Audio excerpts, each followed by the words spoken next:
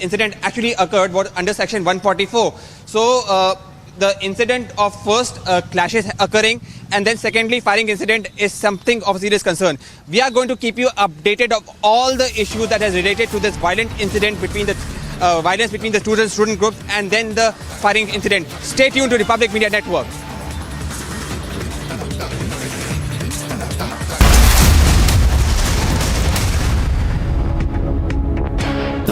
Amity faculty have filed over 1,600 patents. Yet another reason why Amity has been conferred with the National Intellectual Property Award by Government of India for being the top Indian academic institution for patents and commercialization. And here's a quick look at what else is making news this morning. 42 offices of the PFI have been sealed in Karnataka across at least 6 districts. All the documents and materials inside the offices have also been seized. Leaders of the G23 group of leaders of the Congress party held a meeting ahead of presidential elections for the party, with today being the last day for filing nominations. Leaders such as Manish Tiwari, Prithviraj Chavan, B.S. Huda will be holding a meeting at Anand Sharma's residence today. Congress leader Sachin Pilot visited the Gandhi residence hours after Rajasthan's Chief Minister Ashok Gehlot met Mrs. Gandhi and announced that he would not be contesting the Congress presidential polls after taking moral responsibility for the political crisis in the state. The Karnataka leg of the Bharat Jodo Yatra is expected to be flagged off today, with the Yatra expected to cover a distance of at least 511 kilometers over the next 21 days. The Yatra is scheduled to begin from Gundlupet in the state. Poster wars have intensified in Karnataka as the Congress prepares to begin the Karnataka leg of the Bharat Jodo Yatra, calling it the Bharat Todo Yatra. Posters were further seen linked to the National Herald scam. The Shinde faction of the Shiv Sena has released a teaser video of a proposed Dasera rally at Bandra Kurla complex in Mumbai, with the rally to be held at the complex, as the rally by the Udhampur camp is to be held by Shivaji Park. Celebrations were seen at the new Chief of Defence Staff's native village. The new CDS hails from Srinagar in Pauri Garhwal region of Uttarakhand. The Prime Minister will be flagging off India's third Vande Bharat Express that is to run between Gandhinagar and Mumbai Central. The train is an indigenous locomotive capable of accelerating.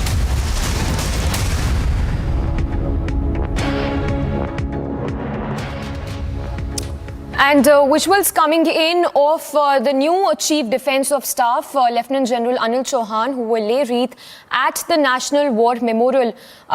Remember, our Lieutenant General Anil Chauhan has assumed charge as India's new Chief of Defence Staff. And with this, he brings back the focus on the implementation of the ambitious theaterization drive to bring synergy among the 3 services. A decorated army officer, 61-year-old Lieutenant General Anil Chauhan, will also function as Secretary in the Department of Military Affairs. कि आज मैं भारतीय सेनाओं के सर्वोच्च पद पर कार्यभार संभालने जा रहा हूं। चीफ ऑफ डिफेंस स्टाफ के पद की जो आशाएं और उपेक्षाएं भारत के तीनों सेनाओं को या सरकार की या हमारे देशवासियों की है, मैं उन्हें पूरा करने की भरपूर कोशिश करूंगा। हमारे सामने सुरक्षा संबंधी जो भी चुनौतियां हैं और मुश्किलें हैं, हम उसे मिलकर साझा रूप से दूर करने की कोशिश करेंगे। शुक्रिया, जय हिंद, धन्यवाद। So, Lieutenant General Anil Chauhan taking charge as the new CDS of the country. With this, he of course comes after General Bipin Rawat, who also served as the CDS, but lost his life in a tragic helicopter crash. Slipping into a very short break, but India gets the new CDS, and the challenge there that lies for the new CDS to bring synergy among the 3 services.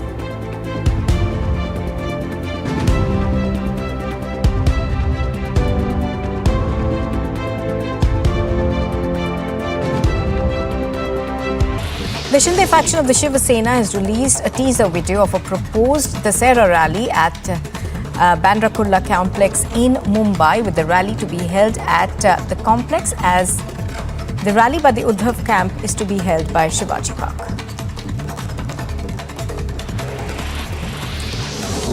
Celebrations were seen at the new Chief of Defence Staff's native village. The new CDS hails from Srinagar in Pauri Garhwal region of Uttarakhand.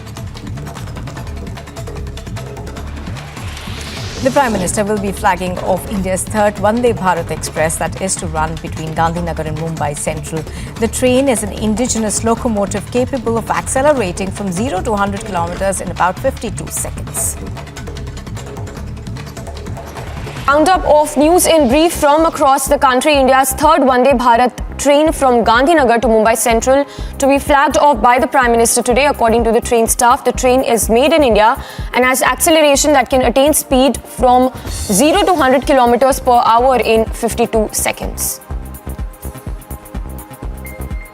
मतलब ये एक तो made in India train है और ये India की semi high speed train है और इसका जो मैक्सिमम स्पीड है 160 kmph है और इसका एक्सेलरेशन बहुत हाई है। मतलब ये स्पीड जो पकड़ती है वो 0 to 100 kmph 52 सेकंड में लेके इसने रिकॉर्ड बनाया है, जो कि बुलेट से भी ज़्यादा है। A delegation of the Shanghai Cooperation Organization, comprising of representatives of 8 member nations including Kazakhstan, Kyrgyzstan, Tajikistan and Uzbekistan among others, including India, will be visiting Varanasi on 16th of January 2023. As India is also a member of the SCO, these foreign guests will be introduced to the culture and history of Kashi during their visit. NCB Mumbai has delivered another blow to the international drug syndicate and seized 3.2 kgs of high-graded black cocaine from a Bolivian lady at the Mumbai airport. According to sources, a Nigerian national has also been apprehended from Goa in this connection.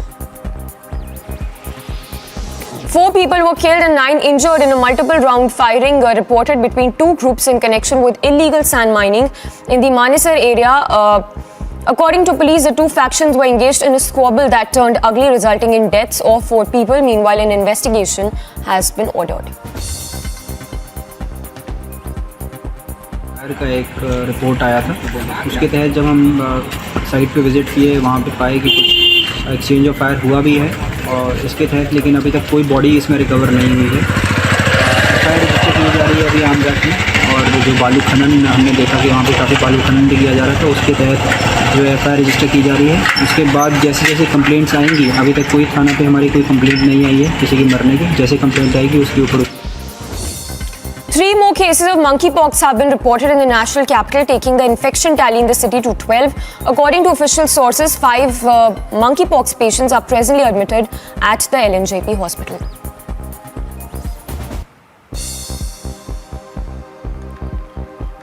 And here's a quick look at what else is making news this morning. 42 offices of the PFI have been sealed in Karnataka across at least 6 districts. All the documents and materials inside the offices have also been seized. Leaders of the G23 group of leaders of the Congress party held a meeting ahead of presidential elections for the party, with today being the last day for filing nominations. Leaders such as Manish Tiwari, Prithviraj Chavan, B.S. Huda will be holding a meeting at Anand Sharma's residence today. Congress leader Sachin Pilot visited the Gandhi residence hours after Rajasthan's Chief Minister Ashok Gehlot met Mrs. Gandhi at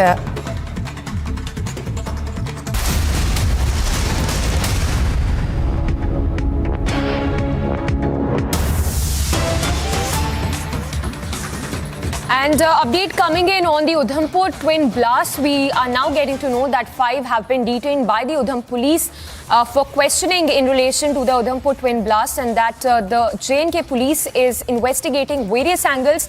Remember the terror angle, which is also being probed with the NI team having visited the site just yesterday. News coming in of whether there was a Pak hand behind the Udhampur blast. Sources telling Republic that there could be a Pakistan hand, Pakistan-based module behind the attack that was reported in Udhampur. The twin blasts that were reported in Udhampur, sources were informed that the module-based plot hatched to target two buses using sticky bombs and local modules directed by handlers across the border behind the attack. So the park angle, which is that is also being probed by the agencies. Gursimran reporting live. Gursimran, various angles are being looked into when we talk about the twin blasts. Give us all the details you're picking up. See, as per the confirmation that we have got from the top brass of the Jammu and Kashmir police, 5 people have been detained by the Jammu and Kashmir police and they are presently being questioned in Udhampur in connection with the twin blasts that have taken place yesterday and day before yesterday. The twin blasts that have occurred at a span of 8 hours, and also multiple teams have been formed by the Udhampur police which are looking into various angles. The first and foremost angle remains that are there more such attacks that have been planned by the terror groups in Udhampur and the nearby areas? First priority remains to thwart those attacks, because what it seems as of now that these attacks were to instill fear among the locals. So will it be restricted to only 2 blasts, or there are many more that have been planned by the terror group? And second important thing that is being investigated and looked upon by the various teams that have been formed is whether there are more sticky bombs in Udhampur and how these sticky bombs managed to reach Udhampur, because there is no international border or line of control along Udhampur district.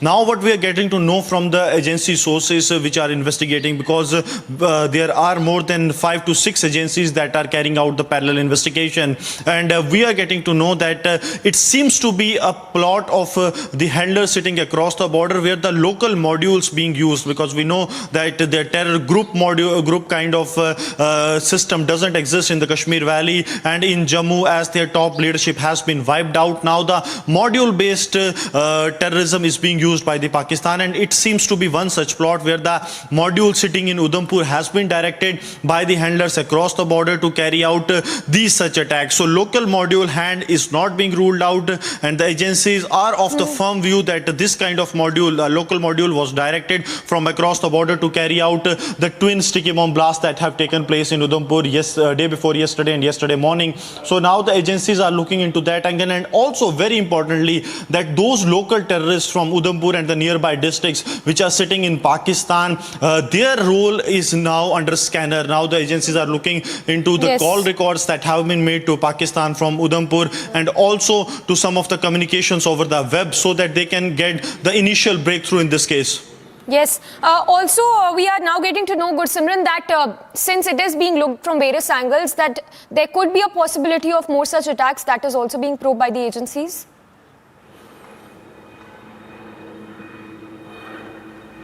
See, multiple angles are being probed. Local involvement for sure is there. There is nothing such evident that has been proved in the 24-hour examination that someone from outside the Udhampur district or outside Jammu region came out to carry out these attacks, because CCTV analysis has also been done. But what remains very important, because these were the buses that have come from the Ramnagar, and one, we are being told, came from the Kathua. So was it planned from there only, the bombs were planted there, or from the place where they were parked? This all is being probed, and for more, stay tuned to Republic TV right after this short break.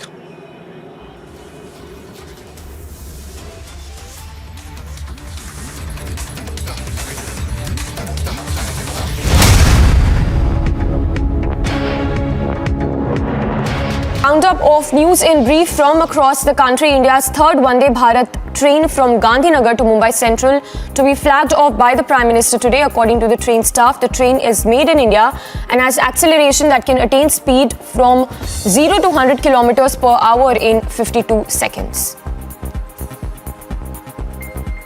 मतलब ये एक तो made in India train है और ये India की semi high speed train है और इसका जो मैक्सिमम स्पीड है 160 kmph है और इसका एक्सेलरेशन बहुत हाई है। मतलब ये स्पीड जो पकड़ती है वो 0 to 100 kmph 52 सेकंड में लेके इसने रिकॉर्ड बनाया है, जो कि बुलेट से भी ज़्यादा है। A delegation of the Shanghai Cooperation Organization comprising of representatives of 8 member nations including Kazakhstan, Kyrgyzstan, Tajikistan and Uzbekistan among others, including India, will be visiting Varanasi on 16th of January 2023 as India is also a member of the SCO. These foreign guests will be introduced to the culture and history of Kashi during their visit. NCB Mumbai has delivered another blow to the international drug syndicate and seized 3.2 kgs of high-graded black cocaine from a Bolivian lady at the Mumbai airport. According to sources, a Nigerian national has also been apprehended from Goa in this connection. 4 people were killed and 9 injured in a multiple round firing reported between 2 groups in connection with illegal sand mining in the Manesar area. According to police, the 2 factions were engaged in a squabble that turned ugly, resulting in deaths of 4 people. Meanwhile, an investigation has been ordered. का एक report आया था, उसके तहत जब हम site पे visit किए, वहाँ पे पाए कि कुछ एक्सचेंज ऑफ फायर हुआ भी है और इसके तहत लेकिन अभी तक कोई बॉडी इसमें रिकवर नहीं हुई है। फायर रजिस्टर की जा रही है अभी आमघाट में, और जो बालू खनन हमने देखा कि वहाँ पे काफ़ी बालू खनन भी किया जा रहा था, उसके तहत जो FIR रजिस्टर की जा रही है। उसके बाद जैसे जैसे कंप्लेंट्स आएंगी, अभी तक कोई थाना पे हमारी कोई कंप्लेंट नहीं आई है किसी की मरने की, जैसे कंप्लेंट आएगी उसके ऊपर। 3 more cases of monkeypox have been reported in the national capital, taking the infection tally in the city to 12. According to official sources, 5 monkeypox patients are presently admitted at the LNJP hospital.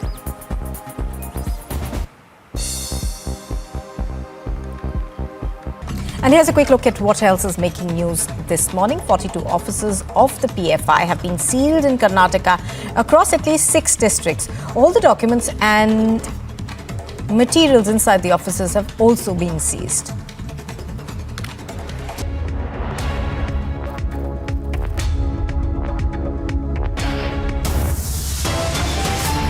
Prime Minister Modi's Gujarat campaign enters day 2. He's set to inaugurate a slew of projects.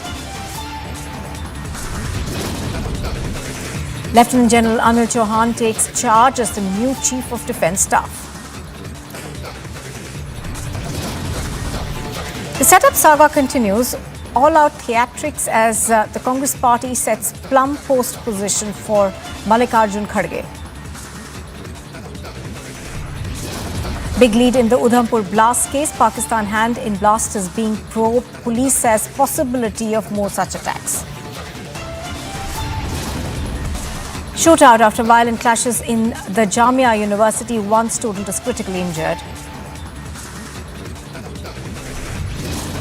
Karnataka poster wars intensify. The BJP puts up a fresh poster, rakes up freedom struggle for profit scam, asks why are Rahul and Sonia Gandhi silent.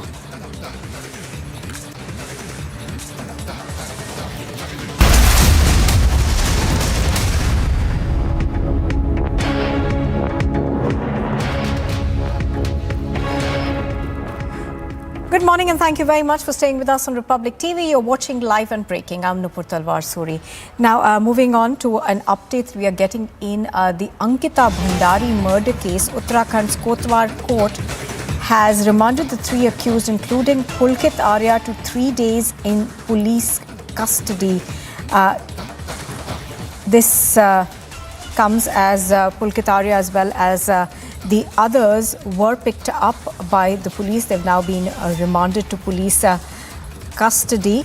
Pulkit Arya and the other 2 resort employees, of course, were arrested, and his father was also expelled from the party. Let's go across to Anuj, who's reporting on this. He's bringing us the latest on the murder. Ankita, good morning, and give us more details, Anuj, in terms of the police action that we've seen in this. We are given to understand that the 3 accused have now been placed under 3 days of police custody for interrogation. Well, that's the latest what we are breaking in the story, that at this point in time the update is the 3 who have been arrested and the 3 accused who has been arrested in the Ankita murder case has been now sent to 3 days police custody. Let me remind you that they were produced in the Kotdwar court in Uttarakhand itself. This comes under the Paudi vicinity where this incident was reported, and the residence of Ankita is in Sirikot. So that's why it happened in the Kotdwar court. If we talk about the vicinity, now there the police has given the ground and the facts that why do they want the police custody, as there are many angles, the deep investigation investigation which is on by the SIT which has been formed by the Uttarakhand Chief Minister. Let me remind you that earlier it was Uttarakhand Chief Minister Tame who has made it very much clear that this is going to be a thorough investigation in the Ankita murder case, and 3 days police custody is going to play an important role, whereas they are going to take the 3 accused to the different places where the incident was reported, where the incident has happened in Rishikesh at the resort. So this is Pulkit along with 2 who are accused of killing Ankita. They were arrested by the police after 5 days when the body was recovered, and later now when they were in the judicial custody, this was the another date in which the police has given the facts and figure and the investigation till now, that what exactly till now have been found by the police, what was the angle of the chat, what has been recovered, what was the statement of Ankita when she was talking to her friend, when she was telling that she was forced to do unlawful activities. All these has been considered and has been taken as a deep investigation by the SIT which has been formed. We have seen the different visit of SIT to the different places where the SIT which has been formed was investigating the matter at the resort. They were talking to the known to of Pulkit. They were talking to the known to of Ankita. The father and the family Right. was also questioned about the things that what would have Absolutely. been happened. Whereas there is one more important point which is about tempering the evidence. So all this had been taken. Now this is going to be the 3 days custody for the 3 who has been arrested.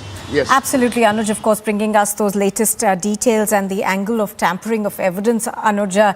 That's something that for which they have been taken into police custody. Now, Anuj, there also appears to be a deeper conspiracy in this particular case. And also, what's come to light perhaps is cases like this one seem to suggest a larger sex scandal angle also.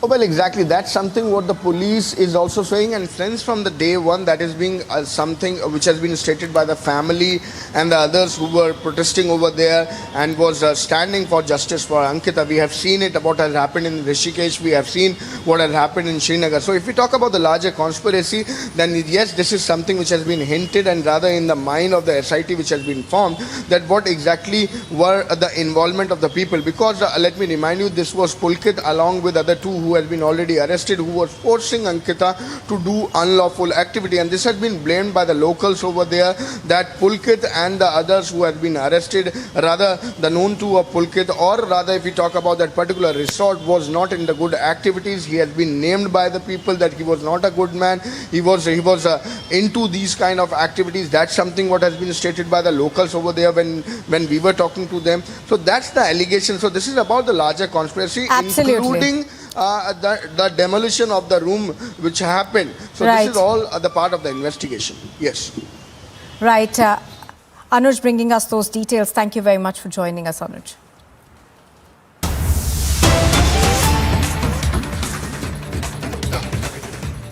Facility, that is SDF rate, stands adjusted to 5.65%, and the marginal standing facility, that is MSF, and bank rate to 6.15%. The MPC also decided by a majority of 5 out of 6 members to remain focused on withdrawal of accommodation to ensure that inflation remains within the target going forward while supporting growth. I would now like to explain the MPC's rationale for its decisions on the policy rate and the stance. The global economic outlook continues to be bleak. Financial conditions are tightening and recession fears are mounting. Inflation continues to persist at alarmingly high levels across jurisdictions. The enduring effects of the pandemic and the geopolitical conflict are manifesting in demand-supply mismatches of goods and services. Central banks are charting new territory with aggressive rate hikes, even if it entails sacrificing growth in the near term. In this milieu, nervous investor sentiments have triggered a flight to safety.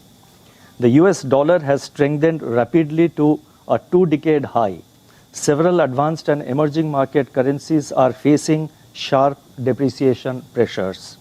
Emerging market economies, that is EMEs in particular, are confronted with challenges of slowing global growth, elevated food and energy prices, spillovers from advanced economy policy normalization, debt distress, and sharp currency depreciations. Now, against this challenging global environment, economic activity in India remains stable. And that's a very refreshing point. It gives us, that's why in the beginning I said that it gives us the confidence of even dealing with the current challenge which we are confronted with.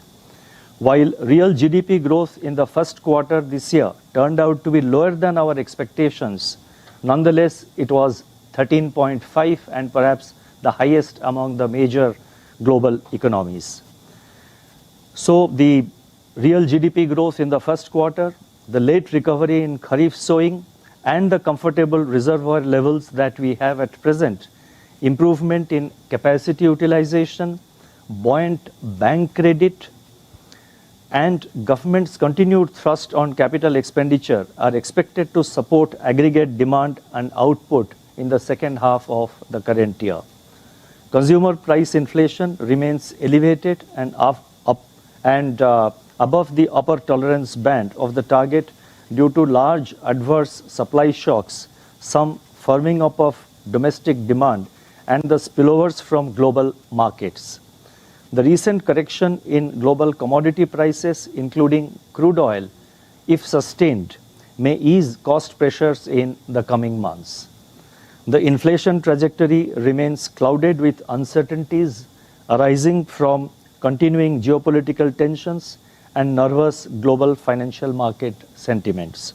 In this backdrop, the MPC was of the view that persistence of high inflation necessitates further calibrated withdrawal of monetary accommodation to restrain broadening of price pressures, anchor inflation expectations, and contain the second round effects. This action will support the medium-term growth prospects of our economy. Accordingly, the MPC decided to increase the policy repo rate by 50 basis points to 5.9% and to remain focused on withdrawal of accommodation while supporting growth. Now, let me step back a little and elaborate on our monetary policy stance. Monetary policy had moved from neutral to accommodative stance in June 2019. At that time, repo rate was 5.75%. Headline CPI inflation was hovering around 3% and was expected to be in the range of 3.4 to 3.7% in the second half of 1920. And liquidity was in deficit mode with an average daily injection of 0.3 lakh crore in May 2009 under the Liquidity Adjustment Facility, that is LAF. Today, inflation is hovering around 7%, and we expect it to remain elevated at around 6% in the second half of this year. Liquidity remains surplus with average daily net absorption of rupees 1.1 lakh crore under the LAF in September 2022, and this is up to 28th September. As government expenditure picks up on the back of high GST and direct tax collections, the system liquidity will go up further. Thus, even as the nominal policy repo rate has been raised by 190 basis points so far, including the increase that we have effected today, the policy rate adjusted for inflation trails the 2019 level. The overall monetary and liquidity conditions, therefore, still remain accommodative, and hence the MPC decided to remain focused on withdrawal of accommodation. I would now like to provide our assessment of growth and inflation, and first let me take up growth.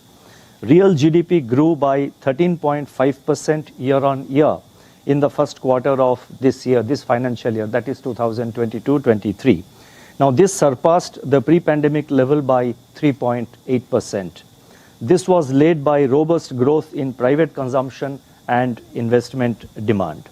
High frequency data for the second quarter indicate that economic activity remains resilient. Private consumption has been holding up. There is sustained revival in urban demand, which should get a further impetus from the unfettered celebration of upcoming festivals after 2.5 years of living with the COVID-19 pandemic. Rural demand is also gaining gradually. Investment demand is picking up and is evident from the robust growth of domestic production and import of capital goods in July and August. Bank credit has grown at an accelerated pace of 16.2% year-on-year as on September 9th, as against 6.7% during the corresponding period of last year. Total flow of financial resources from banks and non-banks to the commercial sector has improved significantly to rupees 9.3 lakh crore in this financial year so far, that is up to September 9th, from 1.7 lakh crore in the corresponding period of last year. So this year the flow of commercial resources is 9.3 lakh crore compared to last year figure of 1.7 lakh crore for the same period. According to the RBI survey, seasonally adjusted capacity utilization of the manufacturing sector improved from 73% in the fourth quarter of 21-22 to 74.3% in the first quarter of 22-23. And this is in fact the highest level in 3 years. Last time I had given that the decline, I had given the unadjusted capacity utilization which had improved. That's what I had stated in the last monetary policy meeting. But I think it's always better that and that reflected the seasonal pattern. So therefore, I think it is always better to look at the seasonally adjusted figures, and that is what I have attempted to provide today. Non-oil, non-gold imports remained resilient, indicating sustained revival in domestic demand.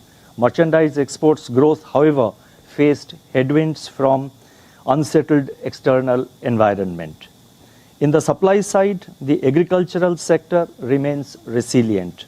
The monsoon rainfall was 7% above the long period average as on 29th September.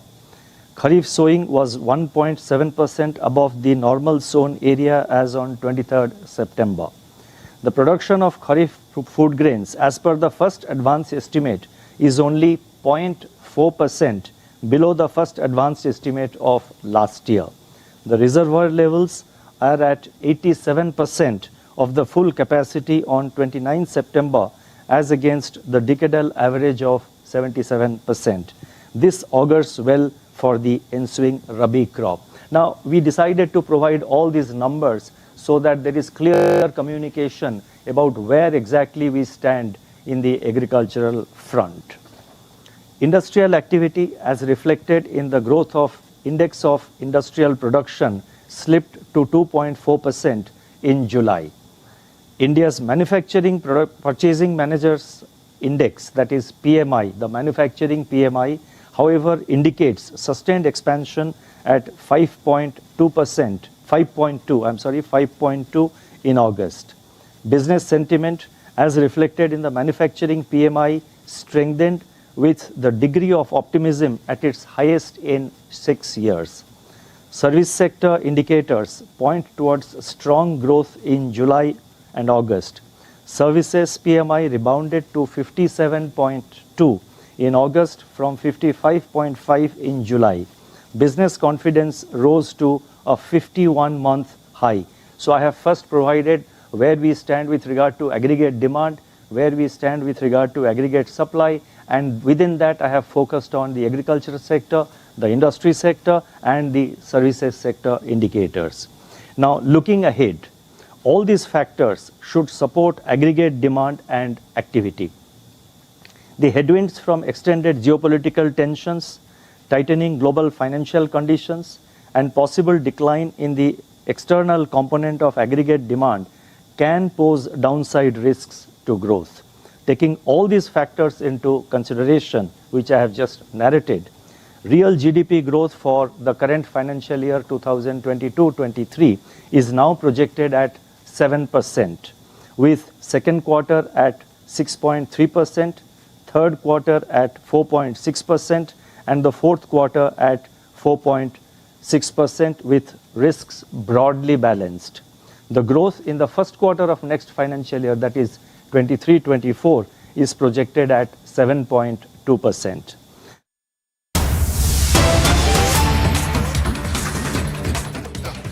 Drivers हैं उनके साथ उनकी विशेष बातचीत। ये खास तस्वीरें बहुत ही महत्वपूर्ण तस्वीरें, आप इन तस्वीरों के जरिए समझ सकते हैं कि आज का दिन बहुत ही महत्वपूर्ण कनेक्टिविटी के लिहाज से, अर्बन मोबिलिटी के लिहाज से। और प्रधानमंत्री अब से कुछ ही क्षणों के बाद हरी झंडी दिखाकर वंदे भारत ट्रेन को रवाना करेंगे। ये ट्रेन दो राजधानियों, गुजरात की राजधानी गांधीनगर और महाराष्ट्र की राजधानी मुंबई को जोड़ने का काम करेगी। हमारे साथ हमारे सहयोगी अभिषेक इस वक्त जुड़े हुए हैं। अभिषेक, जैसा कि हमने कहा कि कहीं न कहीं एक ऑप्शन हो गया उन कारोबारियों के पास कि अगर वो हवाई यात्रा को एक विकल्प के तौर पर देख रहे थे आज तक, तो अब उनके सामने एक और विकल्प है कि वंदे भारत ट्रेन में बैठकर वो मुंबई या फिर मुंबई के जो कारोबारी हैं वो गुजरात आ सकते हैं। बिल्कुल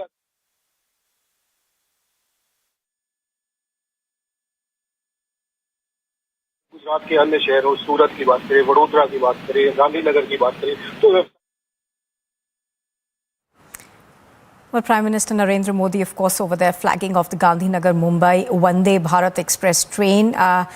He's inaugurating the phase 1 of the Ahmedabad Metro Rail project also, and pictures on your screen, of course, are of the Vande Bharat Express train. Now, this is being flagged off from the Gandhinagar Capital Railway Station. We are given to understand that the Prime Minister will also be taking a ride on the train from Gandhinagar to Kalupur railway station in Ahmedabad. At that station, of course, he will be inaugurating phase 1 of the ambitious and much awaited Ahmedabad Metro project that has been completed at a cost of over 12,000 crore rupees, nearly 13,000 crores. Abhishek Kapoor, Senior Executive Editor, also joins us live now. Abhishek, pictures on our screen of the Prime Minister flagging off the Gandhinagar-Mumbai Vande Bharat Express train. Now, this is a great step in terms of connectivity between the two industrial areas. Well, the Prime Minister is going to take a short ride as well, what we are told. But Vande Bharat, this is the third Vande Bharat express train which is starting in India, this time between Ahmedabad or Gandhinagar and Mumbai. We have earlier Vande Bharat trains running between Delhi and Varanasi, Prime Minister's constituency, and Delhi and Katra for Vaishno Devi. So I think, and there is plan to have 50 Vande Bharat express trains very soon. This is India's fastest train, and with the cutting-edge technology and aircraft kind of comforts is what the railway says. And that's why we see Railways Minister briefing Prime Minister, as also, of course, Urban Development Minister.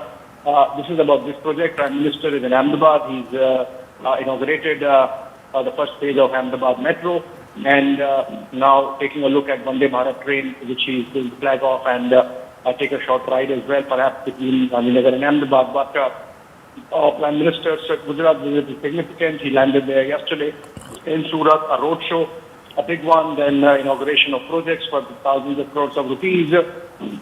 And then he came to Ahmedabad, inaugurated, declared open the national games, and participated in a Garba event where he carried out prayers.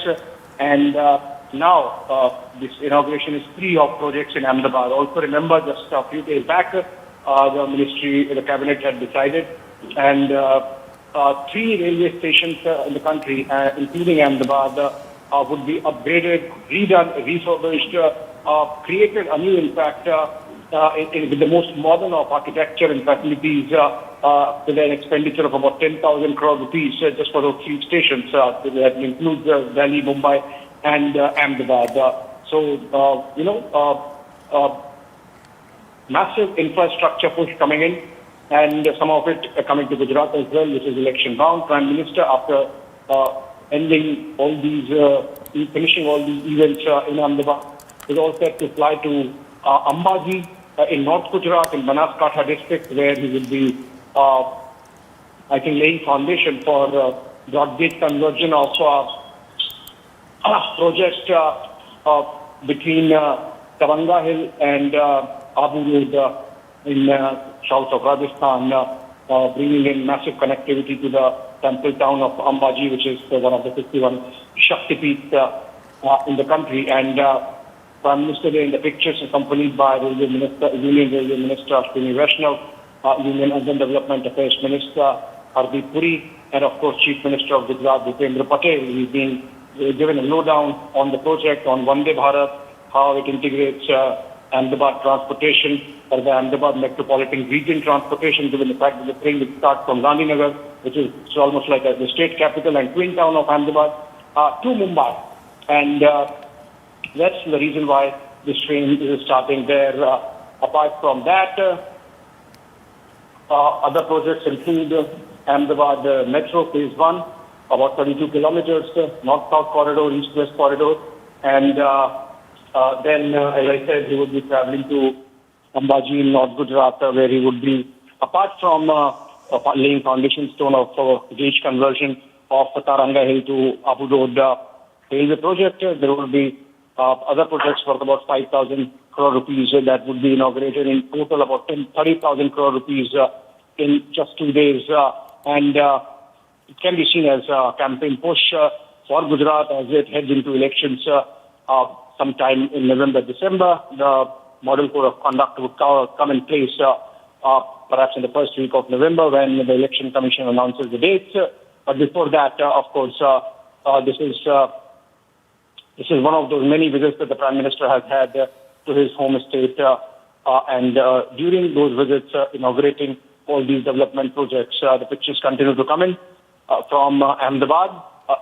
These are in Gandhinagar, actually, as the train is flagged off from there, and we're waiting for that flagging off ceremony to happen. Before that, Prime Minister also was seen engaging with some of the vendors at the railway station. Even Gandhinagar railway station has been redone at a big cost, and it now acts as a central place for the state capital. And it's just next to the Mahatma Mandir, the convention center, where the Vibrant Gujarat Global Investors Summit happens every 2 years, and which is slated to happen in January next year. So preparations on in that direction as well, and the kind of connectivity that we are going to see with Vande Bharat coming in, because it makes railway travel not just faster, but more comfortable, thus, taking off some pressure from the flights that are available between Ahmedabad.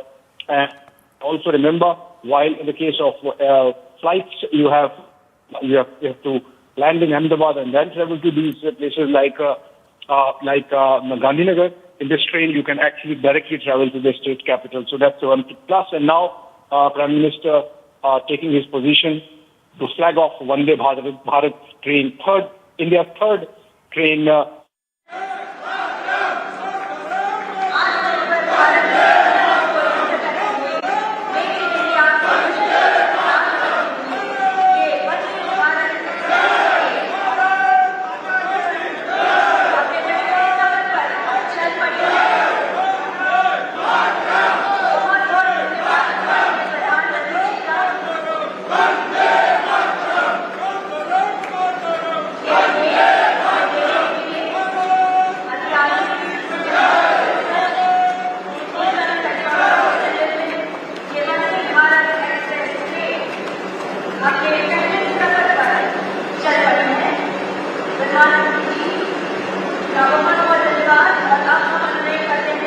माननीय केंद्रीय rail संचार एवं electronics और सूचना प्रौद्योगिकी मंत्री श्री अश्विनी वैष्णव जी से ये ट्रेन की प्रतिकृति रेप्लिका प्रधानमंत्री जी को पेश करें।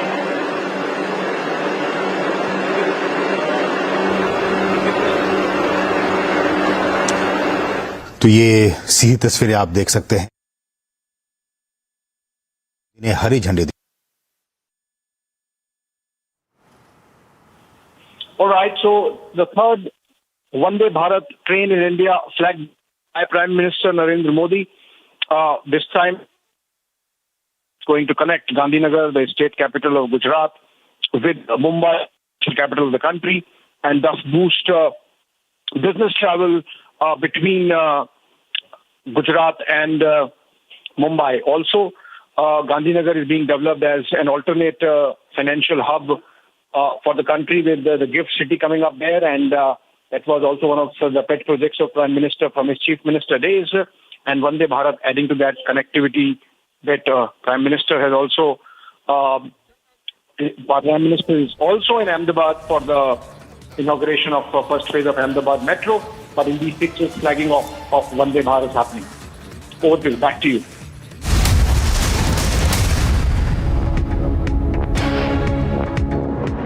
The Karnataka leg of the Bharat Jodo Yatra is expected to be flagged off today, with the Yatra expected to cover a distance of at least 511 kilometers over the next 21 days. The Yatra is scheduled to begin from Gundlupet in the state.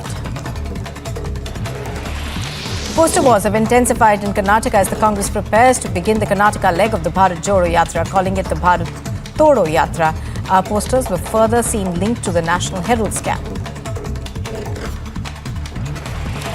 The Shinde faction of the Shiv Sena has released a teaser video of a proposed Dasera rally at Bandra Kurla complex in Mumbai, with the rally to be held at the complex, as the rally by the Udhampur camp is to be held by Shivaji Park.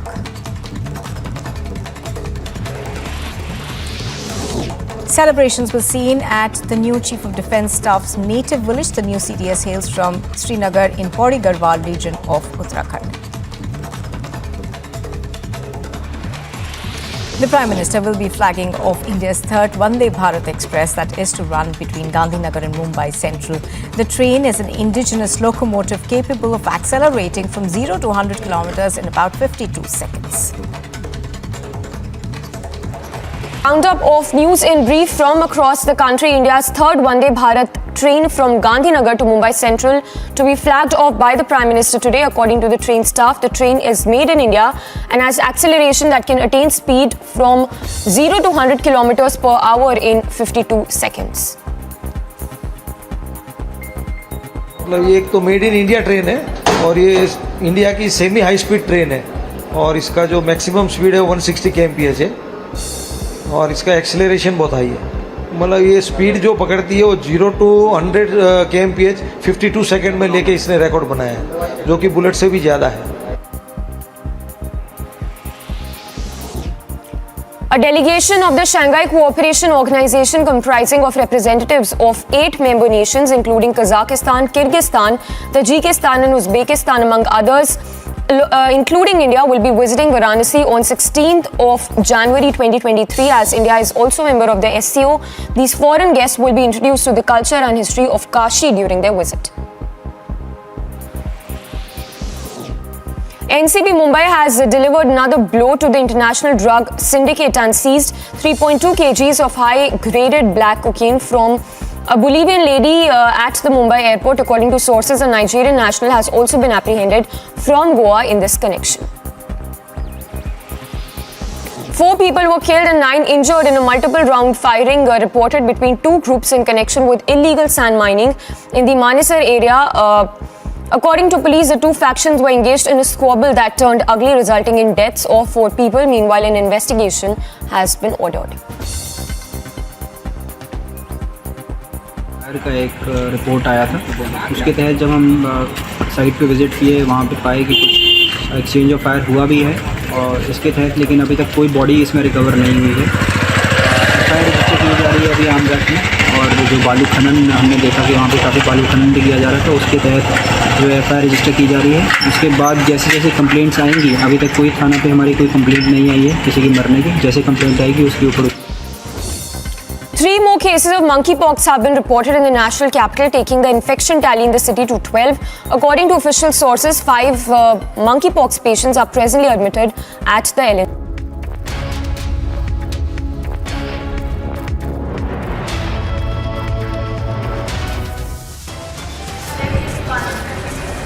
और विनम्र अनुनय करते हैं हमारे प्रधानमंत्री जी से, कृपया आप Gandhinagar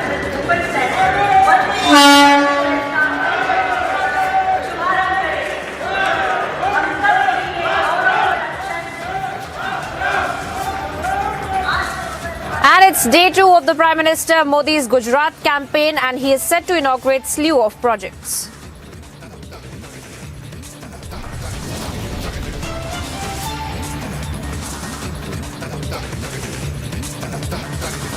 Lieutenant General Anil Chauhan takes charge as the new Chief of Defence Staff.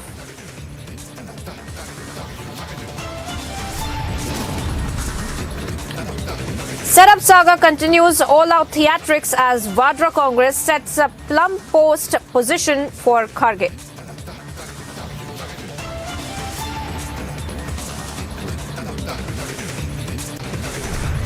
Big lead in the Udhampur blast, Pakistan hand in blast being probed. Police says possibility of more such attacks.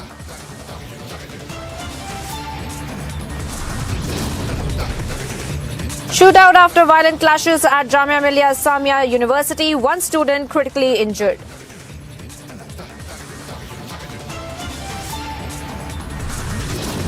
Karnataka poster war intensifies. BJP puts up fresh posters, rakes up the freedom struggle for profit scam, asks why are Rahul and Sonia silent.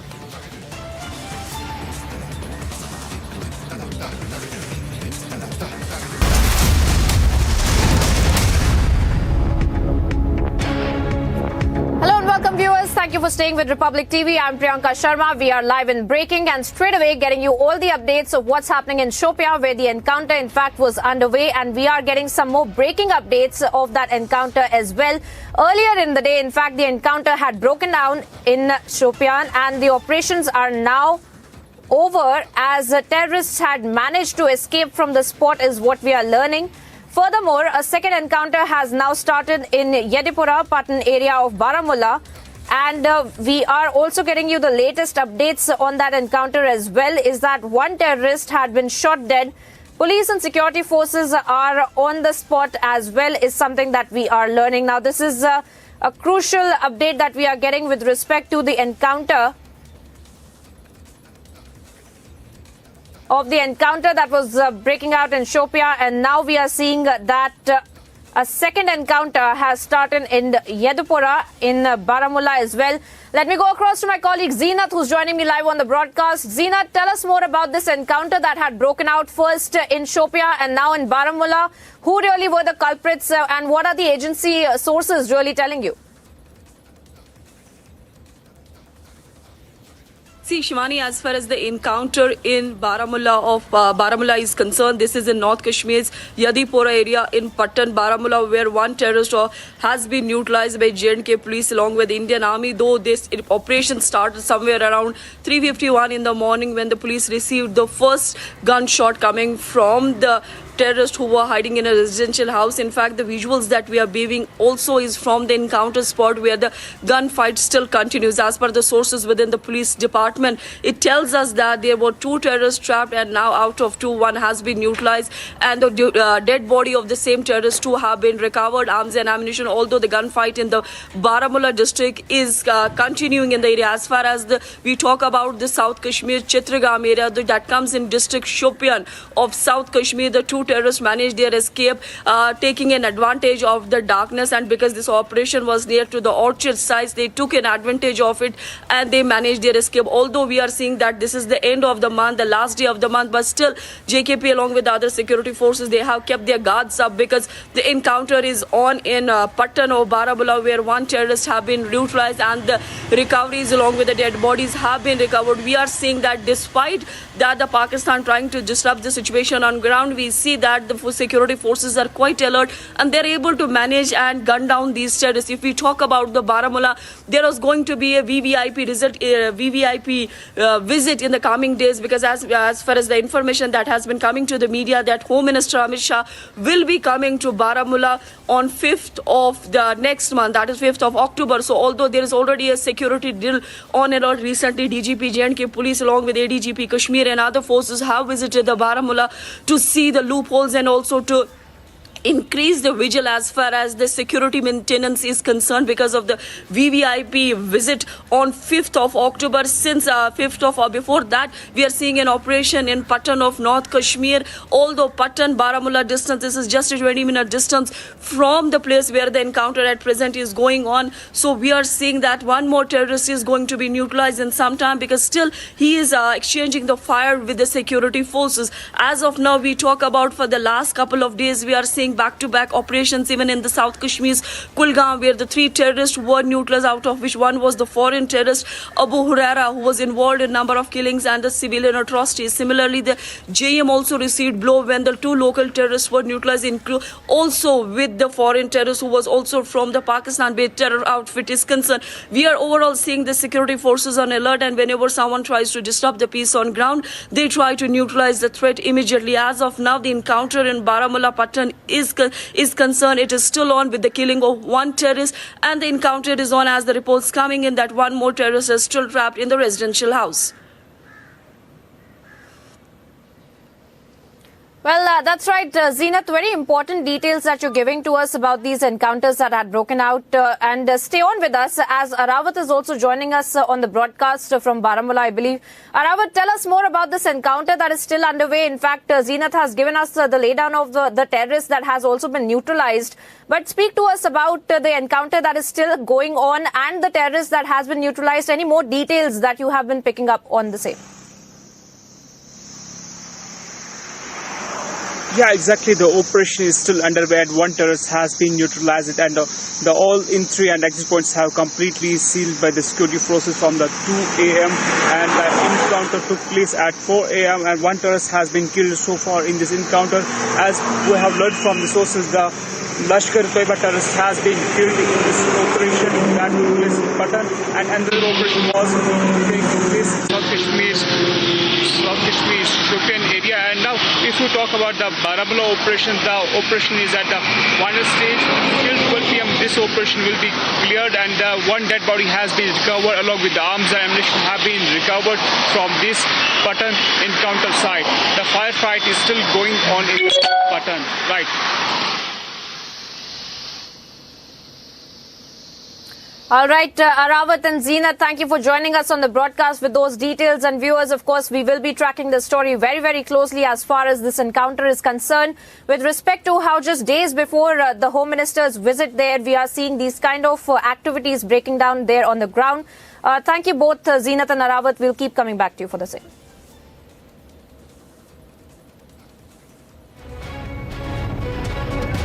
In a shocking case of medical apathy coming to light from Punjab, poor women gave birth to a daughter in the corridor of the civil hospital in Pathankot on September 27th. This after doctors allegedly refused to carry out the delivery, citing various reasons. एक inquiry mark कर देती है inquiry भी मेरे जेडे assistant commissioner general है and she is being a lady and a doctor also so उन्होंने क्या है कि सारे भी जितने भी उसके पॉइंट्स हैं पक्क देखे जान और मैनू डिटेल जाके मैनू इंक्वायरी करके दसेगा. As per reports, the couple did not bring with them the mandatory reports, following which they could not go ahead with the delivery.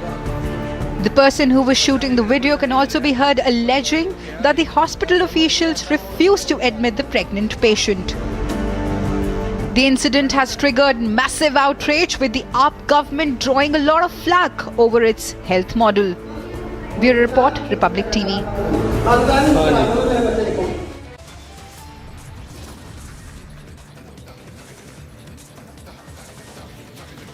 And slipping into a very short break here now, viewers, getting you details on the other side, how the setup saga continues. All-out theatrics as Vadra Congress sets plum post position for Kharge. Don't go anywhere. We'll be back after a very short break.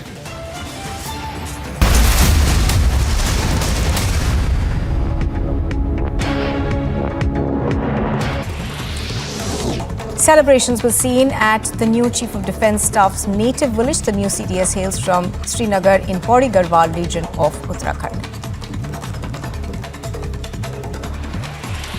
The Prime Minister will be flagging off India's third Vande Bharat Express that is to run between Gandhinagar and Mumbai Central. The train is an indigenous locomotive capable of accelerating from 0 to 100 kilometers in about 52 seconds.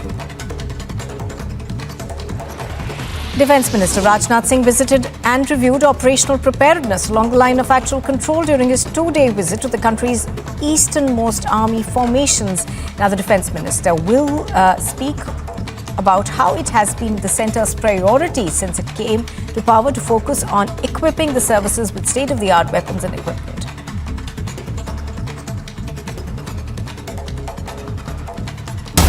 And here's a quick look at what else is making news this morning. 42 offices of the PFI have been sealed in Karnataka across at least 6 districts. All the documents and materials inside the offices have also been seized. Leaders of the G23 group of leaders of the Congress party held a meeting ahead of presidential elections for the party, with today being the last day for filing nominations. Leaders such as Manish Tiwari, Prithviraj Chavan, B.S. Huda will be holding a meeting at Anand Sharma's residence today. Congress leader Sachin Pilot visited the Gandhi residence hours after Rajasthan's Chief Minister Ashok Gehlot met Mrs. Gandhi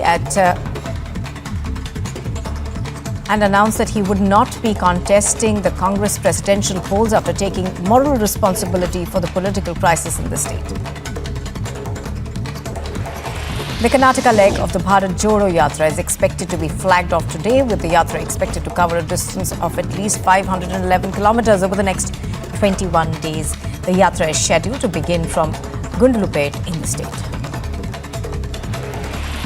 Poster wars have intensified in Karnataka as the Congress prepares to begin the Karnataka leg of the Bharat Jodo Yatra, calling it the Bharat Todo Yatra. Posters were further seen linked to the National Herald scam.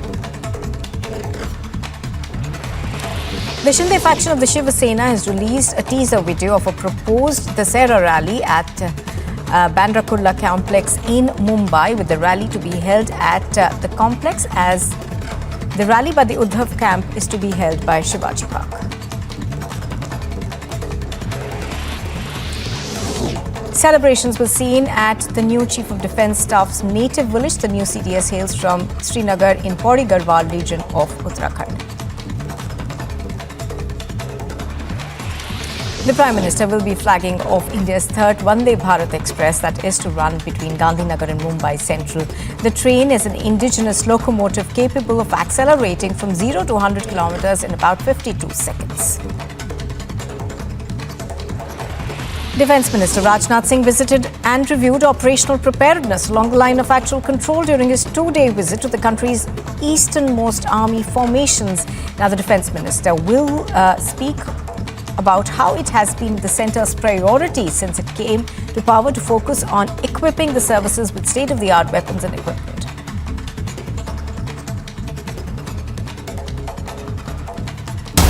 And here's a quick look at what else is making news this morning. 42 offices of the PFI have been sealed in Karnataka across at least 6 districts. All the documents and materials inside the offices have also been seized.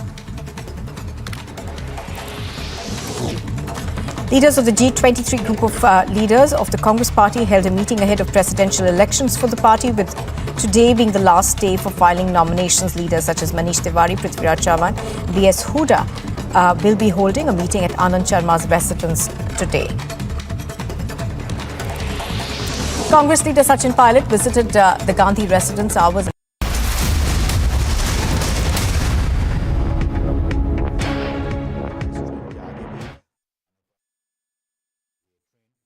Integral coach factory, और ये ICF Chennai की तरफ से ये देश को सौगात, उसी फैक्ट्री में इस वंदे भारत ट्रेन का निर्माण किया गया है। आगे भी आईसीएफ बड़े ही मोटे अक्षरों में लिखा गया है, इंटीग्रल कोच फैक्ट्री, और ये आईसीएफ चेन्नई की तरफ से ये देश को सौगात, उसी फैक्ट्री में इस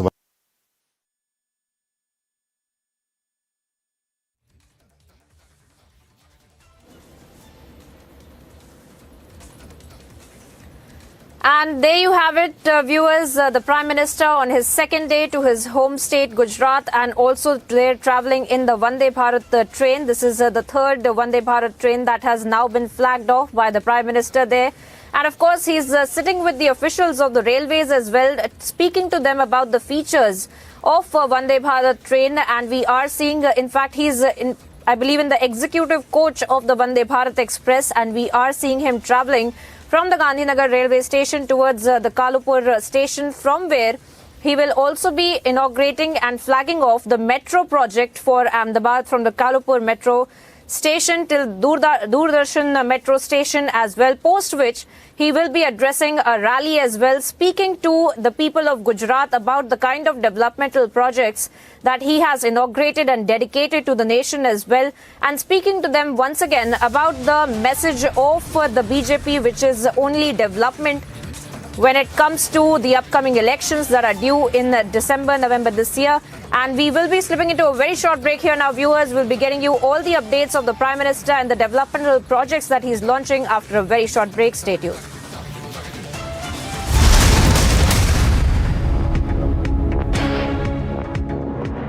The Shinde faction of the Shiv Sena has released a teaser video of a proposed Dasera rally at Bandra Kurla complex in Mumbai, with the rally to be held at the complex, as the rally by the Udhampur camp is to be held by Shivaji Park.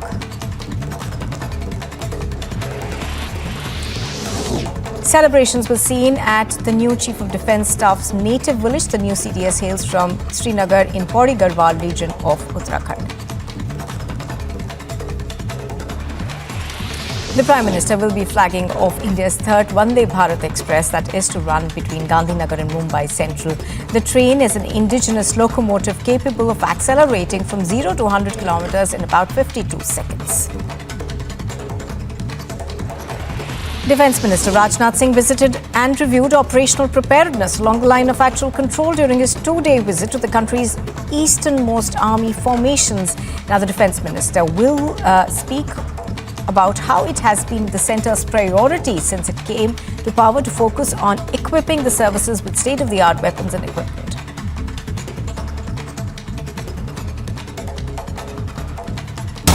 And here's a quick look at what else is making news this morning. 42 offices of the PFI have been sealed in Karnataka across at least 6 districts. All the documents and materials inside the offices have also been seized.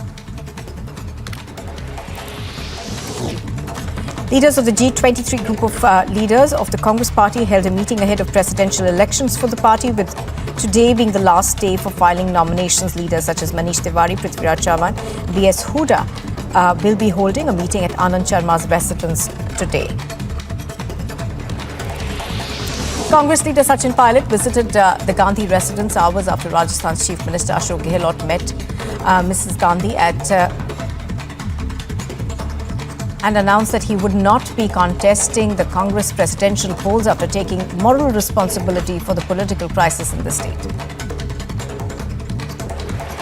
The Karnataka leg of the Bharat Jodo Yatra is expected to be flagged off today, with the Yatra expected to cover a distance of at least 511 kilometers over the next 21 days. The Yatra is scheduled to begin from Gundlupet in the state. Poster wars have intensified in Karnataka as the Congress prepares to begin the Karnataka leg of the Bharat Jodo Yatra, calling it the Bharat Todo Yatra.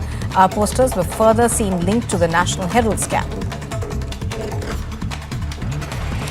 The Shinde faction of the Shiv Sena has released a teaser video of a proposed Dasera rally at Bandra Kurla complex in Mumbai, with the rally to be held at the complex, as the rally by the Udhampur camp is to be held by Shivaji Park.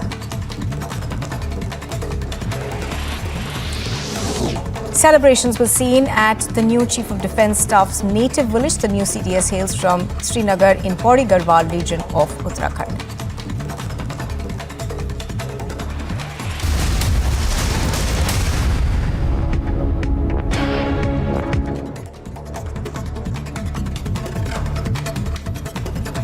And here's what's making news in the country. Uttarakhand's Kotwar court has demanded the 3 accused, including Pulkitaria in the Ankita Bhandari murder case, to a 3-day police custody.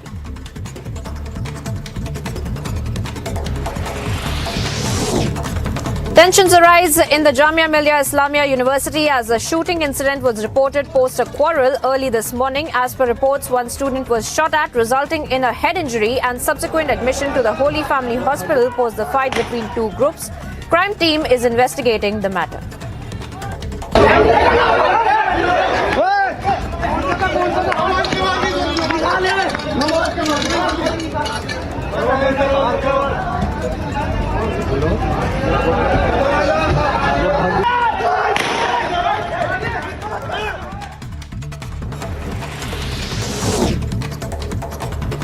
According to reports, 2 to 3 terrorists who were trapped in encounter operations in Shopia have managed to escape. Meanwhile, the encounter operations are said to be underway between the forces in Baramulla.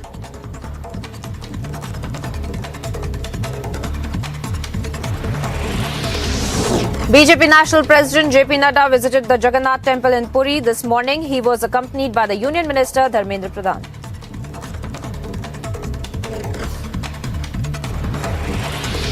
Prime Minister Narendra Modi flagged off the new and upgraded version of the Vande Bharat Express from Gandhinagar as a part of his 2-day visit to his home state. The most awaited semi-high-speed train, Vande Bharat Express, is now ready to a commercial run. It will connect the state capitals of Gujarat and Maharashtra.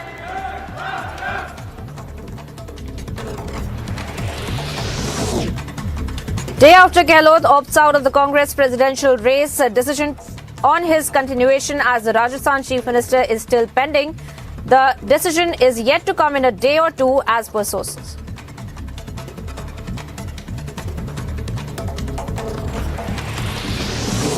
A special CBI court in Bhopal convicted 5 people and sentenced them to 7 years of rigorous imprisonment in connection with the Vyapam case. The court also imposed a fine of Rs 10,000 to each convict, while their 2 co-accused were acquitted due to lack of solid evidence.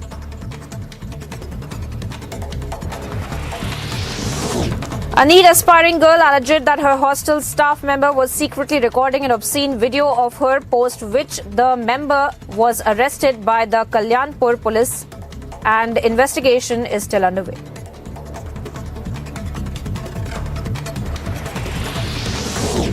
A woman gives birth on a hospital floor after allegedly being denied admission into the labour room. Deputy Commissioner Faridkot Harbir Singh said that an inquiry has been ordered and necessary actions will be taken.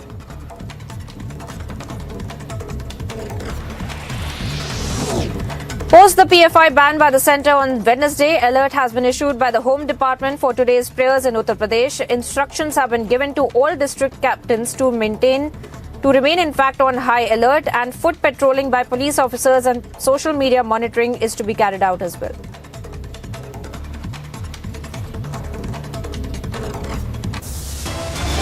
And slipping into a very short break here now, viewers, getting you details on the other side of how the setup saga continues. All-out theatrics as Vadra Congress sets plum post position for Kharge.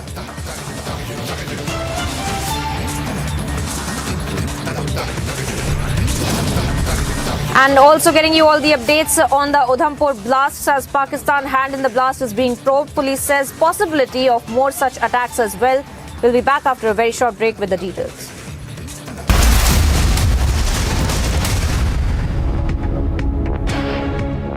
Defence Minister Rajnath Singh visited and reviewed operational preparedness along the line of actual control during his 2-day visit to the country's easternmost army formations. Now, the Defence Minister will speak about how it has been the centre's priority since it came to power to focus on equipping the services with state-of-the-art weapons and equipment.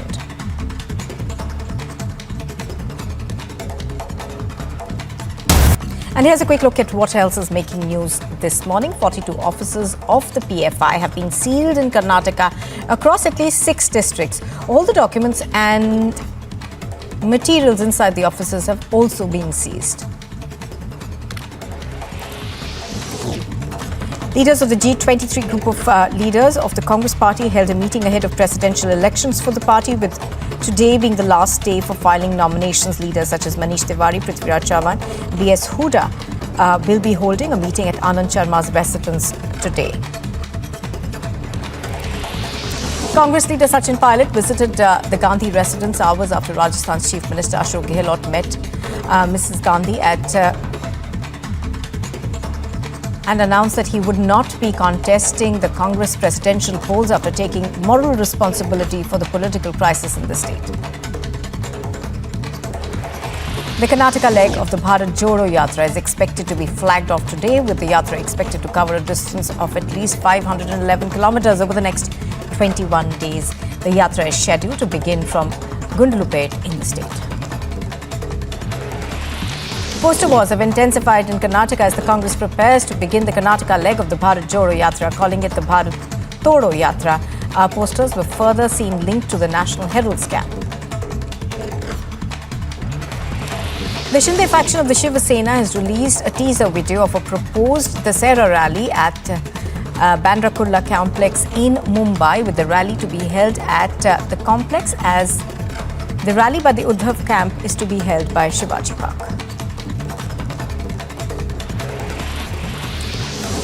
Celebrations were seen at the new Chief of Defence Staff's native village. The new CDS hails from Srinagar in Pauri Garhwal region of Uttarakhand. The Prime Minister will be flagging off India's third Vande Bharat Express that is to run between Gandhinagar and Mumbai Central. The train is an indigenous locomotive capable of accelerating from 0 to 100 kilometers in about 52 seconds. Defence Minister Rajnath Singh visited and reviewed operational preparedness along the line of actual control during his two-day visit to the country's easternmost army formations. Now, the Defence Minister will speak about how it has been the centre's priority since it came to power to focus on equipping the services with state-of-the-art weapons and equipment.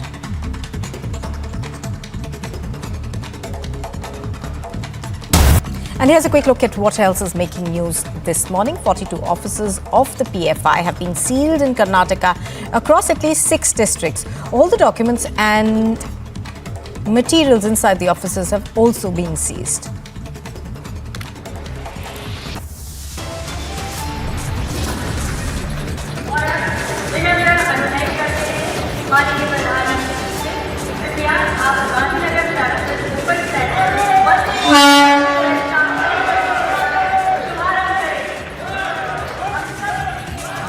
Prime Minister Modi's Gujarat campaign enters day 2, set to inaugurate a slew of projects.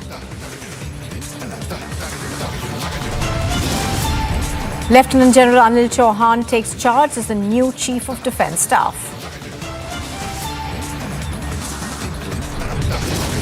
The setup saga continues. All out theatrics as the Congress party sets plum position for Mallikarjun Kharge.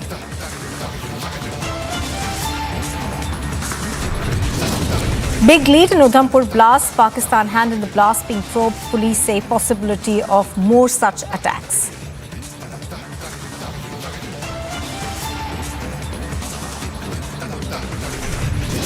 Shootout after violent clashes at the Jamia Millia University. One student is critically wounded.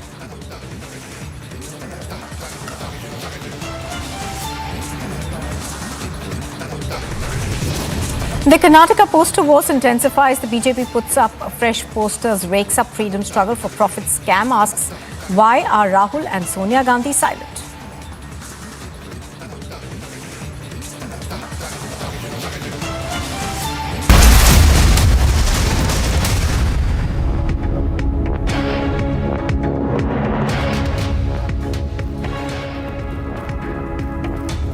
Good morning and welcome. This is live and breaking on Republic TV. I'm Nupur Talwar Suri. Now, after the centre's ban on the radical group, the PFI and its other 8 affiliated groups, Punjab has declared the PFI and 5 associates unlawful. However, big controversy has now erupted. The Congress has questioned the PFI ban notification by the Punjab government, saying that the Aam Aadmi Party's government is blindly towing the BJP's line. Now, the notification from Punjab, of course, had come out earlier this morning. The Congress party now questioning the notification that has been issued by the Punjab government, saying that the Aam Aadmi Party's government in Punjab is blindly towing the line from the centre.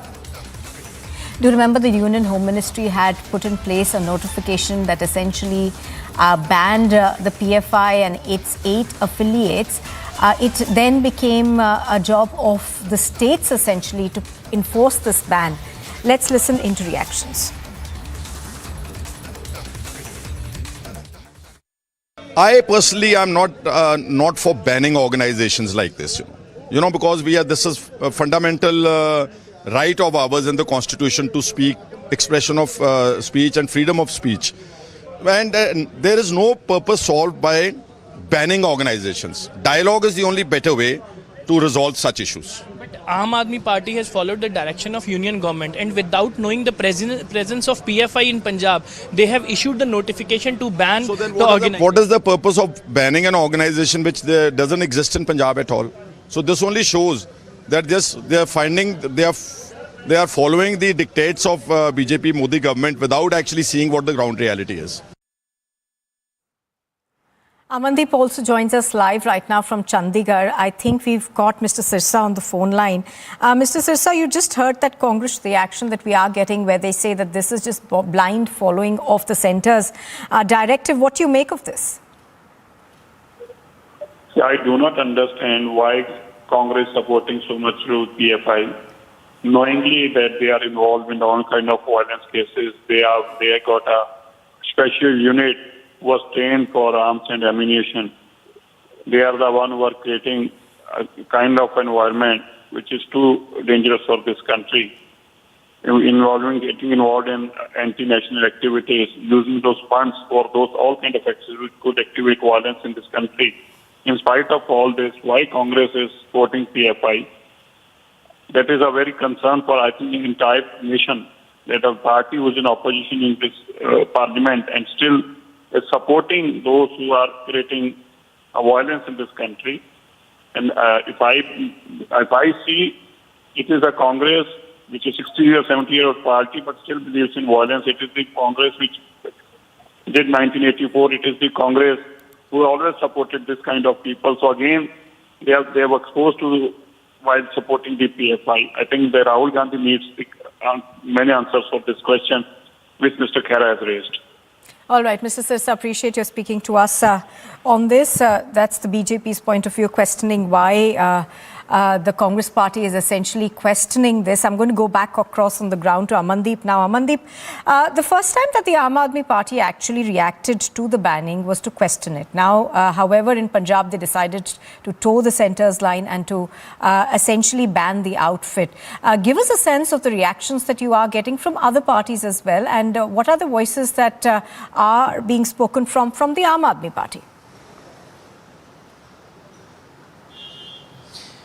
Well, Nupur, the point is that Aam Aadmi Party government in Punjab is in no capacity to take any kind of risk regarding the ban of PFI. Just because Punjab is sharing 600 kilometers border with Pakistan, and in fact the government cannot take a single chance. And when the government has issued the notification for banning the PFI and for 5 other associates as an unlawful, and in fact Congress all of a sudden came in, they have started questioning that this is a political move, that Aam Aadmi Party is towing the BJP's line. Here the position is that state government is towing centre's guidance. This is the ground reality. But Congress is witnessing this entire situation through the political eye, and that is the reason they are absolutely questioning the Aam Aadmi Party's notification on this entire issue. And in fact they have also stated that that without knowing the ground reality, Aam Aadmi Party has issued the notification. Well, we have another MLA here. We will try to speak to them. Sir, excuse me. There is a ban on PFI and Aam Aadmi Party has given the notification. And in fact, he is not able to speak to us. Hey, is another Aam Aadmi Party. Sir, there is a ban on PFI in Punjab as well. और आम आदमी party ने notification issue किया है, लेकिन कांग्रेस ये कह रही है कि आम आदमी पार्टी बीजेपी की पॉलिटिकल लाइन को टो कर रही है. वो फ्री है जी, कांग्रेस ही काम धाम है नहीं. जनता ने जो कोई बची कुछ कांग्रेस को कोई जो 15-18 सीटें दी हैं, भी शायद हमारे कहीं ना कहीं हमारे हल्के की समस्याओं का समाधान होगा. कहीं विधानसभा में जाके बोलेंगे. अब ये उन मुद्दों से तो भड़क रहे हैं और अनाप शनाप आरोप लगा रहे हैं और कुछ नहीं है, और सदन चलने नहीं दे रहे हैं. So you can see the Aam Aadmi Party MLAs are clearly stating that Congress is losing their grounds in Punjab, and that is the reason now they are trying to make Aam Aadmi Party branded with BJP, and that is the reason. But ban on PFI is in Punjab has been notified, and this is a fact, and Congress has created the political controversy into that by releasing the statement MLA Sukhpal Singh Khera, who actually come on camera and says that without knowing the ground reality, blindly Aam Aadmi Party government is towing the BJP's line. But the fact of the matter is that state government is following the directions released by the Union Home Ministry. This is the reality. This is not notified or banned by BJP. This is banned by Union Home Ministry, and state government is following it. So Nupur, forcibly Congress is pitching into it and in fact creating a forcible controversy into this. Yes, Nupur. All right, Amandeep, thank you very much for joining us. As Amandeep is pointing out, of course, what we are hearing is dissidents coming in from the Congress party, essentially questioning why the Aam Aadmi Party is following what the centre has done blindly.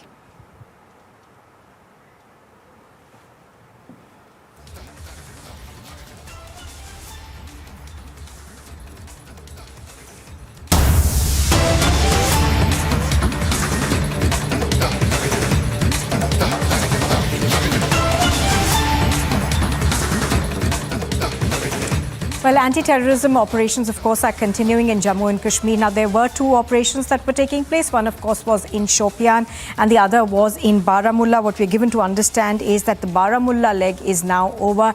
2 terrorists have been killed in this particular operation. And in the other operation that was taking place in Baramulla, the terrorist had managed to flee. I'm going to try and go across to our correspondents on the ground to give us more details as to what is happening. But the latest that we have on this, of course, is that the Baramulla leg of the operations has been completed. 2 terrorists have died in that, and 1 terrorist has managed to escape in the Shopian leg of the operation. Now, these operations, of course, were continuing for a long period of time. Pictures on your screen right now are of the operations that were taking place.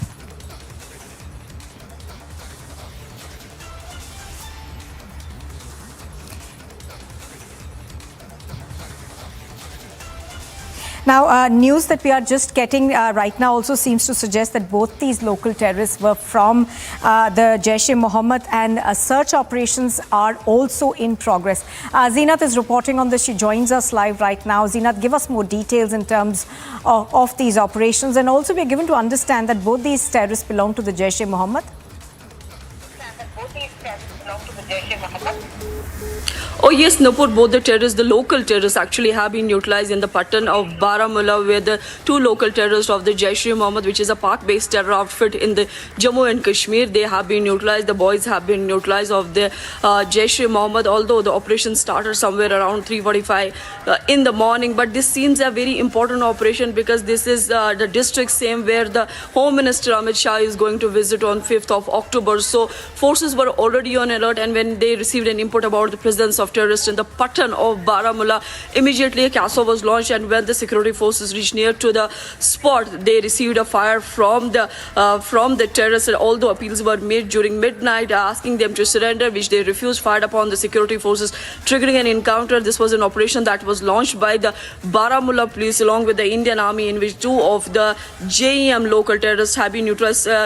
Nupur, if you see the trend for the last 3-4 days, we are seeing mostly the boys of the JEM being neutralized. Whether we talk about the operations in the South Kashmir's Kulgam district, where the 3 terrorists, 1 local and the 2 locals, I beg your pardon, and 1 Pakistani terrorist were neutralized. And that time also the police claimed that 3 of them were from the Jaish-e-Mohammed. Similarly, in this operation, you see again the JEM has been targeted by the Jammu and Kashmir police along with the Indian Army. And this is a very important operation because just 5 days after Home Minister Amit Shah is reaching to Baramulla to make a certain announcement, and this is going to be the 2nd visit of Home Minister Amit Shah in the Jammu and Kashmir after the abrogation of Article 370. As far as this operation goes, this is over now with the killing of 2 terrorists. Their dead bodies along with arms and ammunition, 2 have been recovered. Although we're talking about the operation that was again launched by the security forces during midnight in the Shopian, there the terrorists managed to escape, taking advantage of darkness.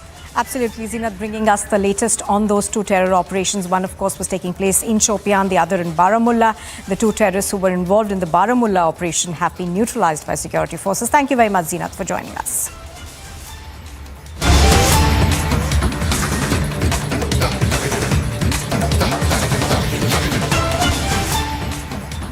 And more news coming in amidst the ongoing war of words between the BJP and the Aam Aadmi Party.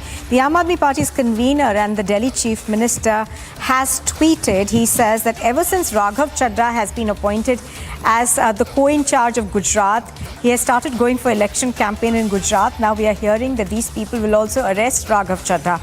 In which case they will do, and what will be the allegations? These people are making up these now. So that is the comment that is coming in from Arvind Kejriwal. He claims that Raghav Chadha, who is of course the Aam Aadmi Party, is in charge of Gujarat, will be arrested. Do remember that Gujarat heads for polls later this year, perhaps early next year. So that's the comment that we are getting from Arvind Kejriwal. Do remember that Arvind Kejriwal has said that the BJP is using agencies to target its leaders.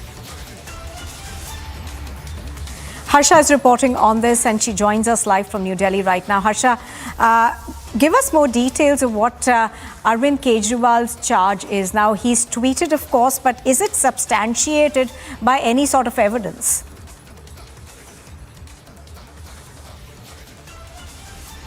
Exactly. Nupur, if we talk about Arvind Kejriwal, the tweet which Arvind Kejriwal has made regarding in context with Raghav Chadha, he already said that on later few months before only in the poll-bound state Gujarat, Raghav Chadha was made co-in-charge by Aam Aadmi Party Arvind Kejriwal.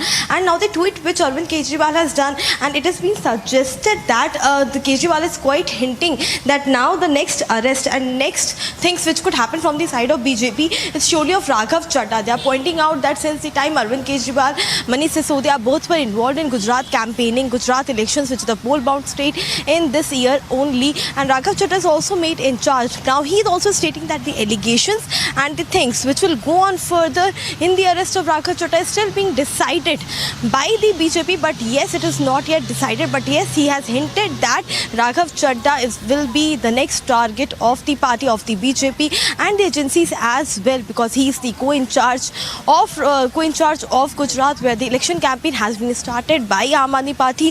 Arvind Kejriwal, we have seen that last month and this month also have visited Gujarat 2 to 3 times, and Manish Sisodia was also on a visit to Gujarat, where regarding the education model and the different things, liquor, also the things we saw in Gujarat, how few people died because of having the bad liquor, and how it all happened, how liquor is being imported to Gujarat, all was being taken by Manish Sisodia and Arvind Kejriwal. Now they're suggesting that Raghav Chadha the groundwork in Gujarat. He's the next target of the BJP because clearly in Gujarat, he's the next target of the BJP because clearly he's hinting that how many Aam Aadmi Party leaders will be involved in the campaigning in the poll-bound state Gujarat. Those will be the target of the agencies and the BJP. And he has hinted that means in a few time we can expect a press conference from somewhere from the BJP or somewhere regarding the allegations in the Delhi new excise policy, because we were seeing that Raghav Chadha, since the time elections in Punjab were happened, the liquor policy, the changes were made in Punjab as well, and we have seen how with Bhagwant Mann, the counterpart Raghav Chadha, was continuously in touch with when the liquor policy new was introduced in Punjab. So these allegations could be brought up in future, and now Arvind Kejriwal has hinted on this himself that Raghav Chadha will be the next target and his arrest could be made next. The allegations will soon come in picture. Yes, back to you. All right, so that's another claim. That's another claim that we are getting from the Aam Aadmi Party. In fact, I think Raghav Chadha has also tweeted right now. He's tweeted saying, "We will write the story with our blood. We will make our sacrifice. The BJP has lost its sleep after seeing the Aam Aadmi Party's increasing steps every day. We are followers of Bhagat Singh, neither afraid of the walls of your jail nor the noose. Inqilab Zindabad." So that's the comment that we are getting from Raghav Chadha. The war between the Aam Aadmi Party and the BJP, of course, essentially escalating. We are seeing comments that are coming in from the Aam Aadmi Party's convener as well as the Delhi Chief Minister, where he says that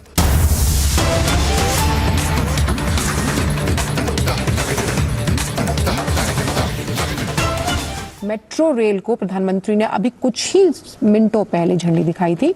ये वहां underground station की तस्वीरें हैं।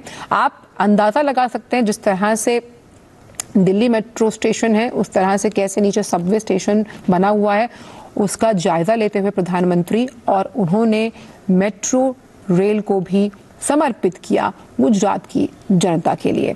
तो आज का दिन connectivity के लिहाज से एक क्रांतिकारी दिन, जब अहमदाबाद मेट्रो रेल परियोजना को भी प्रधानमंत्री ने हरी झंडी दिखाई।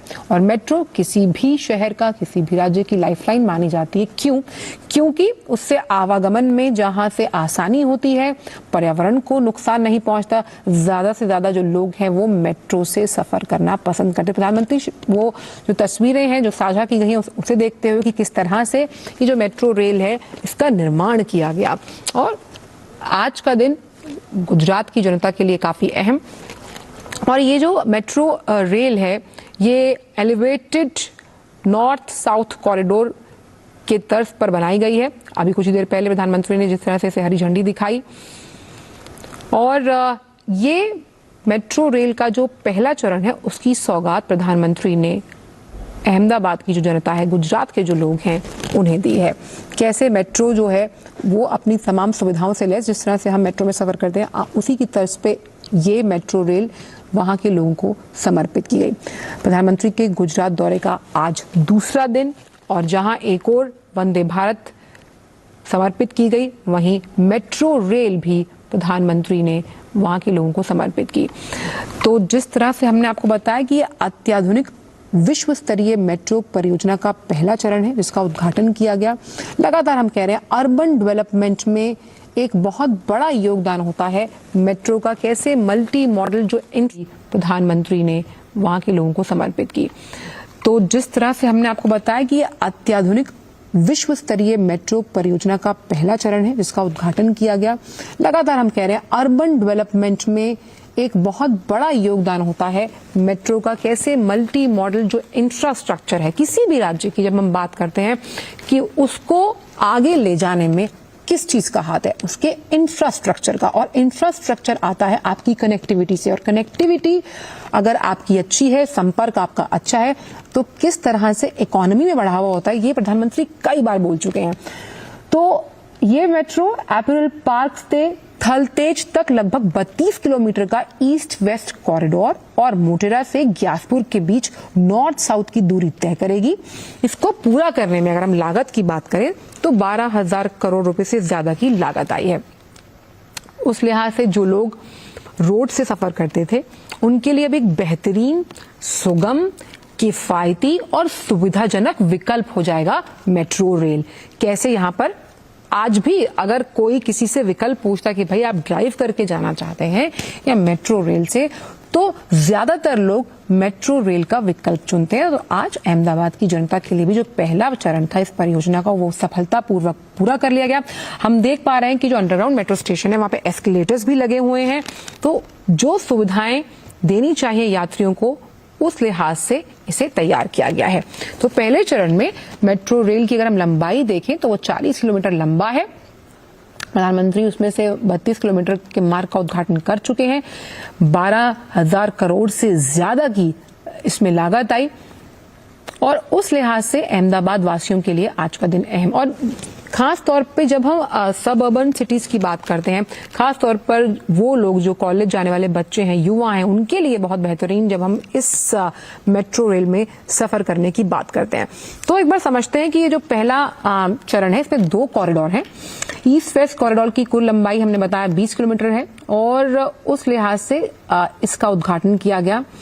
तो कांकरियापुर, कालूपुर रेलवे स्टेशन, आगे एसपी स्टेडियम, कॉमर्स रास्ता, गुजरात विश्वविद्यालय, ये तमाम 9 स्टेशन है जिनका उद्घाटन किया गया है। यानी कि सबसे अहम बात यहाँ पर है जो ये रास्ता है, जैसे जिस रास्ते से ये निकलेगी उन तमाम रास्तों पर जाना अब सुगम हो जाएगा। देखिए इसमें दूरदर्शन केंद्र भी जुड़ा हुआ है, गुजरात विश्वविद्यालय, मानी जो तमाम स्टूडेंट्स हैं जो सफर करने वाले होंगे उनका रास्ता आसान हो जाएगा। अपना मेट्रो पकड़कर वो बहुत आसानी से अपने गंतव्य तक पहुंच जाएंगे। तो एलिवेटेड नॉर्थ साउथ कॉरिडोर, उस लिहाज से मेट्रो रेल परियोजना को प्रधानमंत्री हरी झंडी दिखाते हुए, और ये सरकार आपकी सशक्त इच्छा शक्ति, स्ट्रॉन्ग पॉलिटिकल विल का ही नतीजा है कि इस तरह की तमाम योजनाएं जब केंद्र से मजबूती मिलती है, केंद्र से सहयोग मिलता है, तो कैसे राज्य फलते फूलते हैं। हम ये सहकारी संघवाद का भी एक बेहतरीन नमूना हम देख सकते हैं कि कैसे अब जो वहां की जनता है, और अगर आप काम करने के लिए और सरकार की इच्छा शक्ति को अमली जामा पहनाने में आगे जाना चाहते हैं, उस लिहाज से अहमदाबाद मेट्रो रेल कई और राज्यों के लिए भी एक मॉडल हो सकता है। हमेशा से प्रधानमंत्री कहते हैं कि राज्यों में एक दूसरे से सीखने की, समझने की परिपक्वता होनी चाहिए, और अगर इस तरह के मॉडल को देखकर तमाम अन्य राज्य जिनको सरकार की तरफ से इस तरह की परियोजनाओं के लिए पैसा दिया गया है, वो इस तर्ज पे अगर विकसित करते हैं, तो आम जनता, वो आवाम जिसको इस बात से सबसे ज्यादा अहमियत होती है कि उनका जीवन सुगम हो आने जाने को लेकर, उस लिहाज से आज का दिन बेहद अहम अहमदाबाद की जनता के लिए। तो खास तौर पे हम बार बार बात कर रहे हैं अहमदाबाद और गुजरात की, लेकिन बात आज महाराष्ट्र वालों की भी, क्योंकि जिस तरह से प्रधानमंत्री ने वंदे भारत को झंडी दिखाई है, तो अब गांधीनगर से अगर हम जाना चाहें मुंबई, तो मुंबई जाना भी बेहद आसान हो गया है। और मेट्रो रेल, जिस तरह से लगातार हम कह रहे हैं कि मेट्रोज जो हैं वो मेट्रो सिटीज में क्यों बेहतर होती हैं, क्योंकि हम जानते हैं रोज की आपाधापी की जब हम बात करते हैं, उससे छुटकारा पाने के लिए मेट्रो रेल एक बहुत ज्यादा बेहतरीन विकल्प होता है आवाजाही का। यानी कि अगर हम परिवहन साधन की बात करते हैं, उस लिहाज से वंदे भारत को जहां से प्रधानमंत्री ने हरी झंडी दिखाई, उस लिहाज से मेट्रो रेल अपने आप में बेहद अहम, क्योंकि बहुत से ऐसे लोग होते हैं जो पर्सनल व्हीकल ना होते हुए और परिवहन के जो विकल्प हैं उनको खोजते हैं। तो उस लिहाज से अहमदाबाद मेट्रो रेल जो है वो बेहद अहम। तो कालूपुर स्टेशन से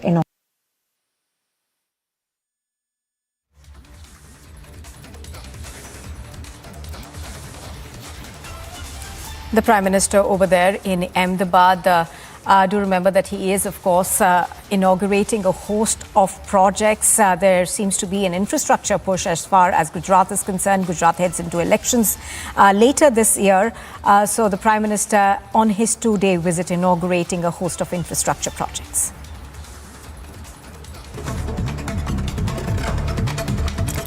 And here's a look at what else is making news this morning. The retired Lieutenant General Anil Chauhan participated in a wreath-laying ceremony at the National War Memorial in New Delhi ahead of his official appointment as the country's new CDS.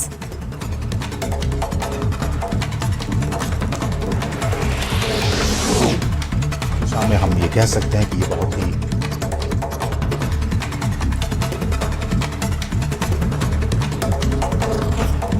At least 5 people have been detained by the Udhampur police in connection with 2 consecutive bomb blasts that took place within a span of 8 hours in Jammu and Kashmir. The police are investigating a module-based attack that led to 2 sticky bombs being hurled at buses in the district.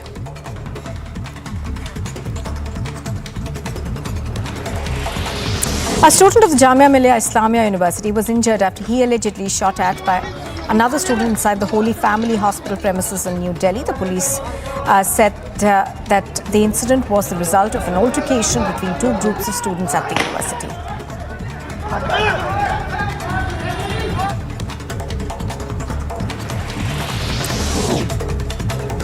The Prime Minister inaugurated the Ahmedabad Metro Rail project, wherein he took a ride in the metro from Kalupur to Doordarshan Kendra.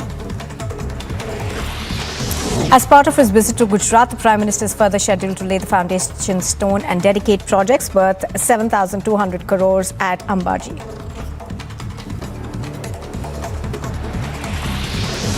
The Union Home Minister has a visit scheduled to Jammu and Kashmir from the 30th of September to the 2nd of October. The Home Minister is scheduled to meet intellectuals and prominent personalities with 2 public meetings scheduled in Poonch and Baramulla.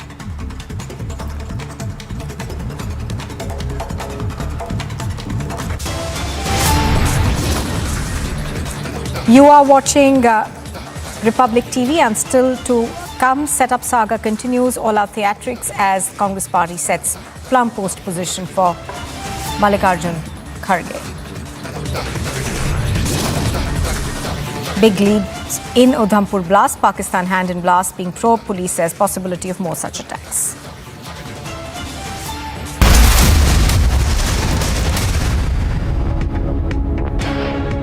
The Karnataka leg of the Bharat Jodo Yatra is expected to be flagged off today, with the Yatra expected to cover a distance of at least 511 kilometers over the next 21 days. The Yatra is scheduled to begin from Gundlupet in the state. Poster wars have intensified in Karnataka as the Congress prepares to begin the Karnataka leg of the Bharat Jodo Yatra, calling it the Bharat Todo Yatra. Our posters were further seen linked to the National Herald scam. The Shinde faction of the Shiv Sena has released a teaser video of a proposed Dasera rally at Bandrakulla complex in Mumbai, with the rally to be held at the complex, as the rally by the Udhav camp is to be held by Shivaji Park.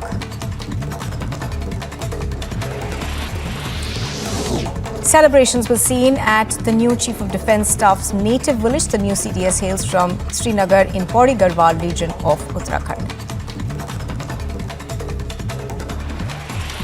The Prime Minister will be flagging off India's third Vande Bharat Express that is to run between Gandhinagar and Mumbai Central. The train is an indigenous locomotive capable of accelerating from 0 to 100 kilometers in about 52 seconds.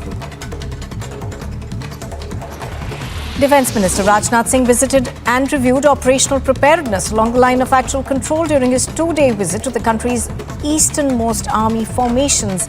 Now, the Defence Minister will speak about how it has been the centre's priority since it came to power to focus on equipping the services with state-of-the-art weapons and equipment.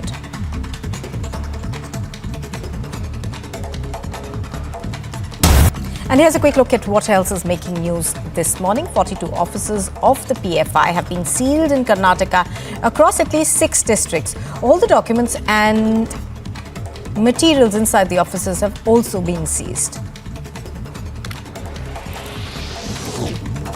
Leaders of the G23 group of leaders of the Congress party held a meeting ahead of presidential elections for the party, with today being the last day for filing nominations. Leaders such as Manish Tiwari, Prithviraj Chavan, B.S. Huda will be holding a meeting at Anand Sharma's residence today. Congress leader Sachin Pilot visited the Gandhi residence hours after Rajasthan's Chief Minister Ashok Gehlot met Mrs. Gandhi and announced that he would not be contesting the Congress presidential polls after taking moral responsibility for the political crisis in the state. The Karnataka leg of the Bharat Jodo Yatra is expected to be flagged off today, with the Yatra expected to cover a distance of at least 511 kilometers over the next 21 days. The Yatra is scheduled to begin from Gundlupet in the state. Poster wars have intensified in Karnataka as the Congress prepares to begin the Karnataka leg of the Bharat Jodo Yatra, calling it the Bharat Todo Yatra. Our posters were further seen linked to the National Herald scam. The Shinde faction of the Shiv Sena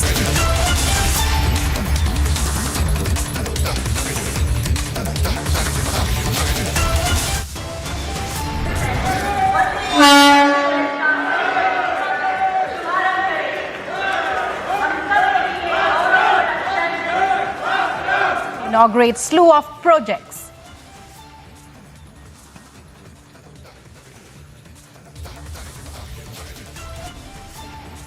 Lieutenant General Anil Chauhan takes charge as new Chief of Defence Staff.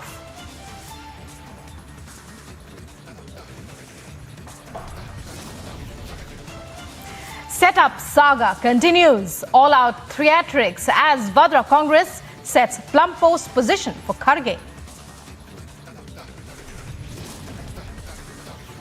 Kejriwal makes big charge, says Raghav Chadda to be arrested next.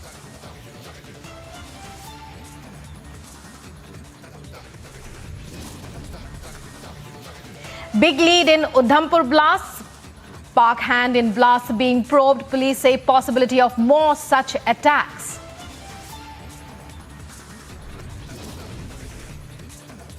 Mega crackdown on terror ahead of Amit Shah's visit. 2 terrorists gunned down in Baramulla encounter.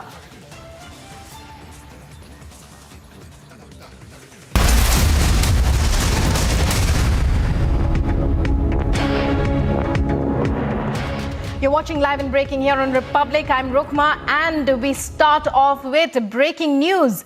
In a day of frantic developments, Digvijay Singh entered the fray for the Congress president's election as Rajasthan Chief Minister Ashok Gehlot opted out of the race, and the suspense over its continuation at the helm in the state deepened, with the party saying a decision would be taken in a day or two. Pramod Tiwari and PL Punya are the proposers of Mallikarjun Kharge. Kharge is to file his nominations after 12 p.m. today.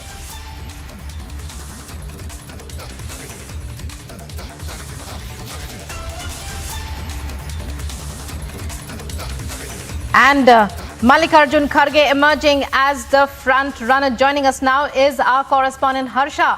Harsha, well, it's a new twist in the Congress president saga. Tell us more. Mallikarjun Kharge, we believe, in a short while from now, or has he already, are preparations in place for his filing of...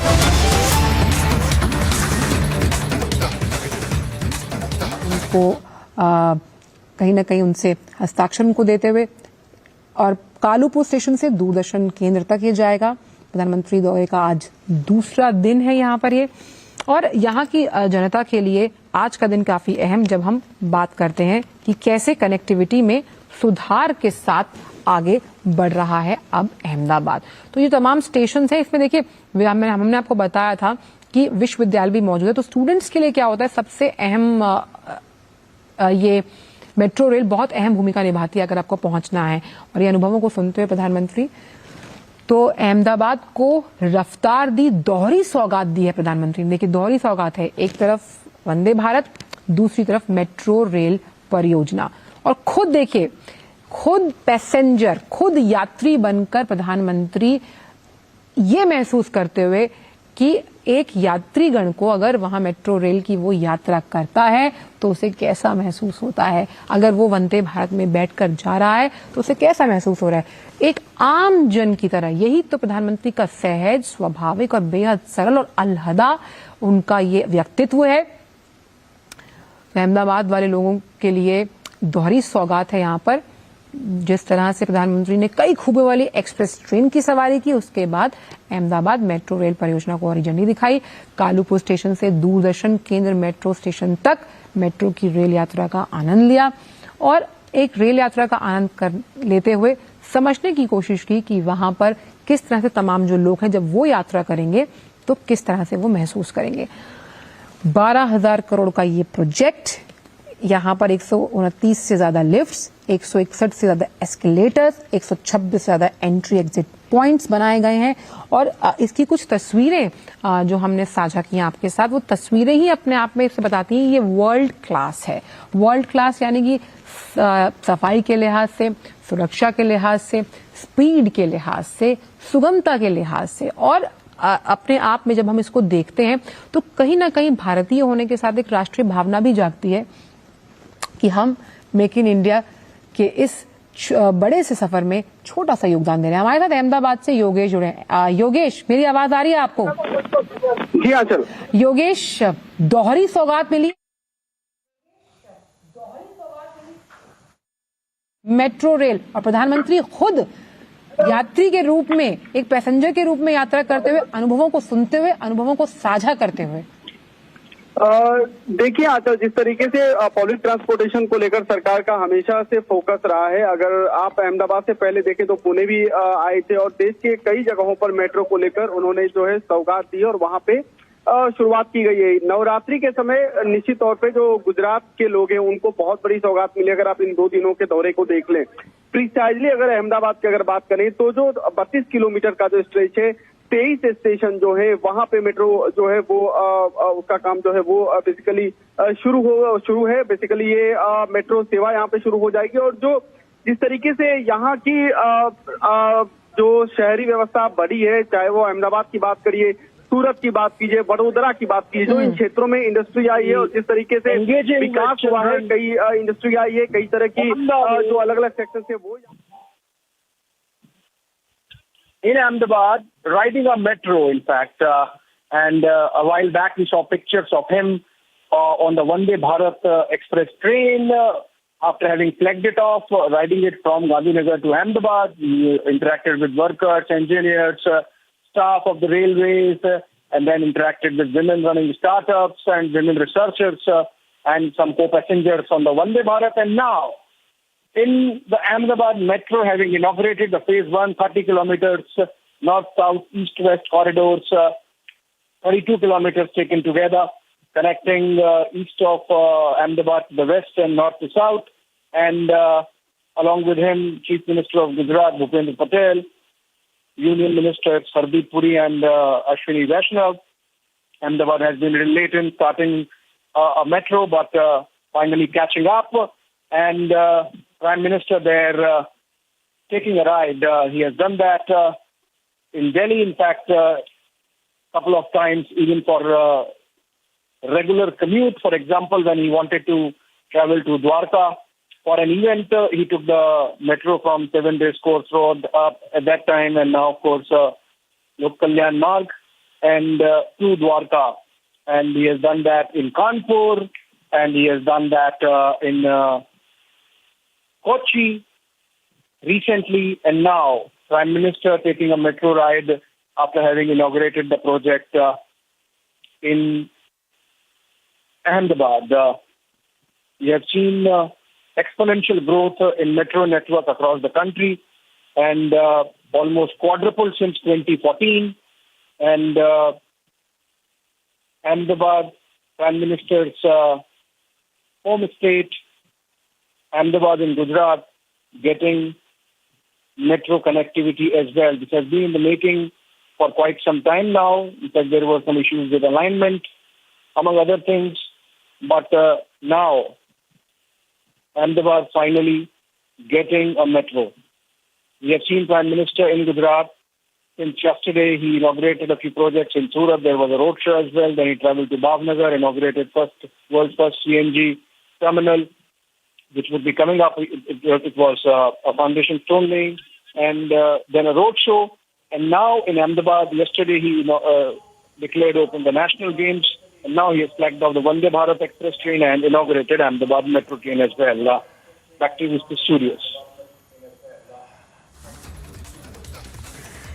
And, well, many thanks, Abhishek, for joining us there and for taking us through this very significant journey that we are, even as we speak, we are watching the Prime Minister take. This is the first phase of the Ahmedabad metro that the Prime Minister has inaugurated just a short while back. It's a 40-kilometer long stretch, and 32 kilometers were inaugurated. They have been complete. The Prime Minister is on a 2-day visit in Gujarat, and he comes bearing immense gifts for the people of the state.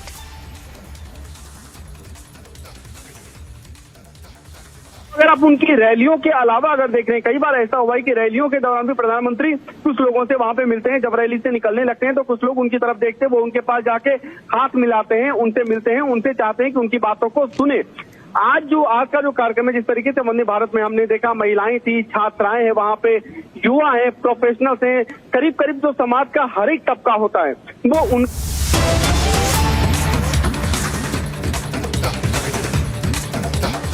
लेकिन अब उनका इरादा है form भरने का, तो मैंने कहा है कि ठीक है, मैं आपका प्रस्तावक बनूंगा।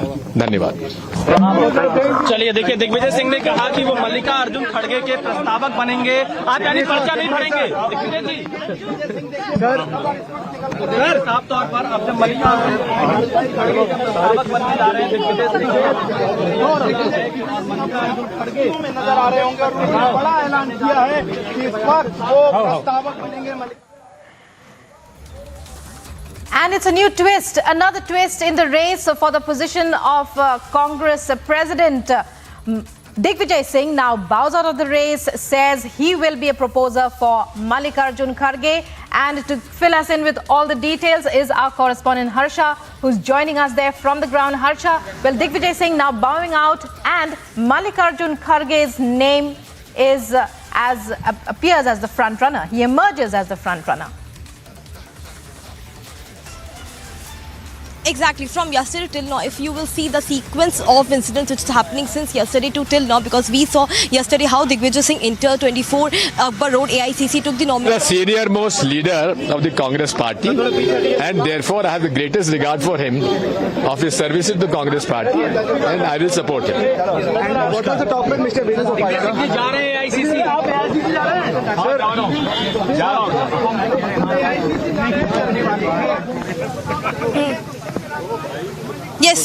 Yes, overhearing what the leaders are now stating after Digvijay Singh has quit, that he has told that now he is not going to contest for the position of National President of Congress. From yesterday to still now, if we see, there have been many stances. If we see, yesterday Digvijay Singh came, took the nomination paper, came to his residence, Shashi Tharoor posting the picture with Digvijay Singh. But from today onwards, from today morning only, since the time his son Jayawardhan gave us the media bite where he stated that the things will be clear, the picture will be clear once Digvijay Singh will himself state, and from 9 o'clock till we saw Digvijay Singh movements, he first came to the residence of Mallikarjun Kharge. He was here till more than 20-25 minutes. Digvijay Singh then went to the residence of KC Venugopal. There also he was still there for 30 minutes, and then he went to his residence. And the clarity whether he will file nomination or not, because it was told to us that today at 11 a.m. he will go and file his nomination. Yesterday he also conveyed the media the same. He gave the interviews, the media interaction, the bite as well. But from today morning, the thing seems to be very changed. And since the discussion regarding who will be the next Congress president was going on, Sonia Gandhi and the Gandhi Parivar wanted that one should be the loyalist of Congress party and Mallikarjun Kharge. There were three people in race since morning: Digvijay Singh, Shashi Tharoor and Mallikarjun Kharge, which was continuously being seen as Mallikarjun Kharge was emerging as a dark horse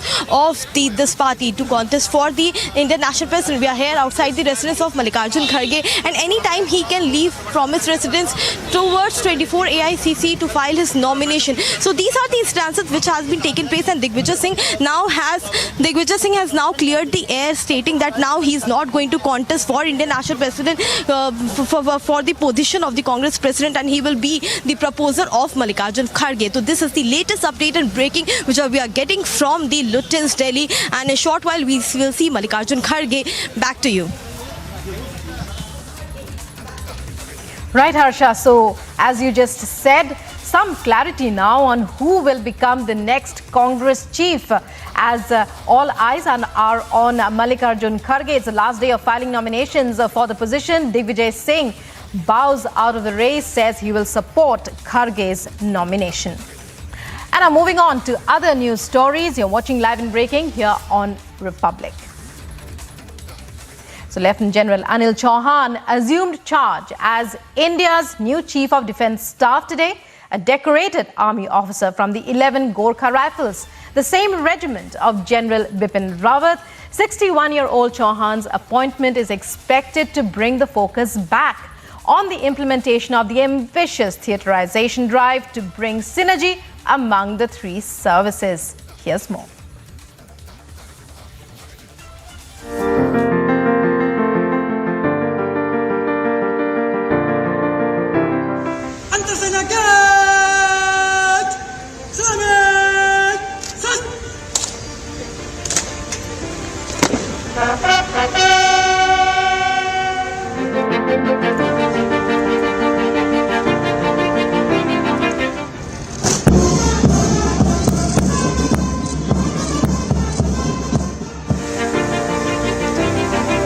chief of defence staff के पद की जो आशाएं और उपेक्षाएं भारत के तीनों सेनाओं को या सरकार की या हमारे देशवासियों की है, मैं उन्हें पूरा करने की भरपूर कोशिश करूंगा।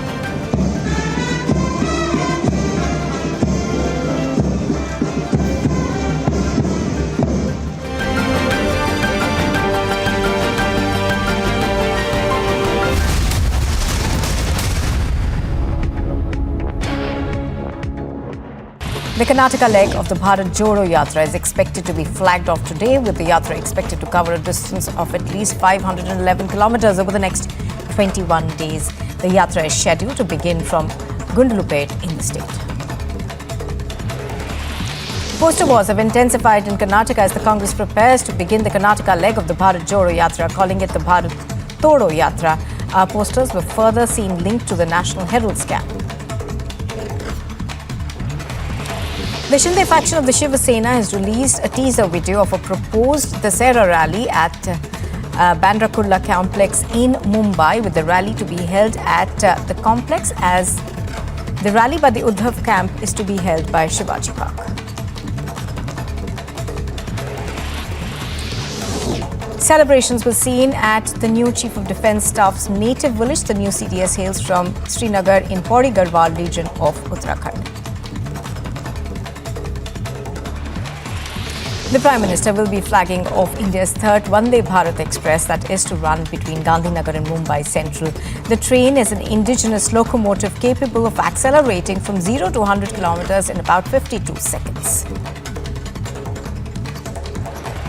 Defence Minister Rajnath Singh visited and reviewed operational preparedness along the line of actual control during his two-day visit to the country's easternmost army formations. Now, the Defence Minister will speak about how it has been the centre's priority since it came to power to focus on equipping the services with state-of-the-art weapons and equipment.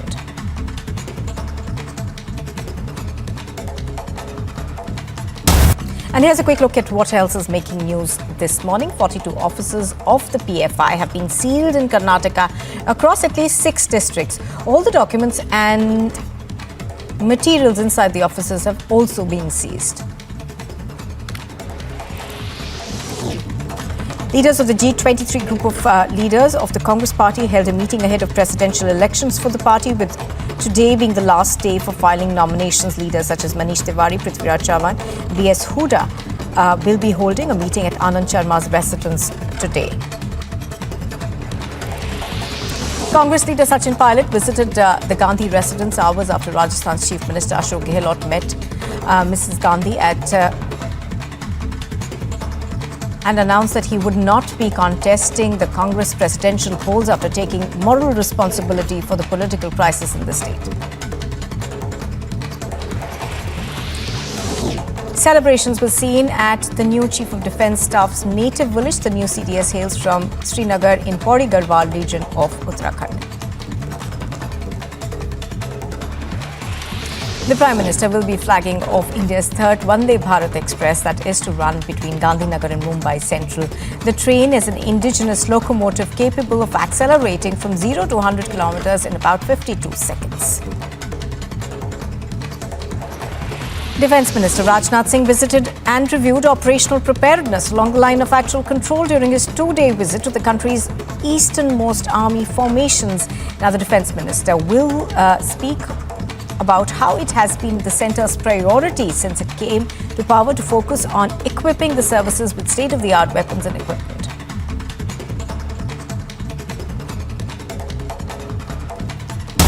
And here's a quick look at what else is making news this morning. 42 offices of the PFI have been sealed in Karnataka across at least 6 districts. All the documents and materials inside the offices have also been seized.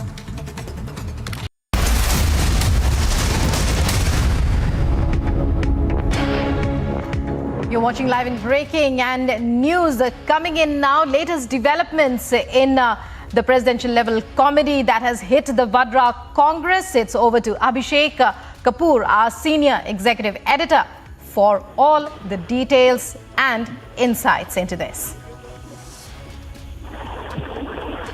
Well, Rukma, so the latest is obviously that we are getting to know that senior Congress leader Digvijay Singh has finally decided to sit down and not contest and in fact become a proposer to Mallikarjun Kharge. In doing so, he has said that his loyalty is to the Congress first family, the Gandhi family. Obviously, the Gandhi Vadras continue to hold sway, and while Sonia Gandhi had a week back made a statement that she would remain neutral, the fact is that she is the influencer in chief even in the election process. So after Ashok Gehlot, the Rajasthan Chief Minister, really ditched the family, Digvijay Singh had formed up his plans to come in, and now with the Gandhi family actually going on in support of Mallikarjun Kharge, Digvijay Singh has had no option but to bow out, and that's why this statement. Back to you, Rukma.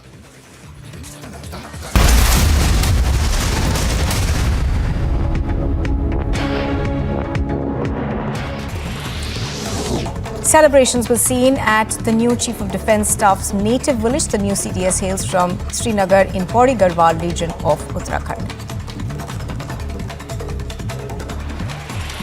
The Prime Minister will be flagging off India's third Vande Bharat Express that is to run between Gandhinagar and Mumbai Central.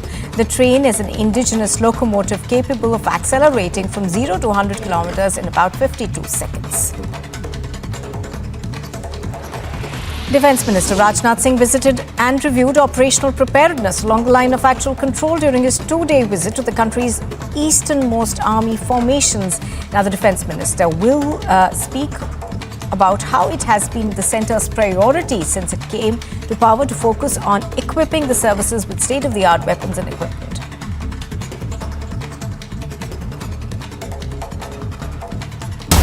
And here's a quick look at what else is making news this morning. 42 offices of the PFI have been sealed in Karnataka across at least 6 districts. All the documents and materials inside the offices have also been seized. Leaders of the G23 group of leaders of the Congress party held a meeting ahead of presidential elections for the party, with today being the last day for filing nominations. Leaders such as Manish Tiwari, Prithviraj Chavan, B.S. Huda will be holding a meeting at Anand Sharma's residence today.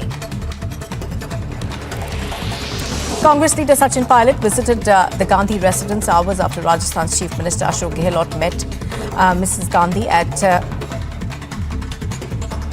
and announced that he would not be contesting the Congress presidential polls after taking moral responsibility for the political crisis in the state. The Karnataka leg of the Bharat Jodo Yatra is expected to be flagged off today, with the Yatra expected to cover a distance of at least 511 kilometers over the next 21 days. The Yatra is scheduled to begin from Gundlupet in the state. Poster wars have intensified in Karnataka as the Congress prepares to begin the Karnataka leg of the Bharat Jodo Yatra, calling it the Bharat Todo Yatra. Posters were further seen linked to the National Herald scam. The Shinde faction of the Shiv Sena has released a teaser video of a proposed Dasera rally at Bandra Kurla complex in Mumbai, with the rally to be held at the complex, as the rally by the Udhampur camp is to be held by Shivaji Park. Celebrations were seen at the new Chief of Defence Staff's native village. The new CDS hails from Srinagar in Pauri Garhwal region of Uttarakhand. The Prime Minister will be flagging off India's third Vande Bharat Express that is to run between Gandhinagar and Mumbai Central. The train is an indigenous locomotive capable of accelerating from 0 to 100 kilometers in about 52 seconds. Defence Minister Rajnath Singh visited and reviewed operational preparedness along the line of actual control during his two-day visit to the country's easternmost army formations. Now, the Defence Minister will speak about how it has been the centre's priority since it came to power to focus.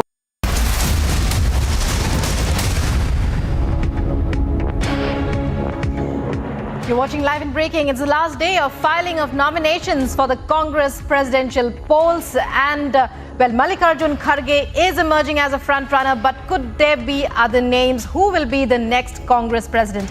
Over to you, Harsha, for more.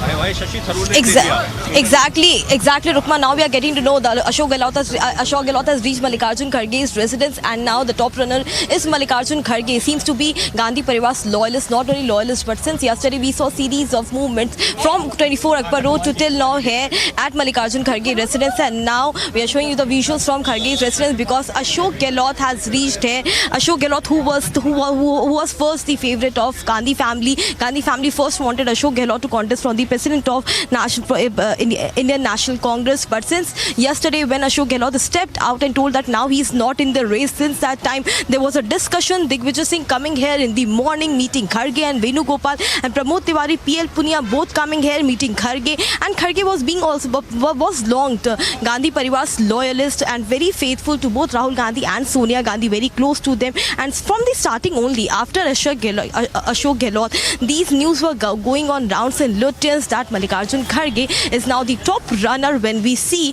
as for the post of Indian Congress President. So now you are watching Republic TV. We have to go on a short break, but after short break we'll give you all the updates.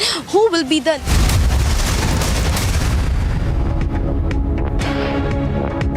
And here's a quick look at what else is making news this morning. 42 offices of the PFI have been sealed in Karnataka across at least 6 districts. All the documents and materials inside the offices have also been seized.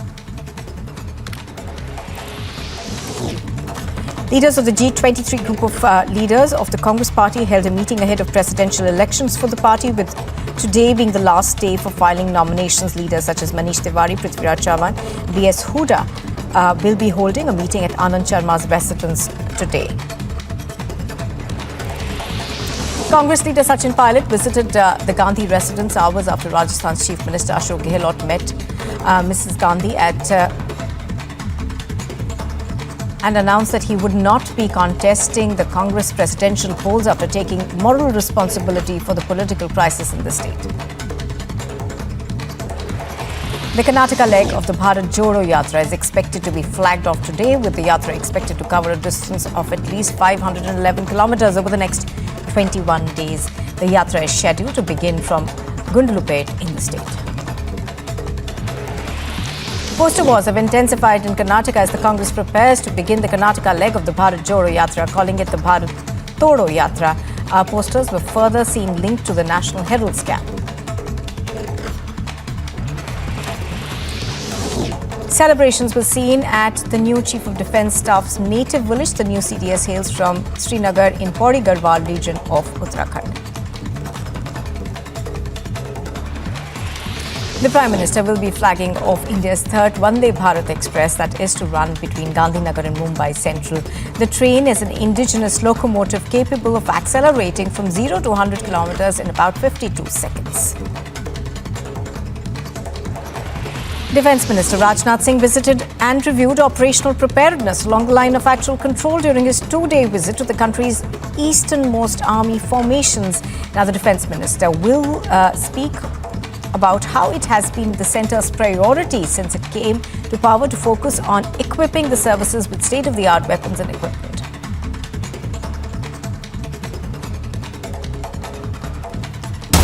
And here's a quick look at what else is making news this morning. 42 offices of the PFI have been sealed in Karnataka across at least 6 districts. All the documents and materials inside the offices have also been seized. Leaders of the G23 group of leaders of the Congress party held a meeting ahead of presidential elections for the party, with today being the last day for filing nominations. Leaders such as Manish Tiwari, Prithviraj Chavan, B.S. Huda will be holding a meeting at Anand Sharma's residence today. Congress leader Sachin Pilot visited the Gandhi residence hours after Rajasthan's Chief Minister Ashok Gehlot met Mrs. Gandhi and announced that he would not be contesting the Congress presidential polls after taking moral responsibility for the political crisis in the state. The Karnataka leg of the Bharat Jodo Yatra is expected to be flagged off today, with the Yatra expected to cover a distance of at least 511 kilometers over the...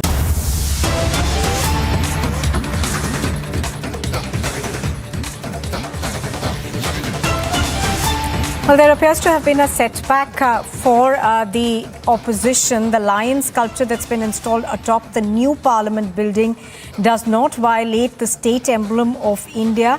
That is the prohibition of improper use. And that's an act that was passed in 2005, I think. The Supreme Court has dismissed a PIL that's been filed against it. Niranjan Narayan-Swamy has more details. Yes, Niranjan, tell us more.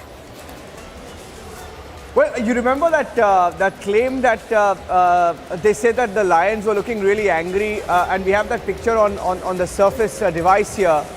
The Supreme Court has just ruled that what a loss of face this is. The picture is there. You remember that, Nupur, when the lions, the sculpture of the lions was first unveiled. So many political parties on the floor of Parliament. I still remember.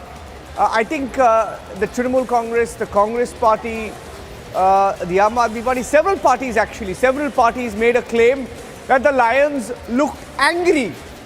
They actually said the lions look angry, and they tried to give it a spin that the lions are looking angry because the government wants to give the impression that the Modi government is aggressive. They said there was an attempt to, play around with the Emblem Act, etc. Now, this has come as a big embarrassment because the Supreme Court has just ruled, and that's the breaking news update. Let's keep the plates on screen. Let's get some reactions now. The Supreme Court has said the lion sculpture installed atop the new Parliament building does not violate the State Emblem Act. The Supreme Court has said the lion sculpture installed atop the new Parliament building does not violate the State Emblem of India, Prohibition of Improper Use Act of 2005, and the Supreme Court has completely dismissed it. What we will also do is we'll try and get the sculptor as well, the sculptor who was live, because he had to, it's really sad the level to which some political parties and some critics and some in the lobby went to the extent of trying to give it a spin that the sculptor, the designer, the architect, they all had to come out and give interviews. You will remember that, Nupur. They actually showed 3D designs of how and why. If you look from below, of course, you'll see the teeth of the lion. I mean, some bizarre claims that were made. Supreme Court has now come out and said, the exact words of the Supreme Court are that the lion sculpture atop the new Parliament building does not violate the Emblem Act. That's it. Absolutely. That's the end of the story. Absolutely. As you're pointing out, the petition, of course, had claimed that the ferocious and aggressive lions amount to undue interference with the state emblem. But the Supreme Court has ruled that it does not amount to undue interference with the state emblem. That, of course, is enshrined in the Constitution as well. So the Supreme Court essentially throwing it out, Niranjan. Yeah, completely. And it will be interesting to see what these parties now say, because of course we can anticipate almost some of the reactions that you can expect and get. One, of course, they will say that we continue to stick to our stand. Secondly, they will tell you that they will try and question the judiciary. But I think it's also vindication, and it tells you how for the longest time, Nupur, they have tried to sort of peddle theories on many issues. I mean, this is a sculpture of a lion atop India's new Parliament building. If anything, it should unite the country. It should unite everyone. And it is a sculpture, a symbol of pride for India. Instead, they saw emotion in the sculpture atop the new Parliament building. They said the lions are angry. They said the lions are aggressive, and they even questioned the government, saying the government was tampering with the Emblem Act. And I think this is the last word on the issue. You look at the last few years, deliberately some of the issues that have been raised, there was so much of fear-mongering over Agniveer. There was so much of fear-mongering. I mean, there was a theory spun on Rafale. There was a theory spun on Judge Loya. Similarly, every time they tried to generate or create a controversy, it's actually come down heavily on them when the Supreme Court has had to intervene. So I think this should end that matter. This was a debate. I still remember we debated this. It was during the Parliament session when some of the opposition parties had also raised this issue in the Parliament. So I think Swapnil Kothari is on the phone line. We'll try and get the BJP also to respond to this. Swapnil and Trinamool Congress also should be there on this, because as Trinamool Congress had raised questions. It appears, Swapnil, Supreme Court does not see emotions in this lion sculpture.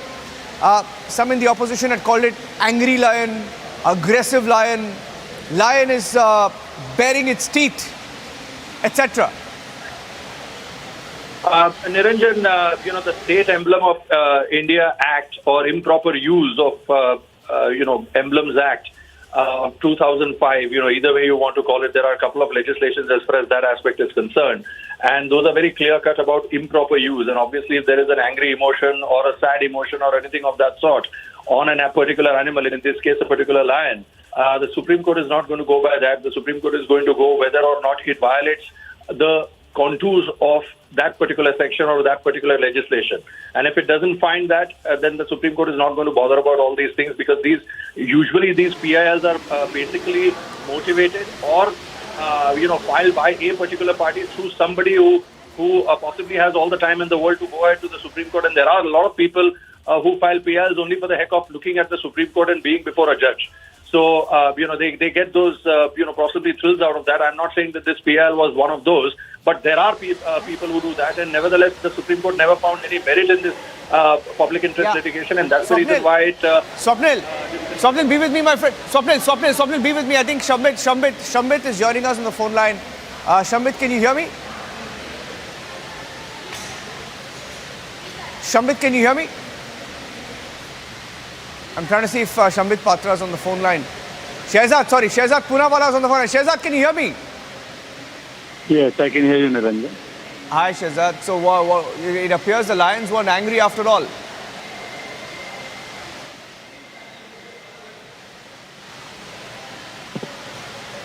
Shehzad?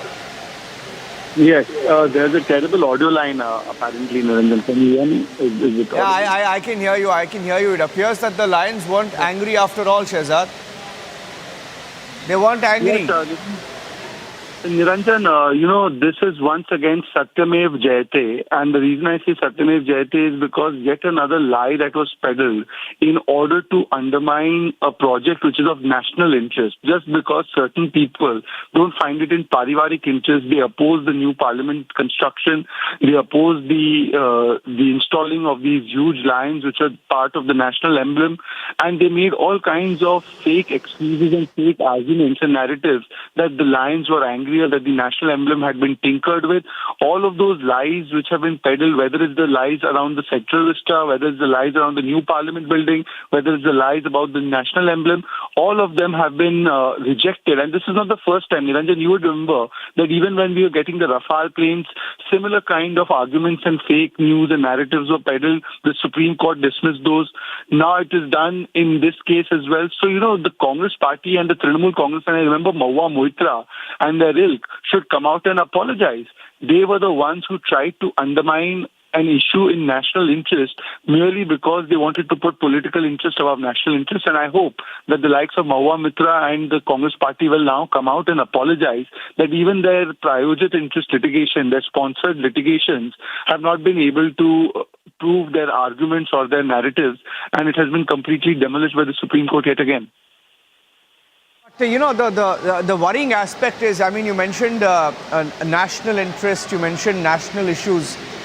How many more? Because it appears that, politics, putting politics above national interest is backfired, going by precedent, going by cases in the past. For example, Rafale was needed for India.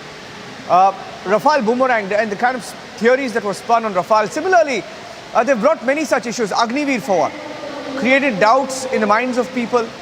That too, it goes on and on.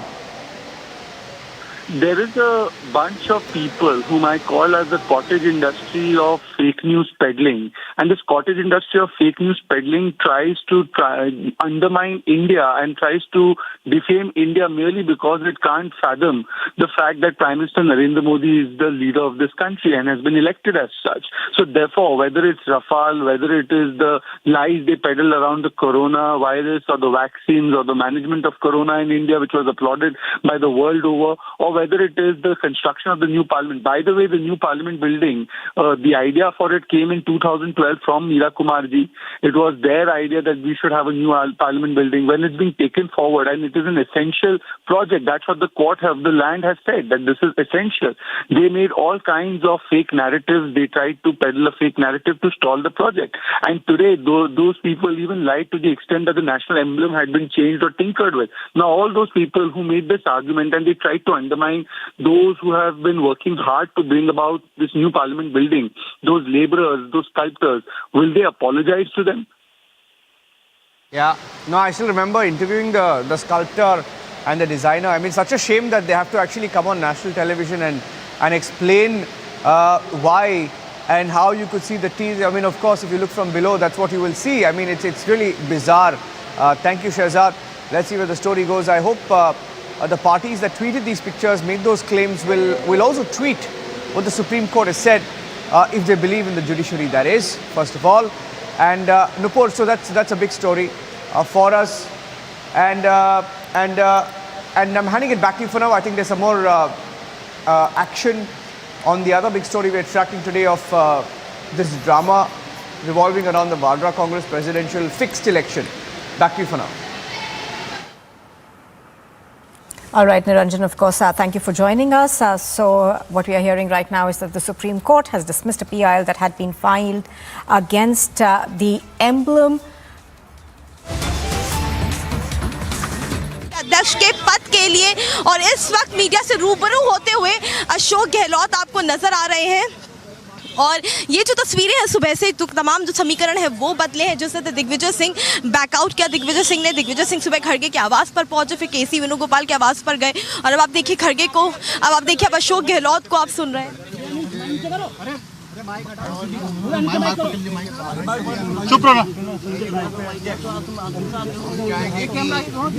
हल्ला मत करो यार। एकजुट होकर लगे उनके लिए, और जैसा ने कहा है भाई, एक फ्रेंडली मैच की तरह है। चुनाव के बाद ये पूरी मैं समझता हूँ रहना चाहिए।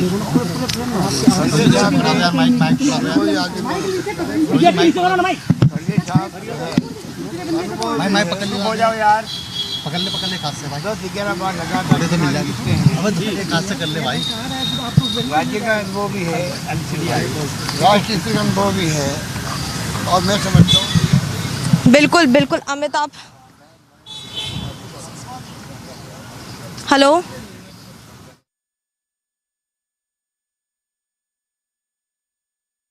just on your screen right now are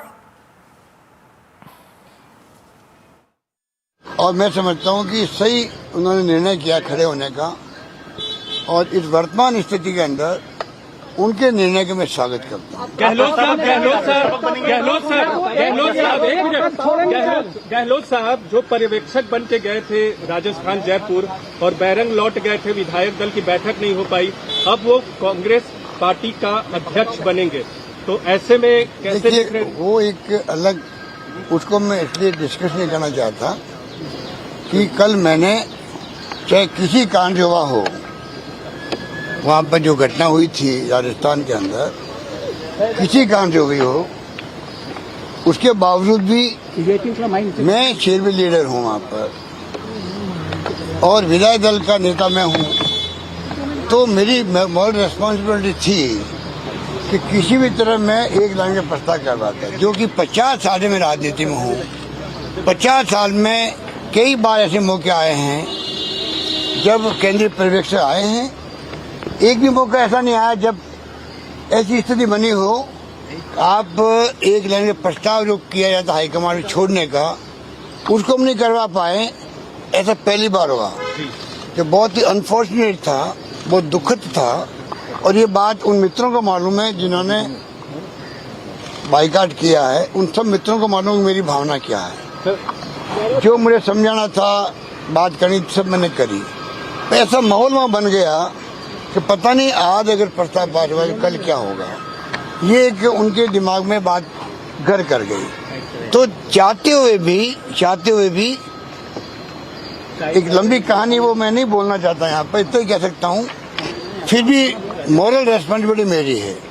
इसलिए मैंने कल कांग्रेस प्रेसिडेंट को कहा, आई एम वेरी सॉरी, कि मेरे खुद के बारे में लोग क्या सोचते होंगे, मेरी नेचर के खिलाफ कैसे हो गया, खिलाफ वहाँ पे राजस्थान में रिवोल्ट हो सकता है क्या मेरे रहते हुए, तो पूरे देश के अंदर मैं क्या जवाब दूंगा, किसी को समझाएंगे कि क्या बैकग्राउंड था। तो मैंने कहा आई एम वेरी सॉरी, और कांग्रेस प्रेसिडेंट की अगर अथॉरिटी कमजोर होती है तो हम कहाँ रहेंगे। हमारे लिए, हम चाहे डैमेज हो जाए कोई व्यक्तिगत रूप से, कांग्रेस नेता, मैं सबको समझाता हूँ, अपनी जिंदगी में वो कमेंट करो मीडिया को, खुद डैमेज हो परवाह मत करो, आपको वापस हाईकमान वापस आपको रिपेयर कर देगी, आपको कम्पनसेट कर देगी, आपको वापस आपका जो ड्यू है मिल जाएगा। पर अगर ऐसे कमेंट करोगे मीडिया के सामने, पूरी कांग्रेस का ग्राफ नीचे जाए, उस ड्राइवर कोई ठीक नहीं कर सकता, ये मेरी थोड़ी रहती है। बहुत लोग चाहते थे आप अध्यक्ष बने, बहुत लोग चाहते थे आप भी अध्यक्ष बनते कांग्रेस के अंदर जब लोगों से बात होती। बहुत देखिए, अध्यक्ष बनने की बात पहले मैंने भी कही थी। मुझे याद कीजिए, जब मैंने कहा आज से 10 दिन पहले, मैंने कहा आज मैं लगातार 50 सारे पदों पे हूँ, अब मेरा बस चले तो मैं कोई पद नहीं लूं, बगैर पद के मैं कभी राहुल गांधी की यात्रा में जाऊं, कभी मैं जनता का आह्वान करूं सड़कों पे आओ, क्योंकि देश के हालात क्या है, डेमोक्रेसी को क्वेश्चन मार्क लग रहा है, ईडी इनकम टैक्स RBI क्या कर रही है, संविधान की धज्जियां उड़ रही है। तो मैं मेरा बस चलेगा मतलब, मेरा बस चलने का मतलब क्या है? मैं इसलिए कह रहा हूँ, मतलब मेरा बस नहीं चल रहा है, अभी मैं खुद छोड़ के जाऊंगा कोई पद, तो लोग कहेंगे कांग्रेस क्योंकि तकलीफ में है, तकलीफ में अशोक गहलोत भागना चाहता है, इसलिए मैंने कहा मेरा बस चले तो। और मैं चाहूंगा जो हाईकमान मुझे कहेगी, जो जिम्मेदारी देगी वो मैं निभाऊंगा, जिम्मेदारी देकर निभाऊंगा। ये बात मैं 10 दिन पहले कह चुका हूँ आप लोगों को, आज मैं उसमें कायम हूँ। मेरे लिए आज पद इम्पोर्टेंट नहीं, मेरे लिए पद इम्पोर्टेंट ये है, देश के अंदर एक प्रतिपक्ष होना जरूरी है जो मजबूत हो। और मैं नहीं कह रहा हूँ, देशवासी कहते हैं कि कांग्रेस मजबूत होना बहुत आवश्यक है। उसके लिए राहुल गांधी निकल पड़ा है, चाहे वो महंगाई हो, चाहे वो आपका बेरोजगारी हो, चाहे देश में एकता हो, शांति हो, सद्भाव हो, प्यार मोहब्बत हो, नफरत नहीं हो, इस मुद्दे को लेकर वो निकल पड़ा है और मैं उनके साथ हूँ। बहुत लोगों ने कहा कि आपने इस्तीफे की पेशकश बन गया हूँ, सुबह बन गया हूँ। देखिए, गांधी परिवार कह चुका है हम न्यूट्रल रहेंगे, गांधी परिवार कह चुका है, मुझे भी उन्होंने कहा था हम न्यूट्रल रहेंगे। गांधी परिवार का व्यक्ति कोई भी ना तो नामांकन में भाग लेगा, ना वो नामांकन करवाने आएंगे। सोनिया गांधी जी क्लियर कर चुकी है 10 दिन पहले ही, हम लोग न्यूट्रल रहना चाहते हैं, ठीक है। और हर नेता जाएगा, जब सचिन थोड़ी भी गए थे, दिग्विजय सिंह जी भी गए थे, मैं भी गया था ब्लेसिंग लेने के लिए। हर व्यक्ति चाहेगा कि नेहरू गांधी परिवार का हमें समर्थन मिले, तो समर्थन जब वो कह रहे हम न्यूट्रल हैं, तो जो निर्णय हुआ है खड़गे साहब के बारे में, हमारे कई सीनियर लोगों ने मिलकर लिया है, हम सब ने मिलकर लिया है, हम भी प्रस्तावक बने हैं, इसलिए मैंने बात कही आपको। हमें चिंता है कांग्रेस मजबूत कैसे रहे, उसके लिए हम जान लगा दें। अंतिम सवाल, ऐसी खबरें चली कि आप कल सोनिया गांधी से जब मिले तो आपने इस्तीफे की पेशकश की, सच है? इस्तीफे की पेशकश की थी,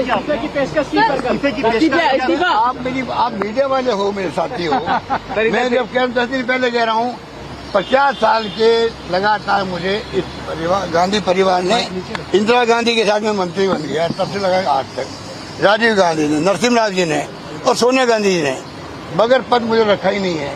NSU के मैं अध्यक्ष था राजस्थान का, 72 के अंदर, 73 के अंदर। आज 50 साल तो आदमी थक भी जाता है, तो मैं 50 साल तक पदों पर रहा हूँ, इसलिए मैंने कहा मेरे लिए पद इम्पोर्टेंट नहीं है, कांग्रेस मजबूत कैसे हो उसके लिए मैं जान लगाना चाहता हूँ।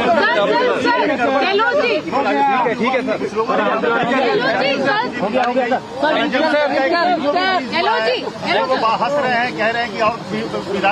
है बहुत बहुत शुक्रिया आपका, धन्यवाद, जय Hind.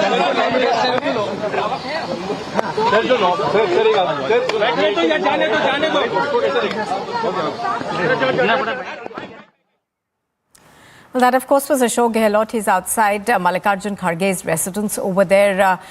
This, of course, is the Congress's internal politics essentially coming to a head. What we are seeing right now is the fact that Ashok Gehlot has now once again made his way to New Delhi. Do remember that there were rumors that the Congress's top leadership, that is the Gandhis, extremely upset with Ashok Gehlot after he was chosen by them to lead the party. However, he chose to stay as the Chief Minister of Rajasthan. So a lot of politics playing out. Harsha is live with us. She's reporting from outside Gehlot's, I beg your pardon, Mallikarjun Kharge's residence, I think. Harsha, give us a sense of what's happening over there.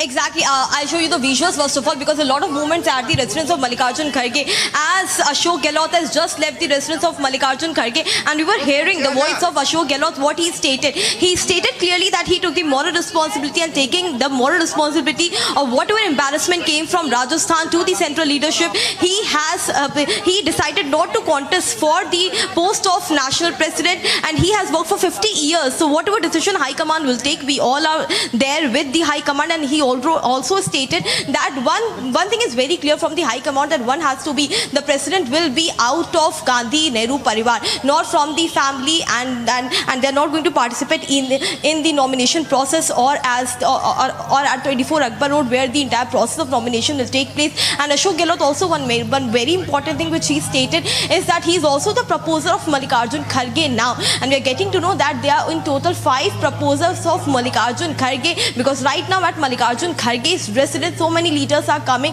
Mallikarjun Kharge's residence, Digvijay Singh, came in the morning at 9 o'clock, and before he came after he spoke with Kamal Nath on phone. It was stated by Kamal Nath that at 8:30 Digvijay Singh spoke to Kamal Nath and stated that when he got to know that Mallikarjun Kharge is also contesting for the post of president, national president, now he is deciding to step down, and therefore Digvijay Singh once clarified all these things by coming to Kharge's residence, then went to the residence of KC Venugopal. We were following Digvijay Singh continuously, and Digvijay Singh at his residence clearly in this press conference stated that all the leaders of Congress party are united, and they want to come to a consensus that if a senior party leader is fighting, then we are not contesting, and therefore Digvijay Singh had stepped down, and we are outside residence of Mallikarjun Kharge. In some while now, Mallikarjun Kharge will leave from his residence to file the nomination for the post of Congress national president. Pramod Tiwari, Pramod Krishnan, and the other proposers of Mallikarjun Kharge are also at the residence of Mallikarjun Kharge, and we are getting to know. And no, for 1 second, I'll show you the visuals. Because continuously the leaders are coming here at the residence of Mallikarjun Kharge. We are getting to know one more leader has arrived here. We'll try to see. And something personal which I had to. Sir, one thing more. There were compromises on the nomination, considering Digvijay Singh also backed out the nomination. So how is Congress party going to resolve it? And residence of Mallikarjun Kharge, as we are seeing the leaders coming here and meeting Mallikarjun Kharge, the visuals of the leaders arriving, because now everyone is showing the support to Mallikarjun Kharge. The leaders from Punjab, Bihar, Karnataka, and several parts of the Congress who will be the participants of the election. Because many from Bihar, Punjab delegates are here from the Congress, and who will actually take part in the election process, and who will actually vote for the president, and they all are here. So Nupur, these are all the movements here in the Lutyens Delhi. Some while Mallikarjun Kharge to leave from his residence to 24 Akbar Road, where the nomination he will file. Yes, back to you. All right, Harsha, do stay with us. I'm going to go across on the phone line to Mr. RP Singh. Mr. RP Singh, good afternoon. Thank you for joining us. Mr. Singh, how do you see this drama that's happening within the Congress? The Congress party chooses someone to lead its party, then they say it's an election. Thereafter, they choose another person to lead. He says, I'm not going to contest. So what do you make of all of this that's happening? Well, it's clear that no one is going to take the reins of Congress, because they know that all coming elections they are going to lose, right from the Gujarat election till the 2024 election. That's why no one is prepared to take that blame on him, and then everyone is trying to escape that. One. Secondly, ultimately it's going to be the family which is going to decide, the dynasty which is going to decide who is going to be party president, or they themselves are going to lead the party. I mean, the party can't go beyond dynasty or remote control managed system within the dynasty. Absolutely, Mr. Singh, appreciate your speaking to us. Mr. RP Singh over there from the BJP is saying that they believe that this is just a sham election. You are watching Republic TV. We are continuing to bring you the latest as far as the Congress's presidential elections are concerned.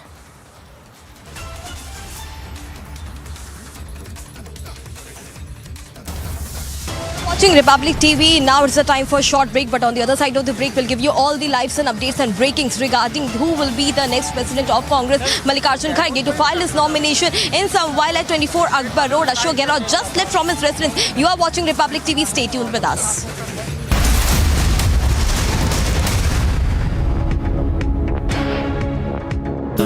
Amity faculty have filed over 1,600 patents.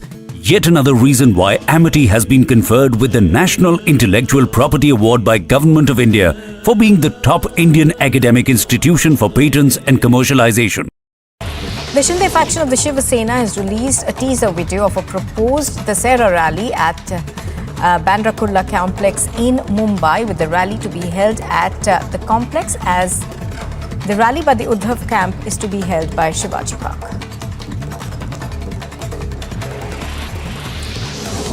Celebrations were seen at the new Chief of Defence Staff's native village. The new CDS hails from Srinagar in Pauri Garhwal region of Uttarakhand. The Prime Minister will be flagging off India's third Vande Bharat Express that is to run between Gandhinagar and Mumbai Central. The train is an indigenous locomotive capable of accelerating from 0 to 100 kilometers in about 52 seconds. Defence Minister Rajnath Singh visited and reviewed operational preparedness along the line of actual control during his two-day visit to the country's easternmost army formations. Now, the Defence Minister will speak about how it has been the centre's priority since it came to power to focus on equipping the services with state-of-the-art weapons and equipment.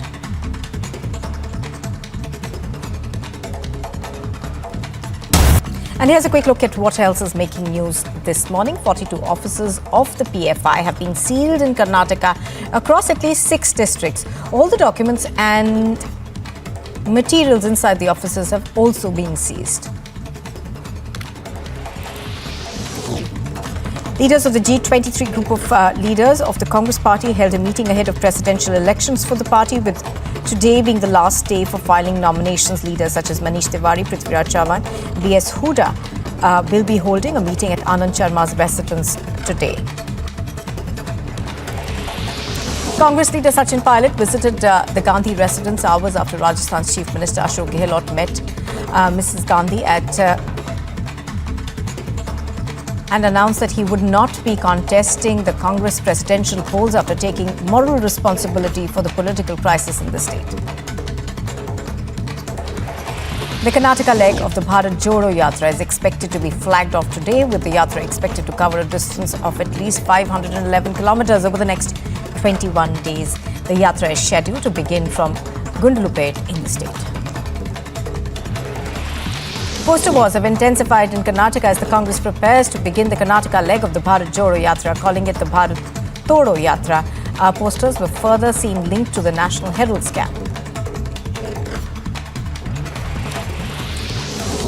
Celebrations were seen at the new Chief of Defence Staff's native village. The new CDS hails from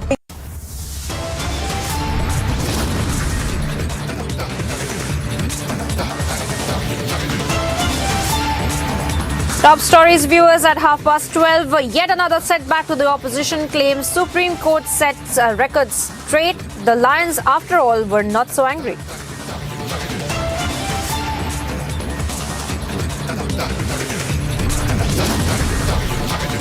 Setup saga continues. All-out theatrics as Bandra Congress set plum post position for Congress.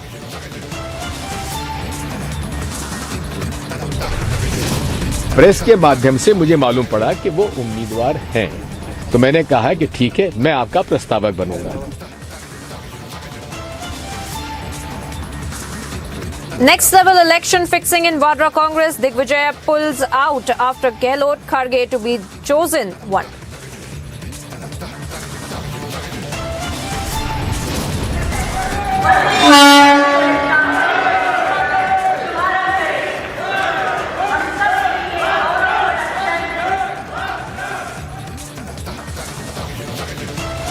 Prime Minister Narendra Modi's Gujarat campaign enters day 2, set to inaugurate slew of projects.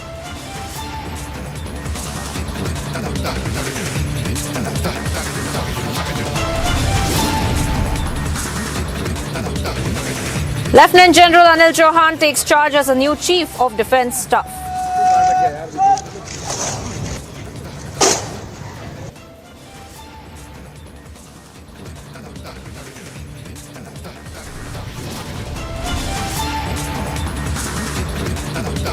And Kejriwal makes a big charge, says Raghav Chadha to be arrested next.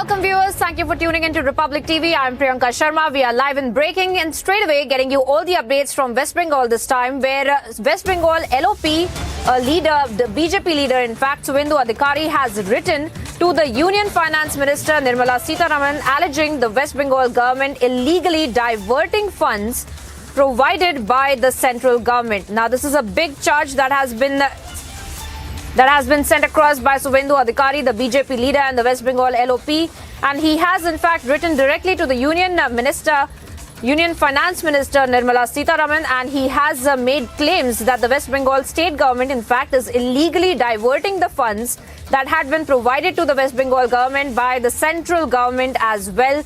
And we will be getting you the details of this claim in this letter that he has written, the letter that Suvendu Adhikari in fact has written to Nirmala Sitharaman, listing out the details of these claims that he has made of the West Bengal government siphoning of funds and in fact diverting these funds illegally as well. And in fact also the funds that had been provided for by the central government are the ones in question. That is the claim that is coming out by Suvendu Adhikari. Let me go across to the correspondents on the ground who are getting us all the details of this claim that has been made by Suvendu Adhikari. In fact, this is a huge allegation by the LOP of West Bengal and the BJP leader Suvendu Adhikari. In fact, he has made several claims with respect to the West Bengal state government, and he has also stated directly writing to the Union Finance Minister Nirmala Sitharaman, and he has stated that there is an illegal diversion of the funds that have been provided by the central government to the state government as well. And he has written to Nirmala Sitharaman asking for बहुत बड़ा दिन है। थोड़ी देर पहले मैंने Gandhinagar Mumbai Vande Bharat express के तेज रफ्तार सफर का अनुभव किया। ये सफर था तो कुछ मिनटों का ही, लेकिन ये मेरे लिए बहुत गौरव से भरे क्षण थे। ये देश की तीसरी और गुजरात की पहली वंदे भारत ट्रेन है। कालूपुर रेलवे स्टेशन से कालूपुर मेट्रो स्टेशन और फिर वहां से अहमदाबाद मेट्रो की सवारी करते हुए मैं थलतेज पहुंचा। यानी कोई बाहर से वंदे भारत के जरिए आ रहा हो तो उसके बाद सीधे सीधे मेट्रो पर चढ़कर शहर में अपने घर जा सकता है या काम के लिए शहर के दूसरे हिस्से में जा सकता है। और गति इतनी तेज कि जो शेड्यूल कार्यक्रम बनाया था उससे 20 मिनट पहले मैं थलतेज पहुंच गया। मैं आज ट्रेन में सफर कर रहा था। डिपार्टमेंट के लोग कई खूबियां बताते रहते हैं, एडवर्टाइजमेंट भी करते रहते हैं, कितनी स्पीड है, क्या व्यवस्था है सब। लेकिन एक और पहलू जो शायद डिपार्टमेंट की तरफ का ध्यान नहीं गया है, मुझे वो अच्छा लगा, मैं बताना चाहता हूं। ये जो वंदे भारत ट्रेन है, मैं कोई गणितज्ञ नहीं हूं, वैज्ञानिक नहीं हूं, लेकिन मोटा मोटा मैं अंदाज लगा सकता हूं कि हवाई जहाज में यात्रा करते समय अंदर जितनी आवाज आती है, वंदे भारत ट्रेन में वो आवाज शायद 100वें हिस्से की हो जाती है।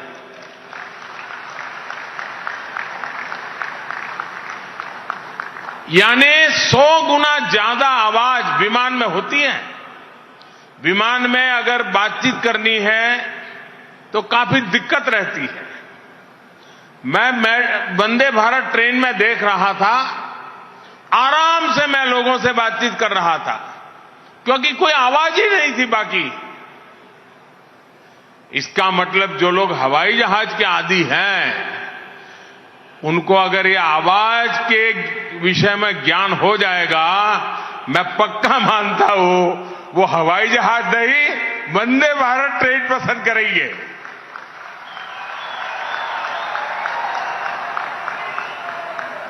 અને મારા અમદાવાદીઓ,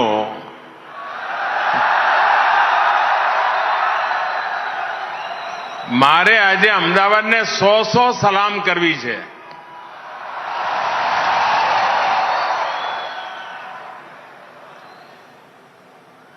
નવરાત્રીનો તહેવાર હોય, રાત આખી દાંડિયા ચાલતા હોય,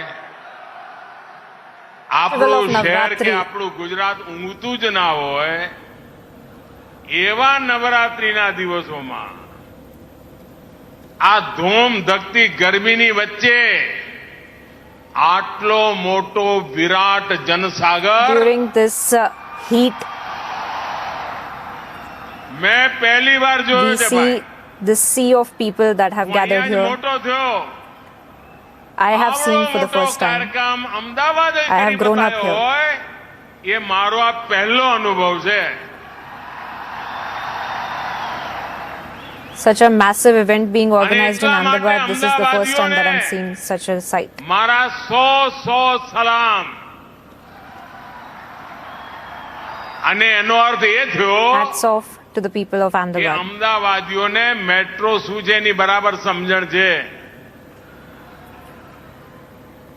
मैं एक बार हमारा urban And the people of development Ahmedabad understand what is metro. मैं कहूं भाई તમે મેટ્રોમાં I was speaking to the ministers of urban development પણ તમને અમદાવાદીઓ સૌથી વધારે and I asked them about the metro to be established in the entire country. मैं કહું સાહેબ અમારો અમદાવાદી છે But I told them કે ઓટો રિક્ષામાં જવું તો કેટલા પૈસા થાય, that the people of Ahmedabad will કેટલી ગરમી ખાવી પડે, understand the importance of metro the most, અને મેટ્રોમાં જવું તો since they are the ones તરત મેટ્રોમાં who understand સૌથી વધારે saving time and money on travel. આર્થિક રીતે લાભ કરે એ અમદાવાદનો પેસેન્જર કરે। એટલે તમારા અમદાવાદમાં એક જમાનામાં The passengers of Ahmedabad are the ones who most understand value for money when it comes to હવે transportation. મેટ્રો વાળો એમ કરીને ગીત ગાશે। मैं सचमुच में आज अहमदाबाद को जितनी बधाई दूं, जितनी सलाम करो, उतनी कम है दोस्तों। आज अहमदाबाद ने मेरा दिल जीत लिया है।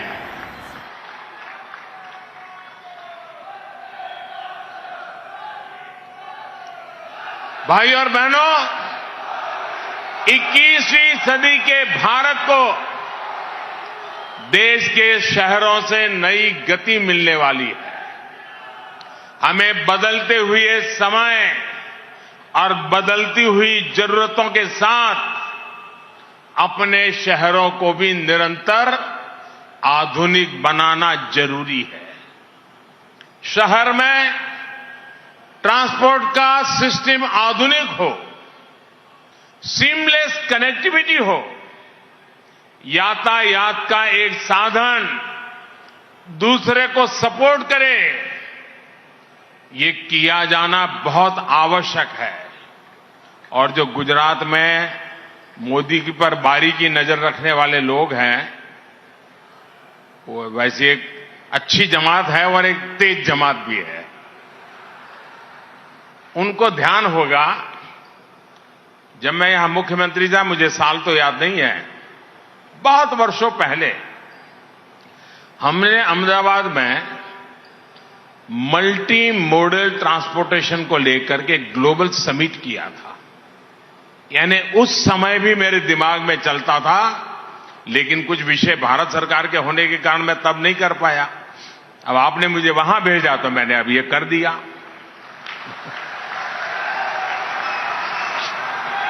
लेकिन ये सोच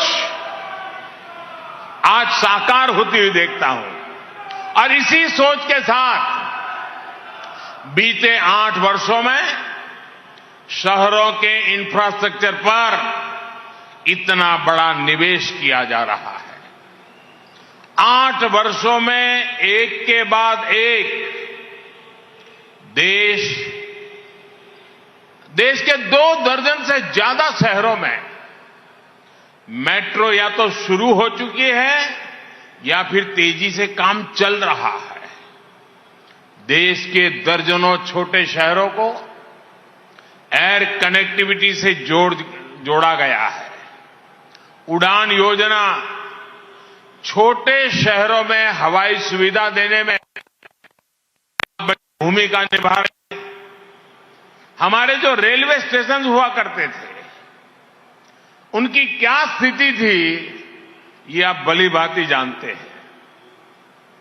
आज गांधीनगर रेलवे स्टेशन दुनिया के किसी भी एयरपोर्ट से कम नहीं है।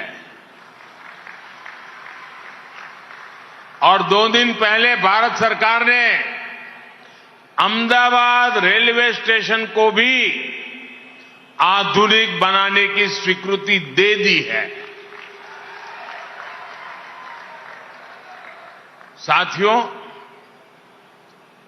देश के शहरों के विकास पर इतना अधिक फोकस, इतना बड़ा निवेश इसलिए किया जा रहा है क्योंकि ये शहर आने वाले 25 साल में विकसित भारत के निर्माण को सुनिश्चित करने वाले हैं।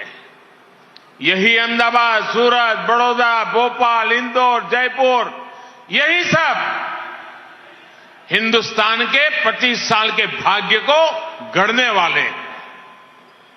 ये निवेश सिर्फ कनेक्टिविटी तक सीमित नहीं है, बल्कि दर्जनों शहरों में स्मार्ट सुविधाएं बन रही हैं, मूल सुविधाओं को सुधारा जा रहा है, मुख्य शहर के आसपास के इलाकों, सबअर्ब्स को विकसित किया जा रहा है। ट्विन सिटी का विकास कैसे होता है? गांधीनगर, अहमदाबाद इसका उत्तम उदाहरण है। आने वाले समय में गुजरात में अनेक ट्विन सिटी के विकास का आधार तैयार हो रहा है। अब तक हम सिर्फ New York, new Jersey twin city सुनते रहते थे। मेरा हिंदुस्तान पीछे नहीं रह सकता।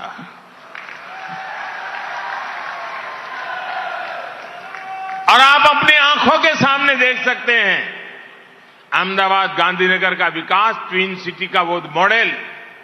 उसी प्रकार से हमारे नजदीक में आनंद, नडियाद, उधर भरूच, अंकलेश्वर, वलसाड़ और वापी, सूरत और नवसारी, बड़ोदरा, हालोल कालोल, मोरबी, वांकानेर और महसाना, कड़ी, ऐसे बहुत सारे ट्विन सिटी गुजरात की पहचान को और सशक्त करने वाले हैं। पुराने शहरों में सुधार और उनके विस्तार पर फोकस के साथ साथ ऐसे नए शहरों का निर्माण भी किया जा रहा है जो ग्लोबल बिजनेस डिमांड के अनुसार तैयार हो रहे हैं। गिफ्ट सिटी भी इस प्रकार के प्लग एंड प्ले सुविधाओं वाले शहरों का बहुत उत्तम उदाहरण है।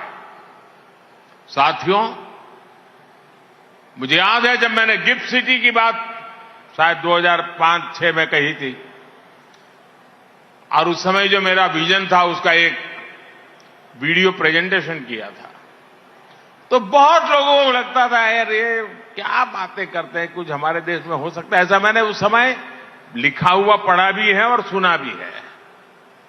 आज गिफ्ट सिटी आपके आंखों के सामने खड़ा हो चुका है दोस्तों, और देखते ही देखते हजारों लोगों को रोजगार देने वाला केंद्र बन रहा है। साथियों, एक समय था जब अहमदाबाद में ट्रांसपोर्ट का मतलब क्या? આપણે ત્યાં અમદાવાદમાં ટ્રાન્સપોર્ટ એટલે લાલ બસ, લાલ દરવાજા, લાલ બસ અને હરીફરીને રિક્ષાવાળો.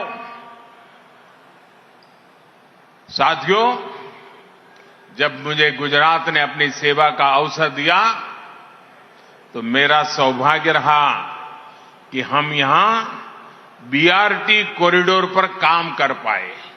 ये भी देश में पहला था. मुझे तो बीआरटी बस की पहली यात्रा का साक्षी बनने का सौभाग्य भी मिला था. और मुझे याद है, लोग विदेश से आते थे तो अपने परिवार को कहते थे कि इस बार जब गुजरात जाएंगे तो जरा बीआरटी में ट्रैवल करना है, बहुत पढ़ा है, बहुत सुना है. साथियों, तब भी कोशिश यही थी कि सामान्य नागरिक, सामान्य जन, उनकी सुविधा कैसे बढ़े, उनके लिए सीमलेस कनेक्टिविटी का लाभ कैसे मिले. और लोकतंत्र और शासन का यह काम होता है कि सामान्य नागरिक की आवश्यकताओं के अनुसार और देश को नई ऊंचाइयों पर ले जाने के संकल्प के साथ विकास की यात्रा को इन दो पटरी पर चलाना होता है. आज उसी सपने को भव्य रूप से हम सच होते देख रहे हैं. मैं इस अवसर पर हृदय से आप सभी लोगों को बहुत बहुत बधाई देता हूं. साथियों, आज अहमदाबाद मेट्रो के लगभग 32 किलोमीटर सेक्शन पर यात्रा शुरू हुई है. और ये आपको सुनकर के आश्चर्य होगा, भारत में मेट्रो की शुरुआत हुई तब से अब तक में ये पहली बार ऐसा रिकॉर्ड बना है कि एक ही साथ 32 किलोमीटर करीब करीब उसकी यात्रा का लोकार्पण हुआ है. इसकी और एक विशेषता रही है, रेलवे लाइन के ऊपर से मेट्रो ट्रैक के निर्माण की मुश्किल चुनौतियों के बावजूद ये काम तेजी से पूरा हुआ है. इससे मेट्रो के लिए अतिरिक्त जमीन की जरूरत भी नहीं पड़ी. आज मेट्रो के पहले फेज का लोकार्पण हुआ है. वहीं फेज 2 में गांधीनगर को कनेक्ट किया जा रहा है. भाइयों और बहनों, अहमदाबाद और मुंबई के बीच शुरू हुई वंदे भारत ट्रेन से देश के दो बड़े शहरों के बीच सफर को आरामदायक भी बनाएंगी और दूरी को भी कम करेगी. सामान्य एक्सप्रेस ट्रेन अहमदाबाद से मुंबई पहुंचने में करीब करीब 7, साढ़े 7, 8, साढ़े 8 घंटे लगा देती है. कभी कभी उससे भी ज्यादा समय लगता है. शताब्दी ट्रेन भी कभी 6, साढ़े 6, 7, साढ़े 7 घंटे तक समय ले लेती है. लेकिन वंदे भारत ट्रेन अब ज्यादा से ज्यादा 5.5 घंटे में ही अहमदाबाद से मुंबई पहुंचा देगी. धीरे धीरे इसमें और सुधार होने वाला है. और आज जब मैं वंदे भारत ट्रेन को बनाने वाले, चेन्नई में बन रही थी, उसके बनाने वाले सारे इंजीनियर, वायरमैन, फिटर, इलेक्ट्रिशियन, इन सब से मिला और मैंने उनको पूछा, बोले साहब आप हमें काम दीजिए, हम इससे भी अच्छा बनाएंगे, इससे भी तेज बनाएंगे और जल्दी से बनाएंगे. मेरे देश के इंजीनियर्स, टेक्नीशियंस, इनका ये आत्मविश्वास, उनका ये भरोसा मुझे इस बात पर विश्वास से कहने के लिए प्रेरित करता है कि देश इससे भी तेज गति से बढ़ने वाला है. यही नहीं, बाकी ट्रेनों की तुलना में इसमें ज्यादा यात्री सफर कर पाएंगे. मैं एक बार काशी से स्टेशन पे पूछ रहा था, मैंने कहा भाई वंदे भारत ट्रेन का क्या एक्सपीरियंस है? बोले सबसे ज्यादा टिकट वंदे भारत की जा रही है. मैंने कहा वो तो कैसे संभव है? बोले साहब गरीब लोग इसमें जाना पसंद करते, मजदूर लोग जाना पसंद करते। मैंने कहा क्यों? बोले साहब उनकी दो लॉजिक है। एक, लगेज काफी अंदर जगह है ले जाने के लिए, और दूसरा, इतना जल्दी पहुंच जाते हैं कि जाकर के काम करते हैं तो उतने घंटे टिकट का जो पैसा है वो भी निकल जाता है। ये वंदे भारत की ताकत है। साथियों, आज इस अवसर पर मैं आप लोगों को यह भी बताना चाहता हूं कि डबल इंजन की सरकार का लाभ कैसे अहमदाबाद प्रोजेक्ट को मिला।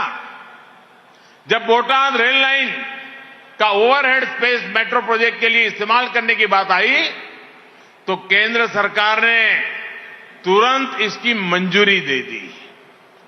इससे वासना ओल्ड हाईकोर्ट रूट की मेट्रो का काम तुरंत ही शुरू होना संभव हो सका। अहमदाबाद मेट्रो पर जब मेट्रो पर काम करना हमने शुरू किया तो रूट ऐसा प्लान किया गया जिससे गरीब से गरीब को भी लाभ हो।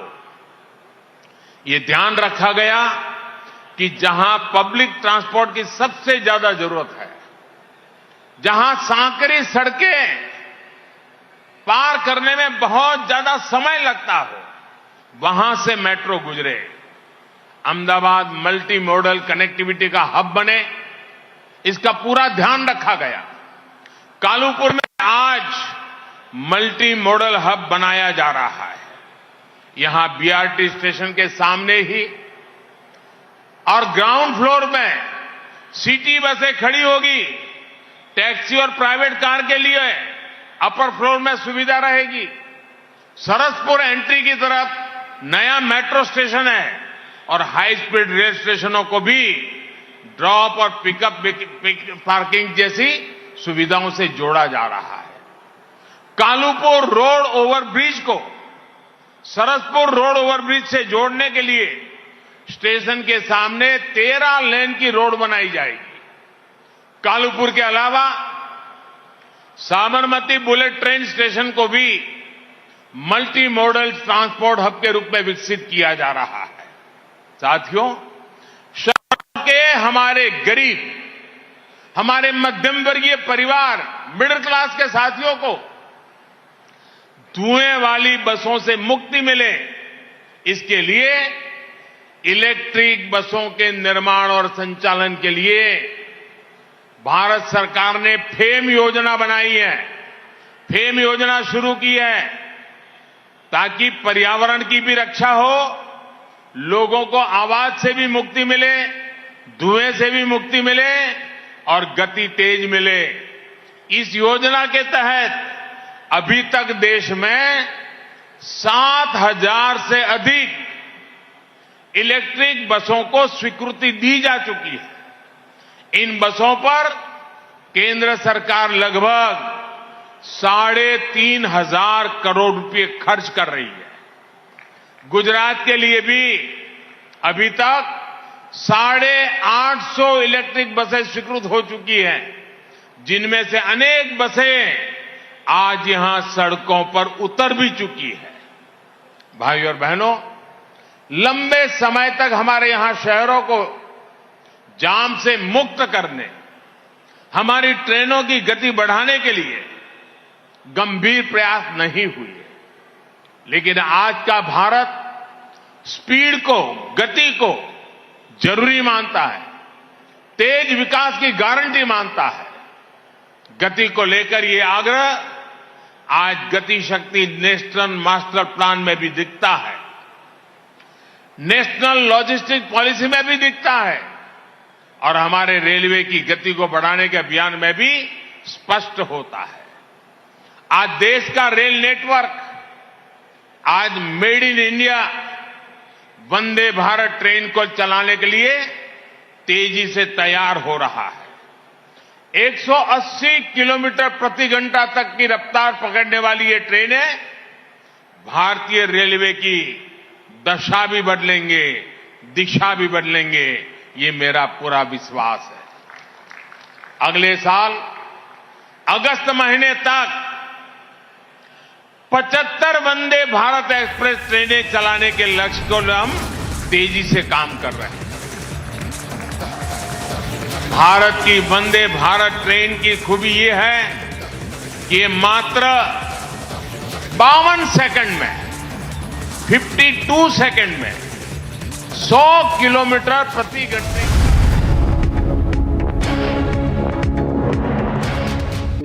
Indian education sector is looking at a massive upgrade in the syllabus and teaching methods.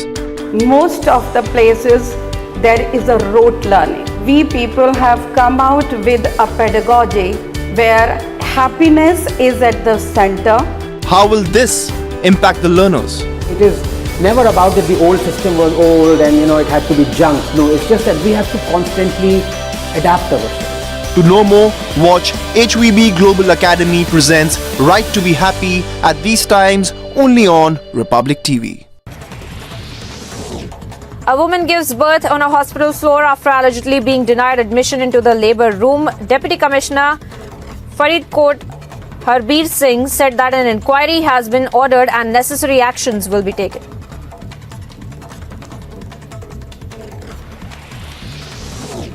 Post the PFI ban by the centre on Wednesday, alert has been issued by the Home Department for today's prayers in Uttar Pradesh. Instructions have been given to all district captains to remain in fact on high alert, and foot patrolling by police officers and social media monitoring is to be carried out as well.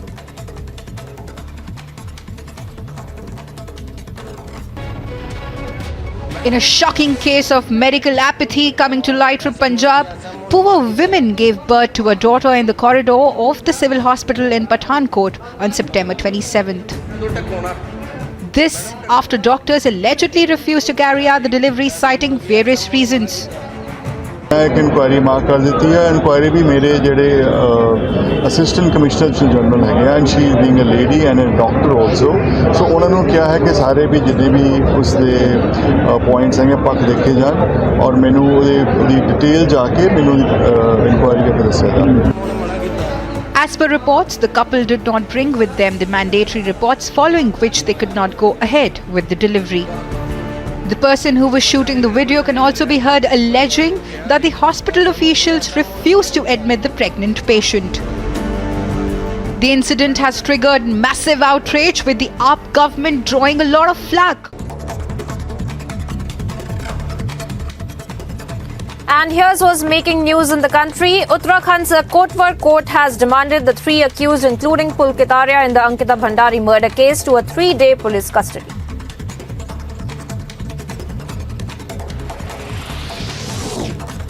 Tensions arise in the Jamia Millia Islamia University as a shooting incident was reported post a quarrel early this morning. As per reports, one student was shot at, resulting in a head injury and subsequent admission to the Holy Family Hospital post the fight between.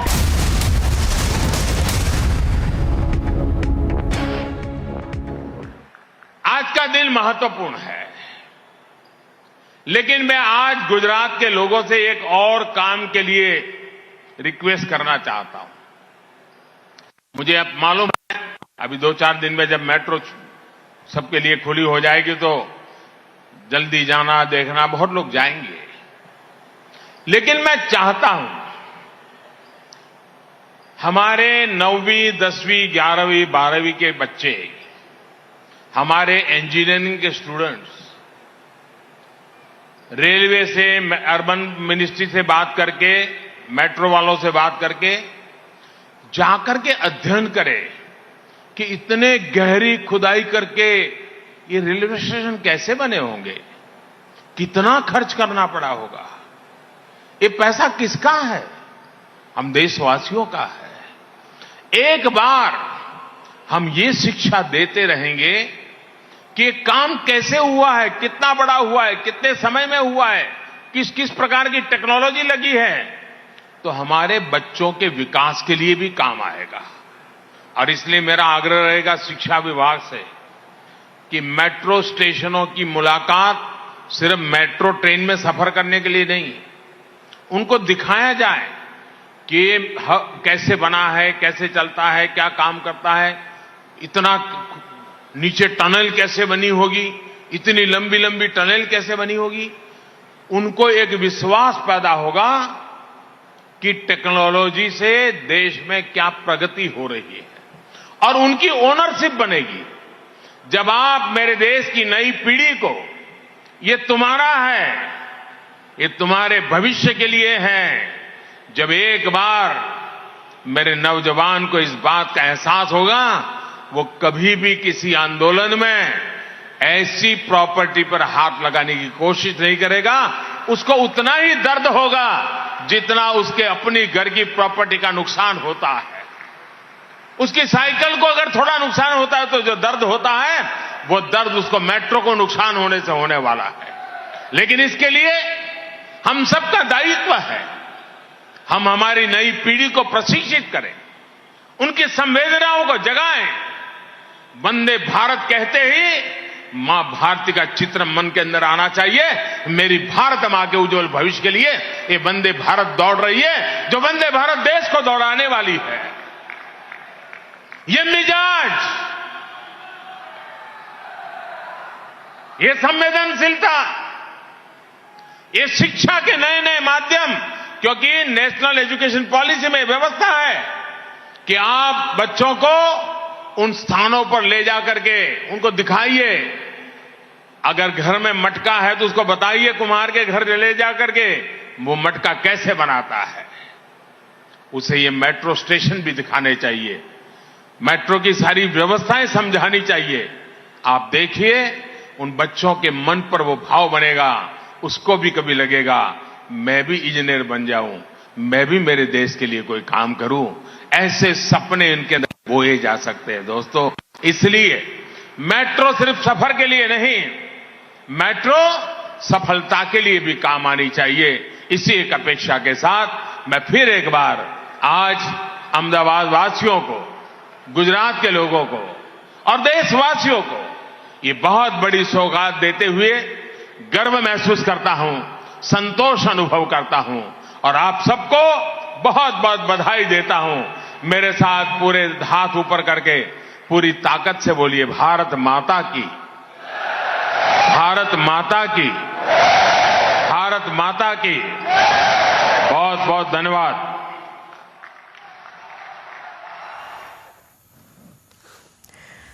Prime Minister Narendra Modi in Gujarat. It's day 2 of his 2-day Gujarat visit, in which he inaugurated a slew of projects. Among them, Phase 1 of the Ahmedabad Metro and the Vande Bharat Superfast Express.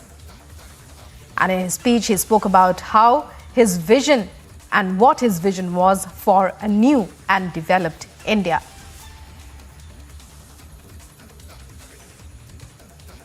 So Vande Bharat Express inaugurated by Prime Minister Modi today. In fact, he inaugurated a slew of projects in Gujarat worth crores of rupees. Yesterday, we saw the unveiling of the 36th National Games. And meanwhile, we are tracking the other big story of this hour, which is the Congress presidential polls. And, well, it appears that it's a comedy that has hit the Vadra Congress. Digvijay Singh out of the race now, as we reported earlier. But now we're looking at visuals of filing of nomination papers, if I'm not wrong. And Shashi Tharoor there, filing his nomination papers for the post of Congress president. So Shashi Tharoor still in the race, and he continues with his clearly determined to fight it out for the top post in the Congress party. Shashi Tharoor filing his nomination papers even as we speak, and those are visuals from the AICC headquarters in New Delhi.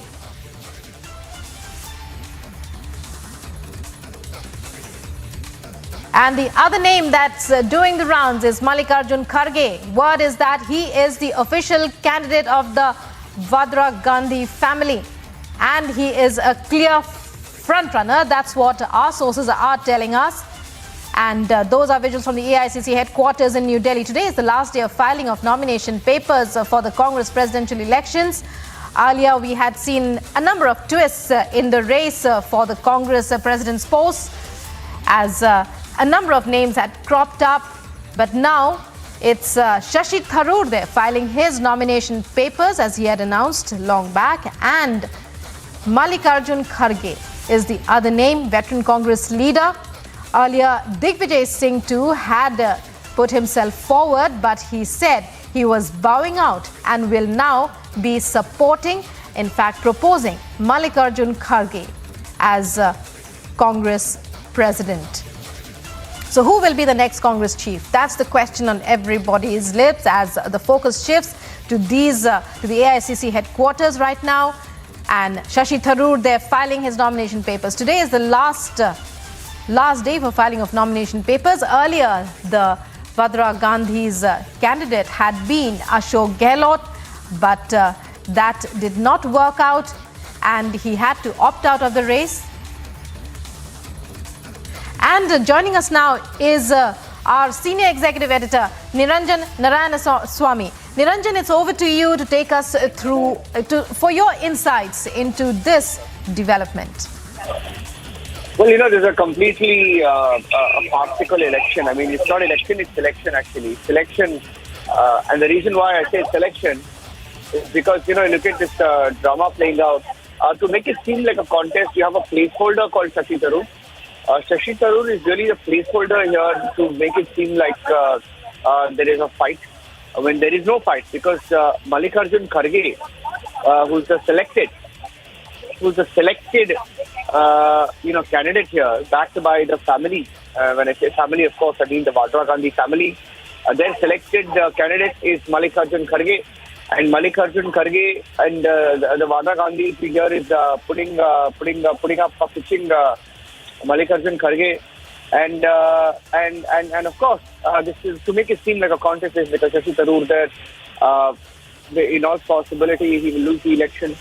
And Digvijay Singh is already pulled out because he doesn't want to embarrass Kharge, who is the family candidate. And Gehlot is also pulled out. So everyone's pulling out to make it focused on Kharge. Kharge will be the selected one, and then Shashi Tharoor will be the sacrificial one. Looks like that's how it's going to play out. Complete farce. It's playing out. The Vadra Congress. Let's play out what Gehlot said. Gehlot said that he said sorry.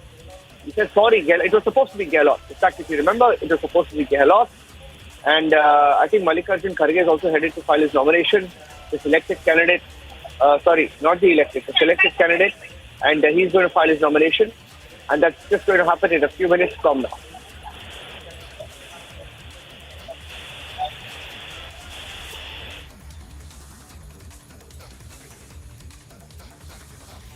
So, well, filing of nomination papers underway at the AICC headquarters. Is it really a fight for the AICC top post, or is it just a sham?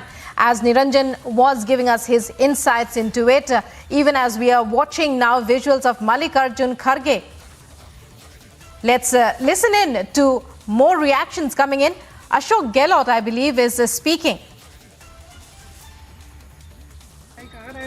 राज्य का अनुभव भी है, राष्ट्रीय स्तर का अनुभव भी है, और मैं समझता हूं कि सही उन्होंने निर्णय किया खड़े होने का, और इस वर्तमान स्थिति के अंदर उनके निर्णय का मैं स्वागत करता हूं।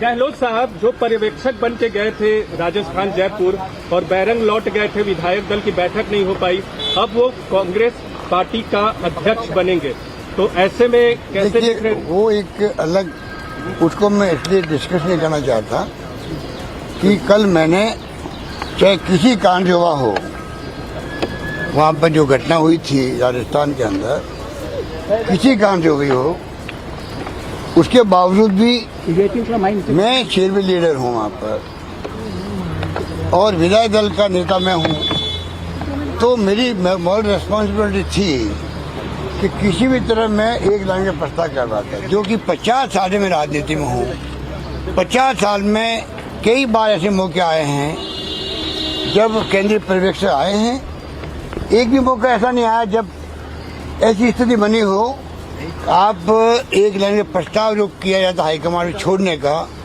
उसको हम नहीं करवा पाए, ऐसा पहली बार हुआ, जो बहुत ही अनफॉर्चुनेट था, बहुत दुखद था। और ये बात उन मित्रों को मालूम है जिन्होंने बाइकाट किया है, उन सब मित्रों को मालूम मेरी भावना क्या है। जो मुझे समझाना था, बात करनी सब मैंने करी। तो ऐसा माहौल वहाँ बन गया कि पता नहीं आज अगर प्रस्ताव पास हुआ कल क्या होगा। ये एक उनके दिमाग में बात घर कर गई। तो चाहते हुए भी एक लंबी कहानी वो मैं नहीं बोलना चाहता यहाँ पर, इतना ही कह सकता हूँ। फिर भी मॉरल रेस्पॉन्सिबिलिटी मेरी है, इसलिए मैंने कल कांग्रेस प्रेसिडेंट को कहा आई एम वेरी सॉरी कि मेरे खुद के बारे में लोग क्या सोचते होंगे, मेरी नेचर के खिलाफ कैसे हो गया। खिलाफ वहाँ पे राजस्थान में रिवोल्ट हो सकता है क्या मेरे रहते हुए? तो पूरे देश के अंदर मैं क्या जवाब दूंगा, किसी को समझाएंगे कि क्या बैकग्राउंड था। तो मैंने कहा आई एम वेरी सॉरी। और कांग्रेस प्रेसिडेंट की अगर अथॉरिटी कमजोर होती है तो हम कहाँ रहेंगे? हमारे लिए हम चाहे डैमेज हो जाए कोई व्यक्तिगत रूप से, कांग्रेस नेता, मैं सबको समझाता हूँ अपनी ज़िंदगी में वो कमेंट करो मीडिया को, खुद डैमेज हो परवाह मत करो, आपको वापस हाईकमान वापस आपको रिपेयर कर देगी, आपको कम्पनसेट कर देगी, आपको वापस आपका जो ड्यू है मिल जाएगा। पर अगर ऐसे कमेंट करोगे मीडिया के सामने, पूरी कांग्रेस का ग्राफ नीचे जाए, उस डैमेज कोई ठीक नहीं कर सकता। ये मेरी थोड़ी रहती है। बहुत लोग चाहते थे आप अध्यक्ष बने, बहुत लोग चाहते थे आप भी अध्यक्ष बनते कांग्रेस के अंदर जब लोगों से बात होती। बहुत देखिए, अध्यक्ष बनने की बात पहले मैंने भी कही थी। मुझे याद कीजिए जब मैंने कहा आज से 10 दिन पहले, मैंने कहा आज मैं लगातार 50 सारे पदों पे हूँ, अब मेरा बस चले तो मैं कोई पद नहीं लूँ, बगैर पद के मैं कभी राहुल गांधी की यात्रा में जाऊँ, कभी मैं जनता का आह्वान करूं सड़कों पे आओ, क्योंकि देश के हालात क्या है, डेमोक्रेसी को क्वेश्चन मार्क लग रहा है। ईडी इनकम टैक्स ये क्या कर रही है, संविधान की धज्जियां उड़ रही है। तो मैं मेरा बस चलेगा मतलब, मेरा बस चलने का मतलब क्या है? मैं इसलिए कह रहा हूँ मतलब मेरा बस नहीं चल रहा है, अभी मैं खुद छोड़ के जाऊँगा कोई पद, तो लोग कहेंगे कांग्रेस क्योंकि तकलीफ में है, तकलीफ में अशोक गहलोत भागना चाहता है। इसलिए मैंने कहा मेरा बस चले तो, और मैं चाहूंगा जो हाईकमान मुझे कहेगी, जो जिम्मेदारी देगी वो मैं निभाऊंगा, जिम्मेदारी देकर निभाऊंगा। ये बात मैं 10 दिन पहले कह चुका हूँ आप लोगों को, आज मैं उसमें कायम हूँ। मेरे लिए आज पद इम्पोर्टेंट नहीं, मेरे लिए पद इम्पोर्टेंट ये है देश के अंदर एक प्रतिपक्ष होना जरूरी है जो मजबूत हो। और मैं नहीं कह रहा हूँ, देशवासी कहते हैं कि कांग्रेस मजबूत होना बहुत आवश्यक है। उसके लिए राहुल गांधी निकल पड़ा है, चाहे वो महंगाई हो, चाहे वो आपका बेरोजगारी हो, चाहे देश में एकता हो, शांति हो, सद्भाव हो, प्यार मोहब्बत हो, नफरत नहीं हो, इस मुद्दे को लेकर वो निकल पड़ा है और मैं उनके साथ हूँ। बहुत लोगों ने कहा बन गया हूँ, सुबह बन गया हूँ। देखिए, गांधी परिवार कह चुका है हम न्यूट्रल रहेंगे, गांधी परिवार कह चुका है, मुझे भी उन्होंने कहा था हम न्यूट्रल रहेंगे। गांधी परिवार का व्यक्ति कोई भी ना तो नामांकन में भाग लेगा, ना वो नामांकन करवाने आएंगे। सोनिया गांधी जी क्लियर कर चुकी है 10 दिन पहले ही, हम लोग न्यूट्रल रहना चाहते हैं, ठीक है। और हर नेता जाएगा, जब सजीत थोड़ी भी गए थे, दिग्विजय सिंह जी भी गए थे, मैं भी गया था ब्लेसिंग लेने के लिए। हर व्यक्ति चाहेगा कि नेहरू गांधी परिवार का हमें समर्थन मिले, तो समर्थन जब वो कह रहे हम न्यूट्रल हैं, तो जो निर्णय हुआ है खड़गे साहब के बारे में, हमारे कई सीनियर लोगों ने मिलकर लिया है, हम सब ने मिलकर लिया है, हम भी प्रस्तावक बने हैं, इसलिए मैंने बात कही आपको। हमें चिंता है कांग्रेस मजबूत कैसे रहे। And Ashok Gehlot there speaking to the press. Madhurima joins us with more. Madhurima, a lot happening at the AICC headquarters after a long time. A lot of controversy, a lot of twists and turns in those in that race. It's over to you to take us through what's happening. Give us some insights, even though as we are hearing different reactions coming in. Ashok Gehlot now putting his point forward, saying so many things and ending it all by saying that he will follow the high command. But what's happening at the AICC headquarters? Tell us all the details. Well, the AICC headquarters here at the national capital is all abuzz. I request my camera person to give you the inside view of the AICC headquarters. You can see that it is filled with Congress workers, and all this is because the finalists of the front runners of the Congress presidential elections are there inside. We just showed you the visuals of Mallikarjun Kharge entering the AICC office to file his nominations. Just few minutes from now, Shashi Tharoor filed his nominations. These two are the final candidates that are coming. They are the front runners that are coming for the race of the Congress presidential elections that will be held on the October 17th, and the result will be finally out on October 19th. And as yes, you were pointing out, there has been a lot of drama that unfolded in the past week, where we initially saw that Mr. Ashok Gehlot's name was almost final for the post. Then, of course, the unfortunate turn of politics in the state of Rajasthan, of course, deemed hapless, for him, and then he had to really quit from the race of Congress president. And then, of course, like he was today said, that he went and apologized to Sonia Gandhi. He said that I told her that I'm very sorry for whatever happened in Rajasthan, and I take the moral responsibility, and hence I am stepping out of the race of Congress president. And as we know, Mallikarjun Kharge has been one of the most loyal emissaries of the top rung of the Gandhi family. He is, of course, one of the final contenders, and the kind of support that he has been garnering is a point of contention, which could lead that yes, he is the front runner in the race of Congress presidential elections. We saw how Digvijay Singh stepped back. Then we saw Pramod Tiwari, PL Punia, all of them trying to propose, being proposers for Mallikarjun Kharge. Now Digvijay Singh also stepped back because after Mallikarjun Kharge, if he wins these elections, the post of LOP will also, in the upper house of the parliament, will also stand vacant. So next project would be to find an LOP for the upper house as well. So all that drama unfolding here at the AICC, we're bringing you the live visuals, and Mallikarjun Kharge to soon file nomination here at AICC. Back to you.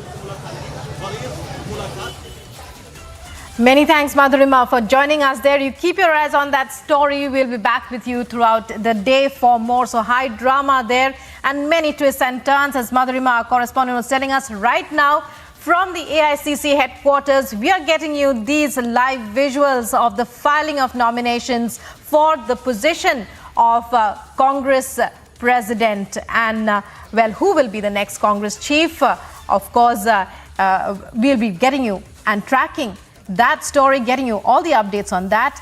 Meanwhile, let's move on to other top stories. Uttarakhand's Kotdwar court has remanded the three accused, including Pulkit Arya in the Ankita Bhandari murder case, to 3 days police custody.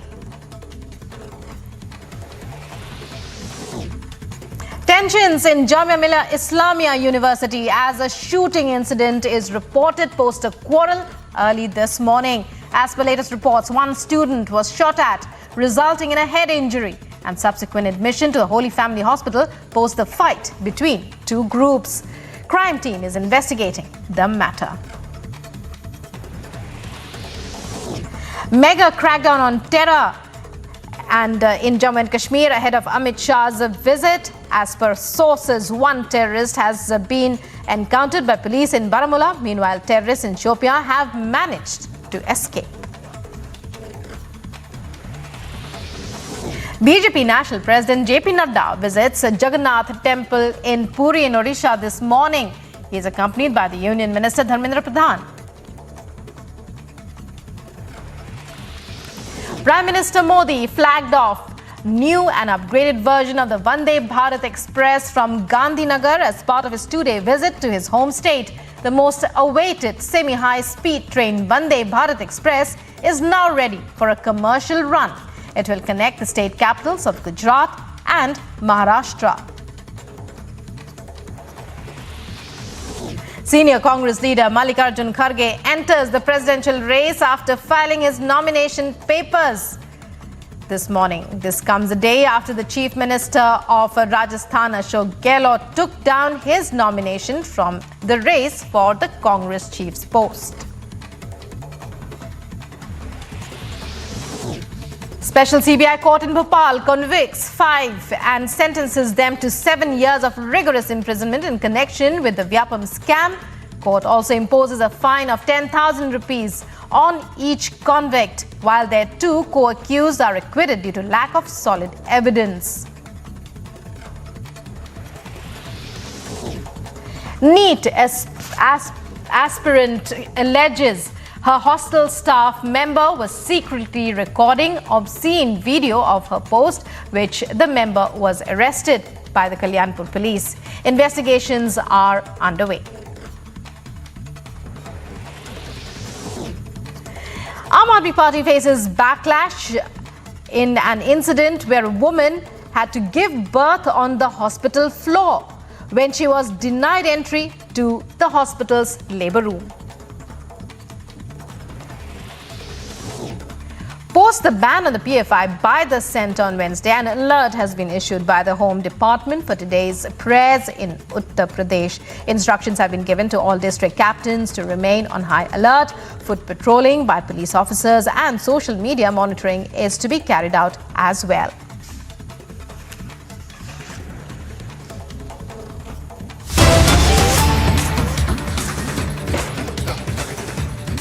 Breaking news coming in now on the Ankita Bhandari case.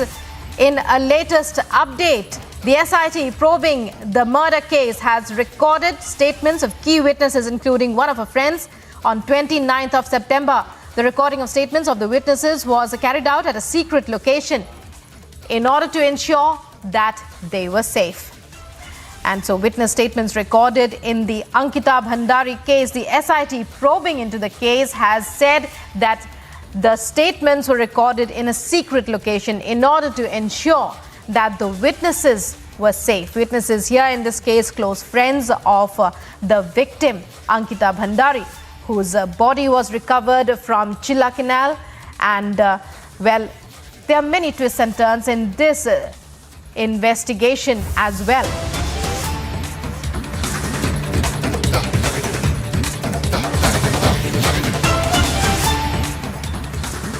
And breaking news now. Chief of Defence Staff. India gets a new Chief of Defence Staff today. He's to take oath. Defence Minister now meeting India's new Chief of Defence Staff, Lieutenant General Anil. That's General Anil Chauhan. He called on the Raksha Mantri at South Block today, and these are images that we are getting you of that significant meeting. Earlier in the day, we had shown you visuals of him laying the wreath at the National War Memorial, paying his respects to our brave hearts who laid down their lives and made the supreme sacrifice for the country. Chief of Defence Staff General Anil Chauhan meeting Defence Minister, that's Raksha Mantri Rajnath Singh. These are first visuals we're getting you, first images we're getting you on Republic TV. And the new Chief of Defence Staff, General Anil Chauhan, takes oath today and assumes charge as India's second Chief of Defence Staff. He succeeds General Bipin Rawat. And General Anil Chauhan belongs to the same regiment as General Rawat did. And he's a much decorated army officer.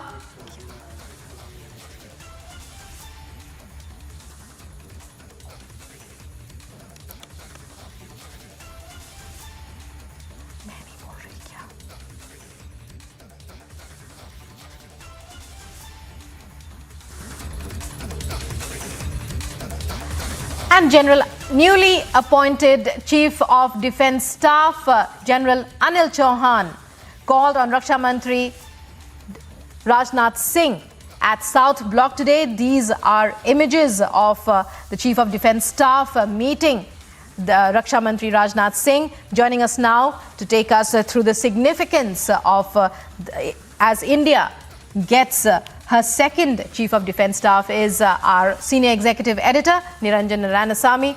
Well, Niranjan, take us through the significance of, the government also had come out a few days ago with new guidelines for the appointment.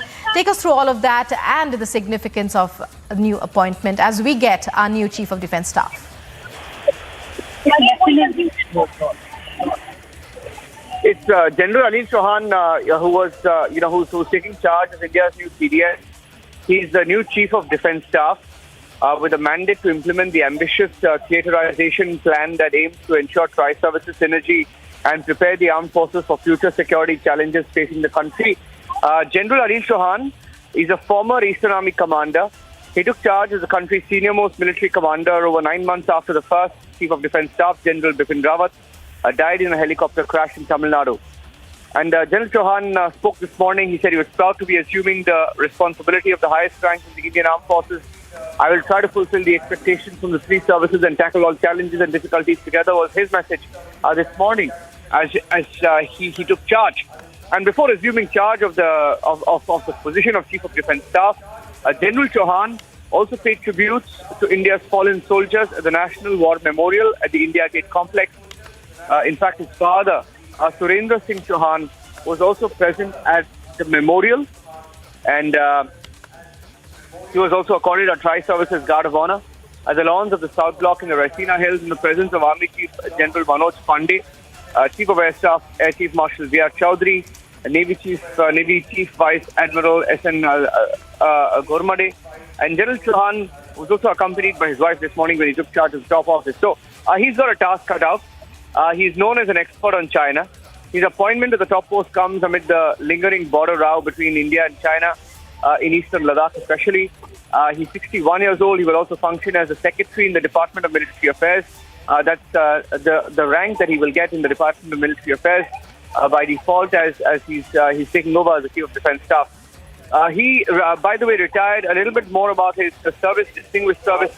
He retired from the service on the 31st of May last year when he was serving as the Eastern Army Commander. And after his retirement, he was serving as a military advisor to the National Security Council Secretariat headed by National Security Advisor Ajit Doval. He was born on the 18th of May. And I think Major General S.P. Sena is also joining us on the phone line. So I'm letting go across to Major General S.P. Sena as well. General Sena, he's got a task cut out. People refer to him, experts refer to him as an expert on China, someone who knows China inside out, someone who's played a key role in mobilization during the Doklam operations, someone who's an expert at LAC, and above all, I think he's got a task cut out now, sir. Absolutely. You see, previous Chief of Defence Staff, General Rawat, had made a mention that China is bigger threat to India in comparison to Pakistan, and it is a statement of fact, firstly. So once the government has decided to make somebody, one senior army officer, as Chief of Defence Staff who is China specialist, so I think it will enable him to play a very important role with regard to China, because China has never abandoned its one palm, five finger strategy. China has never abandoned its expansionist policy. And that is, our IB is not defined. It is absolutely fluid state, and China takes advantage of that. China is threat to right of navigation of ships. So all these factors will enable him to give higher direction and act as a one-point authority to the government. He will act as an advisor. And once an officer reaches the rank of army commander, he has got the experience, ability, capability to give any sort of direction to national policy. Another important thing is that we are all aware about 2.5 front war scenario, whereas Pakistan is one front, China is second front, and the internal is half front. And in today's India, the internal threat is acquiring a very, very ominous and dangerous dimension. And there, Chief of Defence Staff will play a very important role.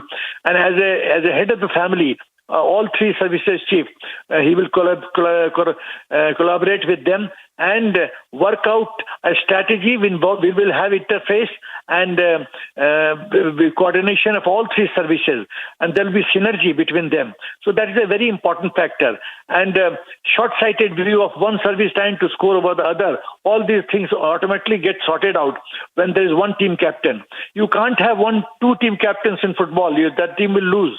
So you need one team captain. So it is a very important development, and I'm very happy because for many, many months after General Rawat's departure, this post was lying vacant, and we were wondering that we are losing vital time because China is a very dangerous country. So I think it is a very good step, and whatever activities he's undergoing just now, these are ceremonial functions whenever people occupy such an important position. These are ceremonial functions, part of ceremonial function, going to National War Memorial, taking salute, guard of honor, meeting Honorable Defense Minister, meeting NSA, meeting Defense Honorable Prime Minister, maybe at times even you can even meet foreign ministers. So all these are normal rituals, ceremonial protocols which have to be undergone. But I'm very happy he will soon settle down in his chair, and we hope that positive results of his assuming command will start manifesting itself in days to come. He has very little time. When General Rawat talked of composite groups, composite battle groups, that concept he has to implement. Theater command he has to implement. Modernization of armed forces. How operational teeth of armed forces can be increased. In a synergy between all three services, joint training, joint procurement, all these factors, development of industrial base, defense industrial base, DIB, securing our border so that infiltration does not take place. All these factors are morale, increasing, enhancing the morale of the troops of all three services. All these factors are very important, and I'm sure he will do a good job. He's a capable general, I'm told. Although he is junior to me by, I think, 11 years or 12 years, but that doesn't make any difference. And I think the chair of CDS is in able hands. And he's an ex-NDA. I'm also an ex-NDA. He's an ex-NDA, so he has seen enough waters. Right. He knows how to navigate the ship towards success. Right. Major General S.P. Sinha, many thanks for joining us there. And so, Chief of Defence Staff, those are visuals of the Chief of Defence Staff. He's the second Chief of Defence Staff, General Anil Chauhan. He assumes charge today as India's Chief of Defence Staff, succeeding General Bipin Rawat. And here you see him meeting Raksha Mantri Rajnath Singh, as also paying his tribute at the National War Memorial.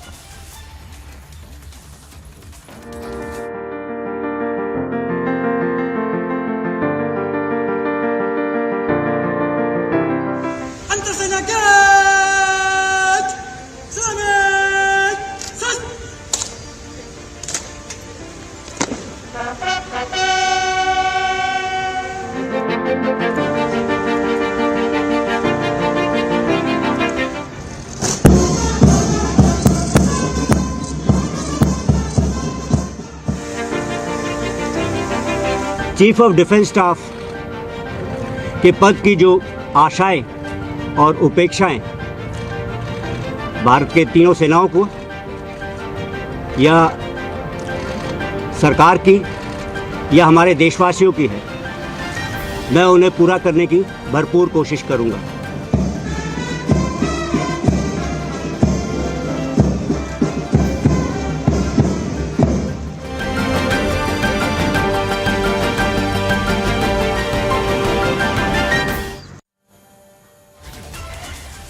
Moving on to other stories, we'd heard about how some members of the opposition had created a furor over the lion sculpture. The lion sculpture installed atop the new Parliament building. Now the court has said it does not violate the state emblem of India. Prohibition of Improper Use Act 2005, and this was said by the Supreme Court today, putting an end to that debate. And the court dismissed a PIL filed against the lion emblem. And these are visuals of the inauguration of the emblem since well, just a short while back, and we'd all known and heard about the furor that was created by some members of the opposition who found fault with this sculpture.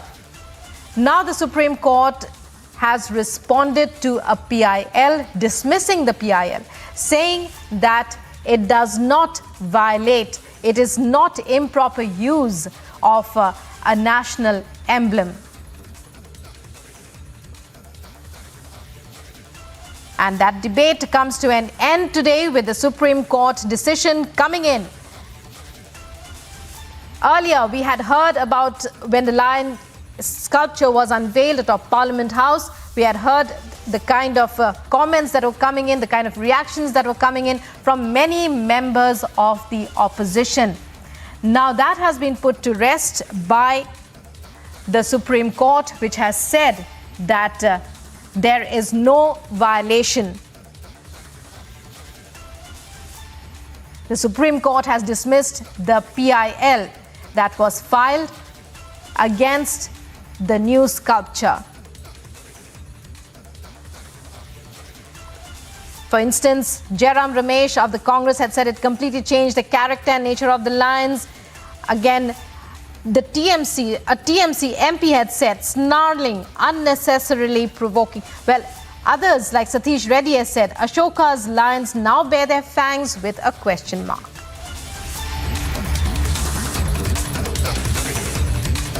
The Supreme Court has ordered in the favor of the government, where it says that the emblem that was installed at the Parliament building does not violate the 2005 Act. Stay tuned to Republic TV. We'll be right back after a very short break to keep you ahead of this story.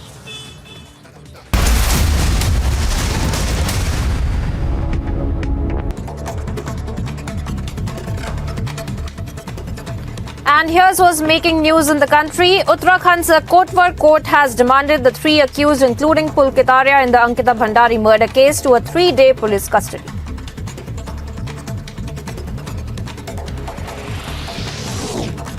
Tensions arise in the Jamia Millia Islamia University as a shooting incident was reported post a quarrel early this morning. As per reports, one student was shot at, resulting in a head injury, and subsequent admission to the Holy Family Hospital post the fight between 2 groups. Crime team is investigating the matter.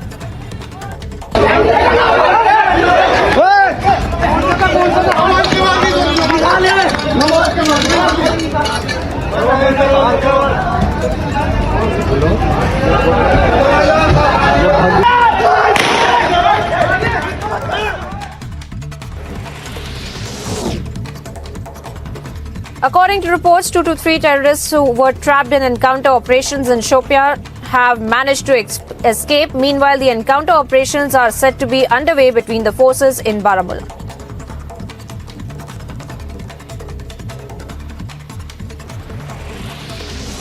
BJP National President JP Nadda visited the Jagannath Temple in Puri this morning. He was accompanied by the Union Minister Dharmendra Pradhan.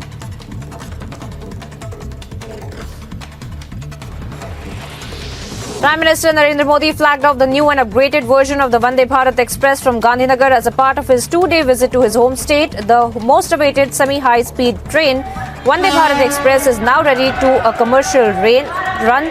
It will connect the state capitals of Gujarat and Maharashtra.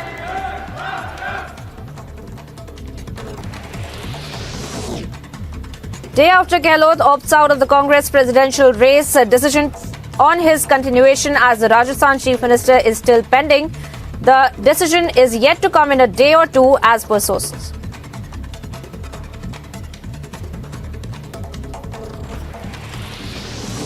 A special CBI court in Bhopal convicted 5 people and sentenced them to 7 years of rigorous imprisonment in connection with the Vyapam case. The court also imposed a fine of Rs 10,000 to each convict, while their 2 co-accused were acquitted due to lack of solid evidence.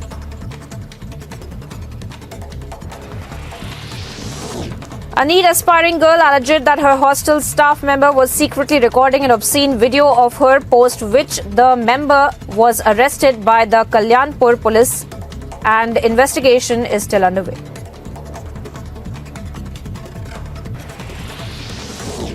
A woman gives birth on a hospital floor after allegedly being denied admission into the labour room. Deputy Commissioner Faridkot Harbir Singh said that an inquiry has been ordered and necessary actions will be taken.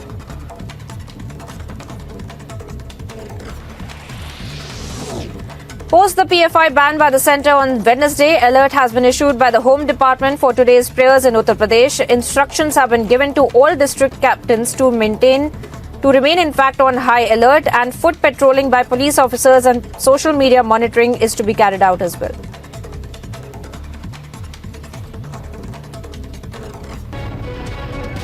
In a shocking case of medical apathy coming up.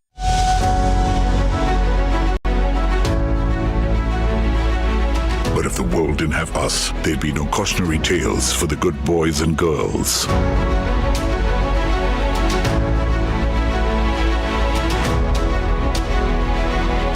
Yes, D, not for the saint-hearted.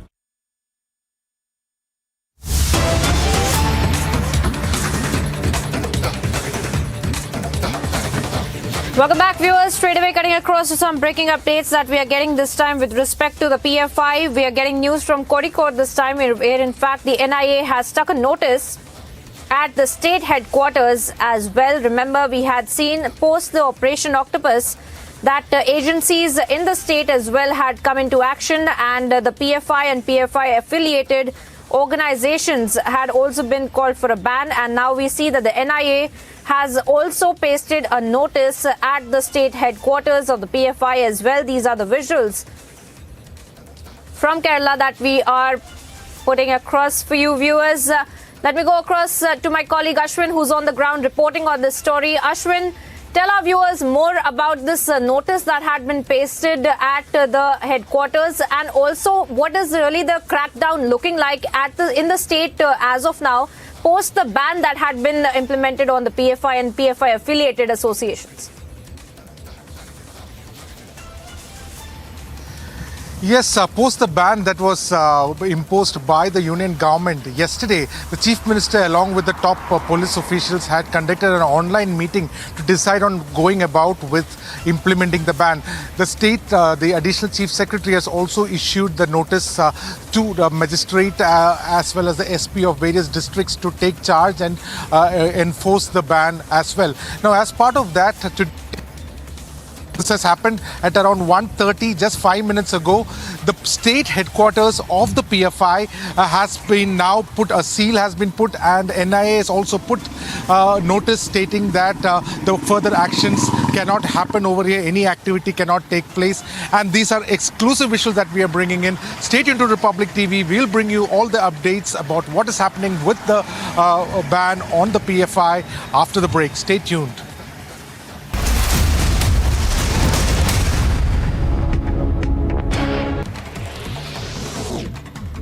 Day after Gehlot opts out of the Congress presidential race, a decision on his continuation as the Rajasthan Chief Minister is still pending. The decision is yet to come in a day or two, as per sources.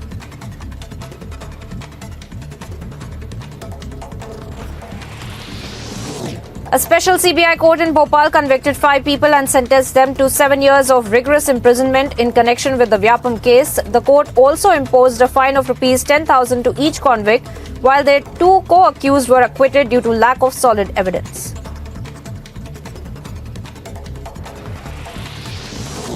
A NEET aspiring girl alleged that her hostel staff member was secretly recording an obscene video of her, post which the member was arrested by the Kalyanpur police, and investigation is still underway.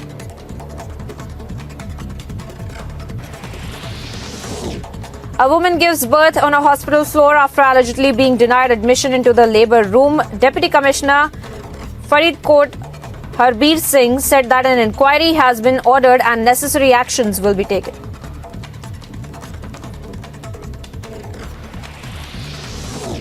Post the PFI ban by the centre on Wednesday, alert has been issued by the Home Department for today's prayers in Uttar Pradesh. Instructions have been given to all district captains to remain in fact on high alert, and foot patrolling by police officers and social media monitoring is to be carried out as well.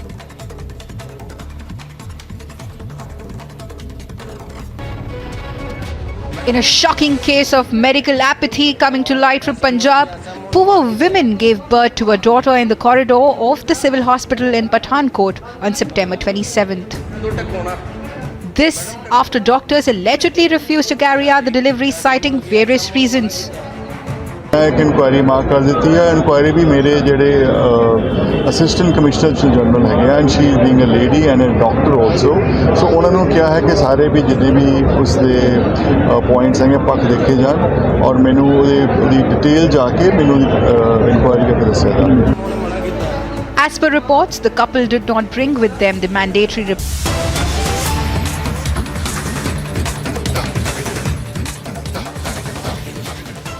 And viewers, some more breaking updates that we are getting with respect to the AIADMK party, where the Supreme Court in fact has ordered to stay the general secretary elections of the AIADMK party until the appeal made by OPS is heard by the apex court. So this is a big blow to the EPS faction as well that we are seeing, since the apex court has ordered a stay on the general secretary elections of the AIADMK political party until the appeal that has been made by the OPS faction is heard by the apex court itself. Varshini, my colleague, is joining with more details. Varshini, walk us through the entire legal arguments that had also been presented before the court when this entire petition had been made with respect to the general secretary elections, and how the appeal that had also been made by the OPS has had an effect on this, now that the Supreme Court has ordered a stay.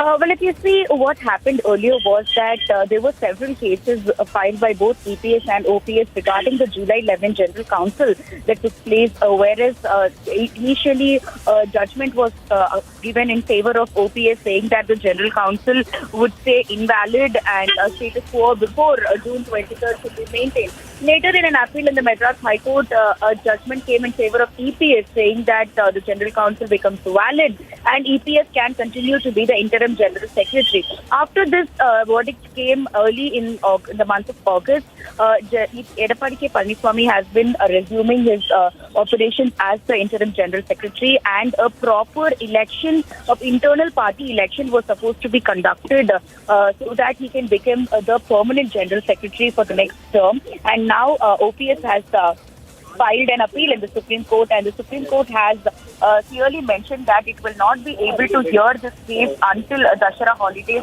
So only after Dussehra holidays to hear this case, and only after that the court has permitted the AIADMK party to make sure that they are conducting the election. So unless and until there is a verdict in the appeal of Paneerselvam in the Supreme Court, the internal election for the General Secretary in the AIADMK party cannot happen. Now this is some of O. Paneerselvam, so which is technically seen as a setback for AIADMK Palaniswamy.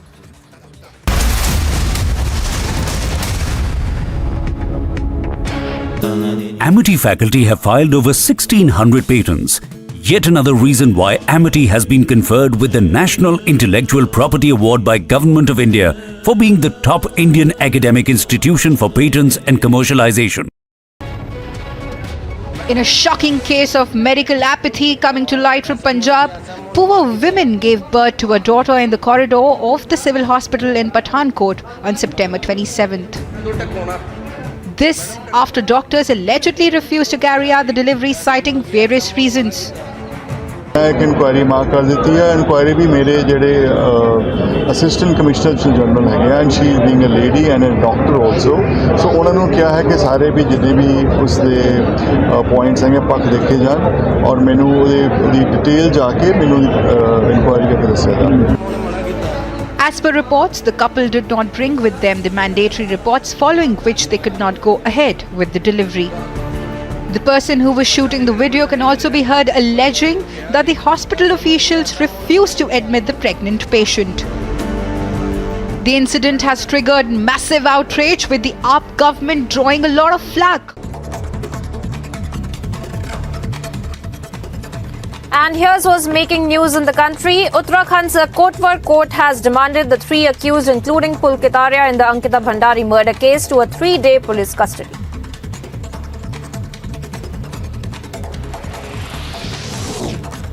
Tensions arise in the Jamia Millia Islamia University as a shooting incident was reported post a quarrel early this morning. As per reports, one student was shot at, resulting in a head injury, and subsequent admission to the Holy Family Hospital post the fight between two groups.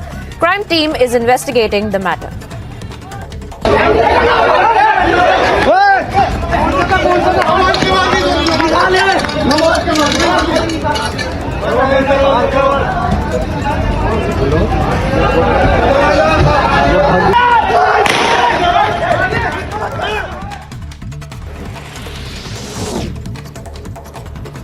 According to reports, 2 to 3 terrorists who were trapped in encounter operations in Shopia have managed to escape. Meanwhile, the encounter operations are said to be underway between the forces in Baramulla.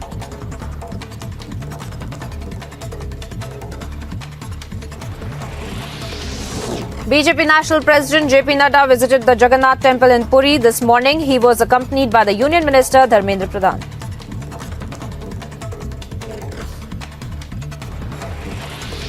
Prime Minister Narendra Modi